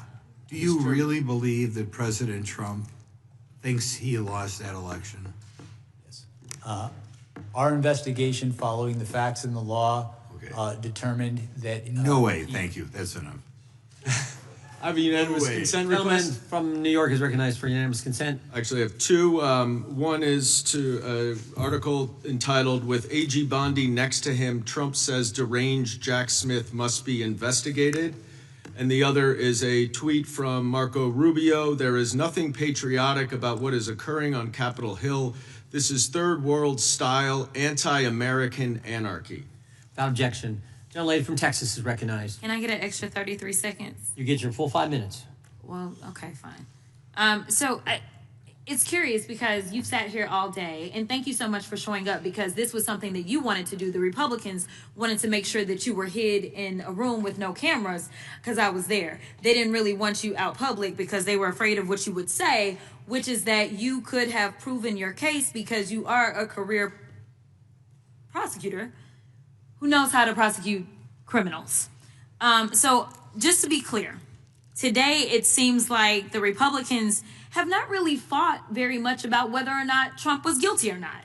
In fact, their fight seems to be over whether or not you were authorized to prove their guilt. Do you recall a number of Republican members asking about whether or not your appointment was okay, even though we know that you've testified about the more than 100-year precedent that allowed for your appointment? I was asked questions about that today, and our position, as we filed in our appeal, is that there was strong support for my appointment, including Supreme Court precedent directly on point. Thank you so much.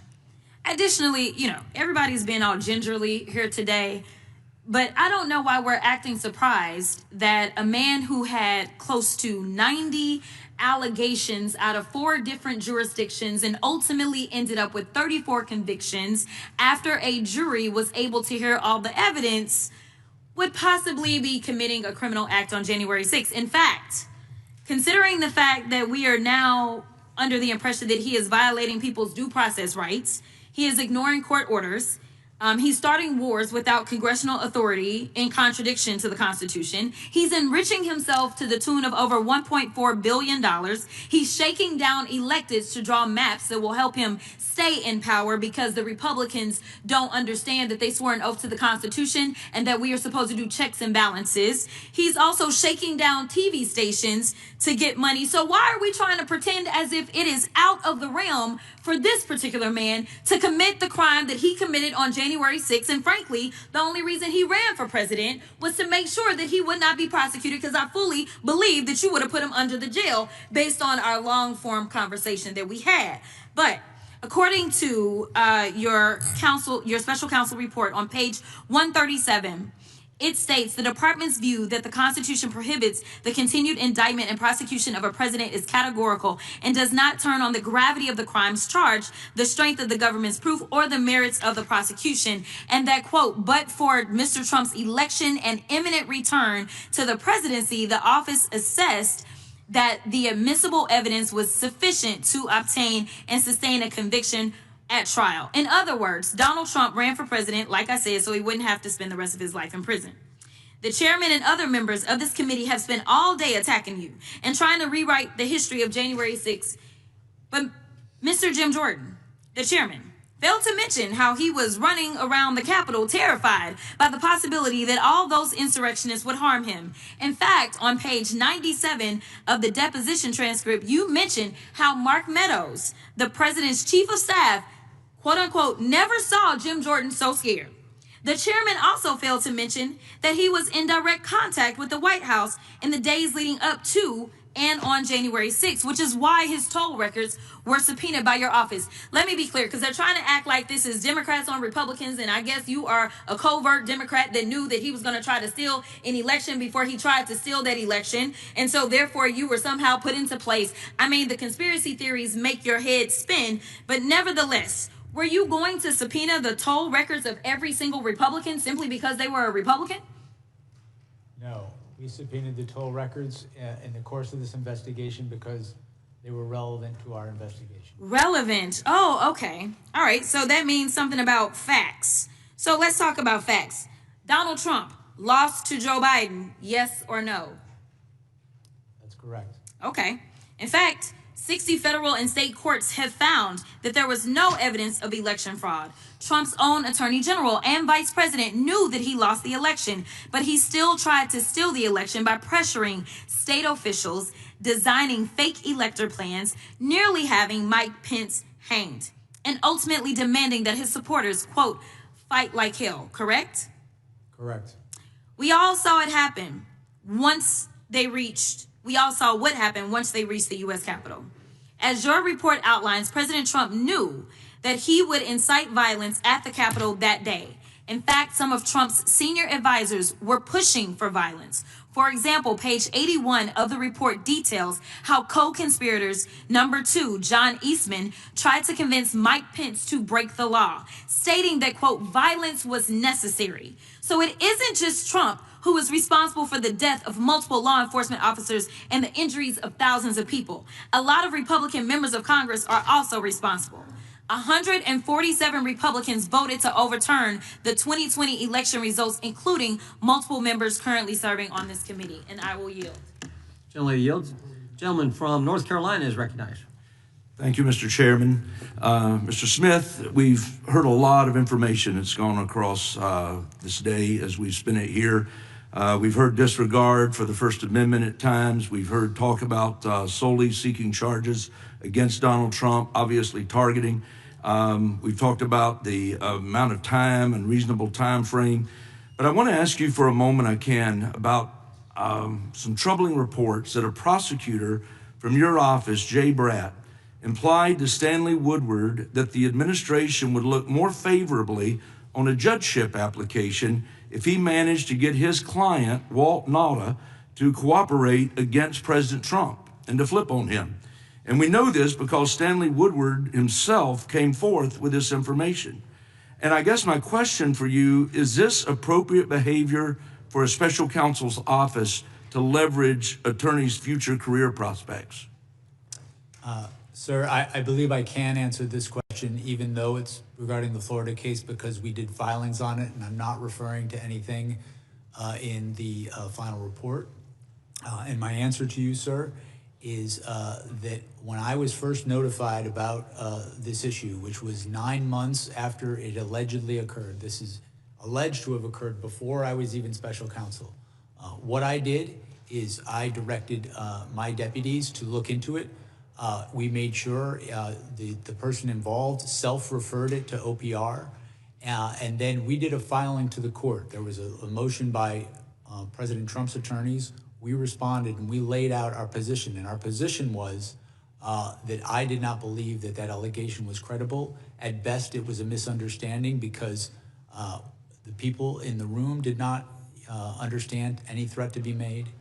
Even Mr. Woodard in his allegation claimed it was only an inference. 9 months went by where we interacted with Mr. Woodard, in which we had no hearing of a complaint. When the complaint was raised for the first time, which was on the eve of that indictment being brought, it was raised in the guise of asking the court to delay the indictment while an investigation of it happened. So I take allegations of misconduct very seriously. I would not want any of my attorneys threatening anybody. Ultimately, when I looked at this, I did not credit it, and we responded with our position in court.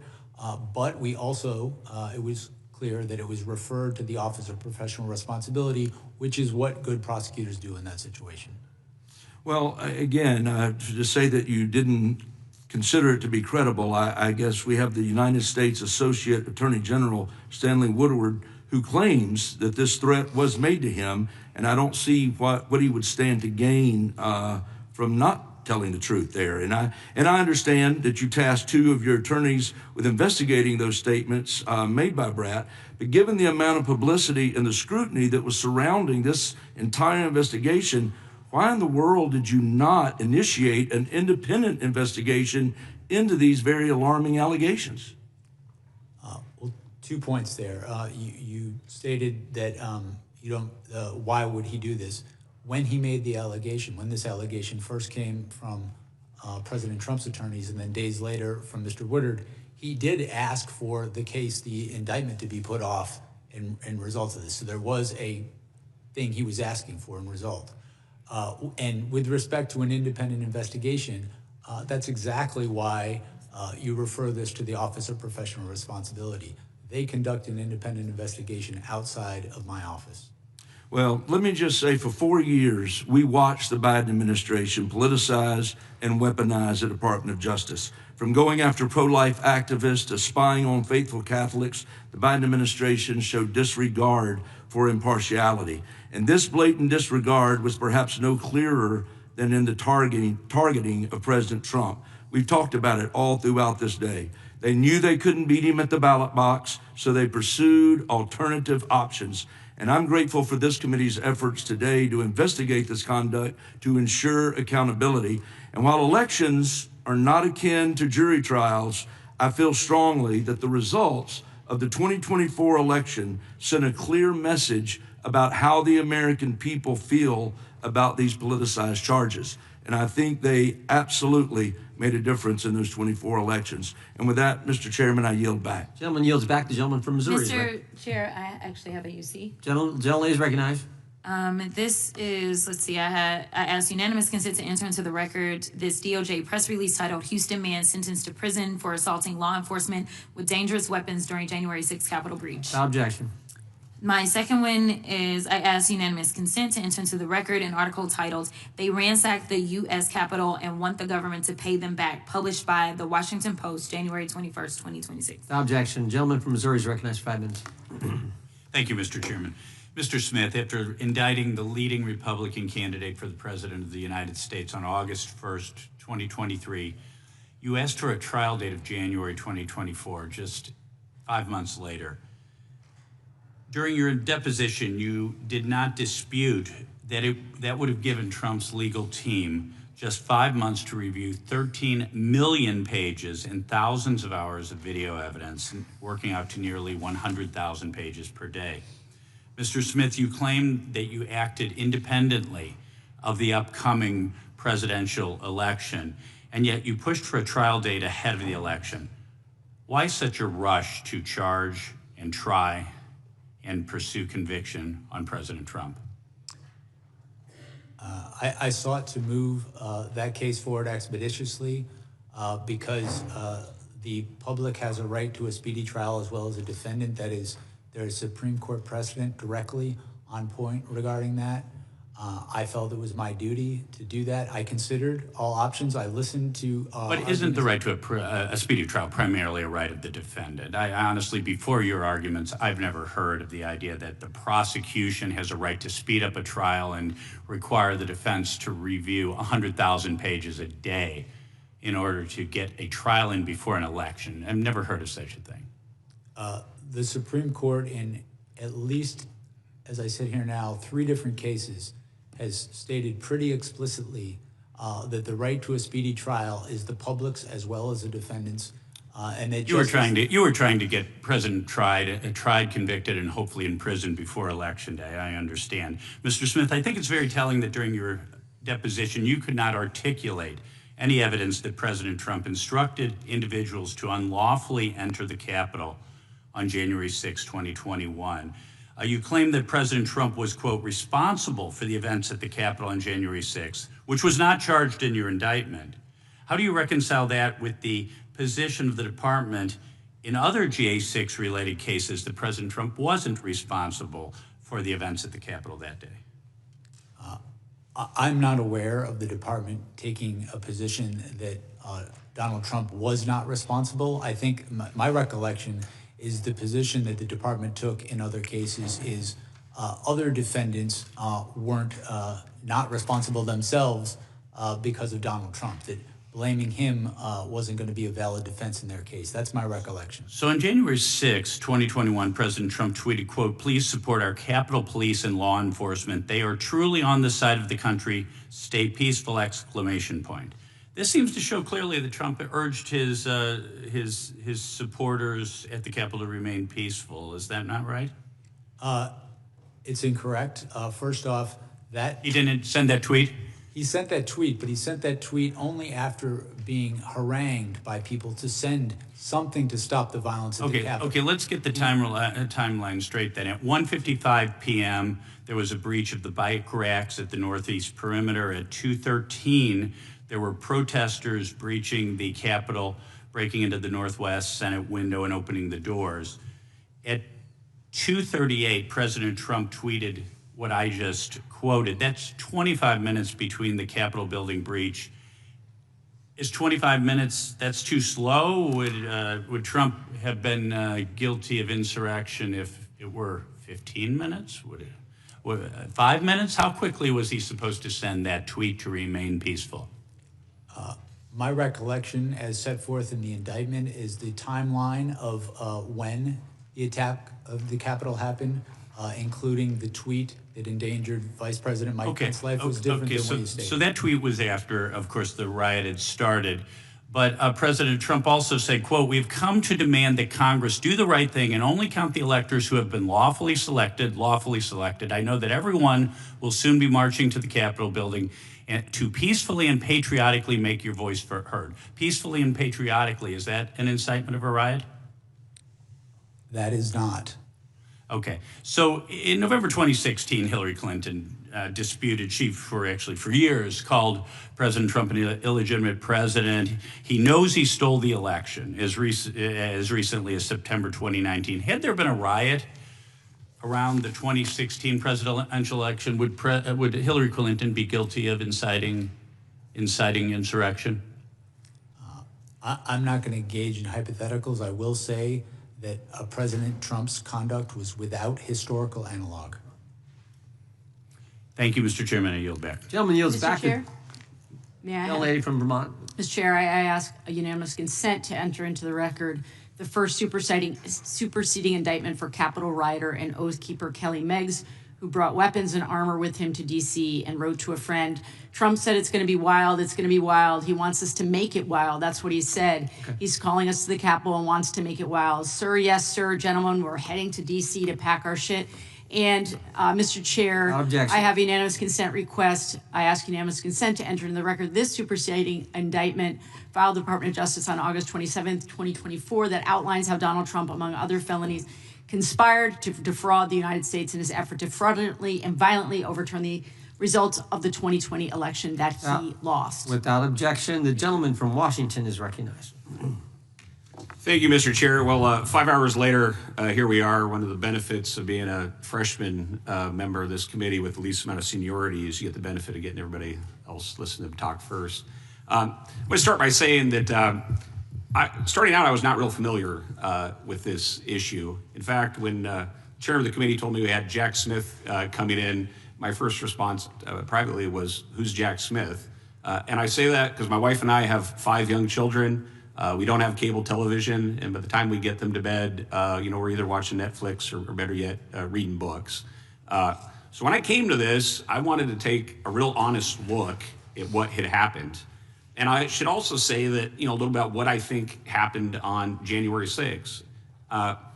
I think, like most Americans, think Donald Trump was cruising to re-election in 2019 with the booming economy, and then COVID happened, George Floyd happened, a lot of things got changed. But I do think in those circumstances that Joe Biden won that election. I also think, like most Americans, that January 6th was a terrible attack. I think it was a terrible riot. I don't believe it was an insurrection determined to overthrow the government, but I think it was an important day for America. I also think, like most Americans, it was extremely unfortunate for this country that the January 6th committee was a partisan event, and there was not an ability to put folks from both sides of their choosing on that committee, so there could have been a full and honest debate for the American people. I think it was politically motivated, what Nancy Pelosi did with that committee. And so when I came to this issue with a fresh look, with those kind of my priors and what I got into, what I wanted to find was that in the goodness of the rule of law, that you as an investigator carried this out to the highest ideals, and it was not a politically motivated investigation. And I think a lot about that in the 250th anniversary of America. And I think about what the framers would have thought of this and the state of the rule of law, what makes America special with checks and balances, what keeps us from being a banana republic. But what I was disappointed to find when I looked into this issue and how you conducted the investigation was that it was a politically motivated investigation determined to influence the election in 2024. And I say that, and the thing I cannot get around as I look into this is the timing that you fought for in when the court cases would be held. Now, to my understanding, the Department of Justice says you're not supposed to have politically motivated timing of a court case. But when I look at the timing that you pushed for and the jurisdictions between New York and Florida, and with all the other things that President Trump was engaged in, that looks very politically motivated to me, and I think to the American people as they take a look at this issue to try to influence the election. So that's where I come down after today's hearing, my own independent investigation, and your commentary. I sincerely hope that conclusion is incorrect, but that's the conclusion I come to. And I think when most people, if they look through this not through a partisan lens, I think they'll come to, they will not be able to get around the fact of how you timed these elections. I think that's really to the detriment of the American Republic and for where we sit today as a country. And so my one question for you, Jack Smith, is are you familiar with the Vietnamese city of Bến Tre? I am not. Well, Bến Tre was the site of an intense firefight in early 1968. And after that intense firefight that destroyed the town, a reporter from the Associated Press interviewed a U.S. major, and he said it became necessary to destroy the village in order to save it. Now, historians do not know what was the name of that U.S. major, but I think when they look back at your engagement with our democracy in this republic, they will remember your name. And when it comes to the rule of law that is the foundation of this country, they will remember someone who helped destroy the rule of law. And with that, Mr. President, Mr. Chairman, I yield back. Gentleman yields back. Ranking members recognized for. Oh, I was wondering whether you would yield for a question. I will defer on that. I'll just yield to the chairman. Gentleman yields back. I think the gentleman. Yeah, then I just got one UC request, Mr. Chairman. To you, then I think the gentleman from Wisconsin has a request. Okay, this is from Politico, October 20th, 2023. Kenneth Chesbrough, an architect of Trump's fake elector scheme, pleads guilty to the offense in Georgia. Without objection. Gentleman from Wisconsin. I just have to clarify something I said. Yep. I've talked to Donald Trump over a period of time. Donald Trump is 100% certain he won that election. There is 0% chance that he believes he lost. And I say that based on private conversations, which just boom. So okay. I want to clarify that. Noted for the record. We appreciate that. This concludes today's hearing. We thank you. Mr. Chairman, for me, I just have one final question for you. That it begins really just as a point of order. Okay. as you say know, a point of order, or is it a point of order or a question? it's a point of order leading to a question. If that's all Wow, right. that's innovative. Okay, so it's I don't think that's in order, but because I'm such a nice guy, well, I I'm appreciate going to let that. you state it's whatever you're straightforward and stating. it's good faith. Okay, Look, in good faith. Because of nothing you've done and nothing that I've done, Jack Smith has not been able to answer the vast majority of questions about what's in Volume 2 of his special counsel report relating to the stolen documents. Now, it's been said that the judicial order that Eileen Cannon imposed will be lifted in February. And so I guess my point of order is, do we intend to bring him back so he can answer questions about Volume 2 and about the stolen documents case? We'll take it under advisement. Okay. Well, then we're going to see what the court decides to do, frankly. I got you. Well, then in that event, I've got the signatures of every member on our side who are writing to notify you of our intent to call him to testify in continuation of this hearing to answer all of the unanswered questions about the second half of his that work. will certainly factor in tremendously when we make our decision. Okay, because we have a right on the minority day to have a witness, and we will exercise that right. You're going to call him back again? Yes. Wow. Okay. So, and we'll see. Yeah, okay. I'm citing Rule 11, Clause 2J. We look forward to seeing the letter, and we'll find out. We'll take it all under advisement, as we said. That concludes today's hearing. We thank the witness for appearing before the committee today. Without objection, all members will have 5 legislative days to submit additional written questions for the witness or additional materials for the record. Without objection, the hearing is adjourned. Awesome. Here's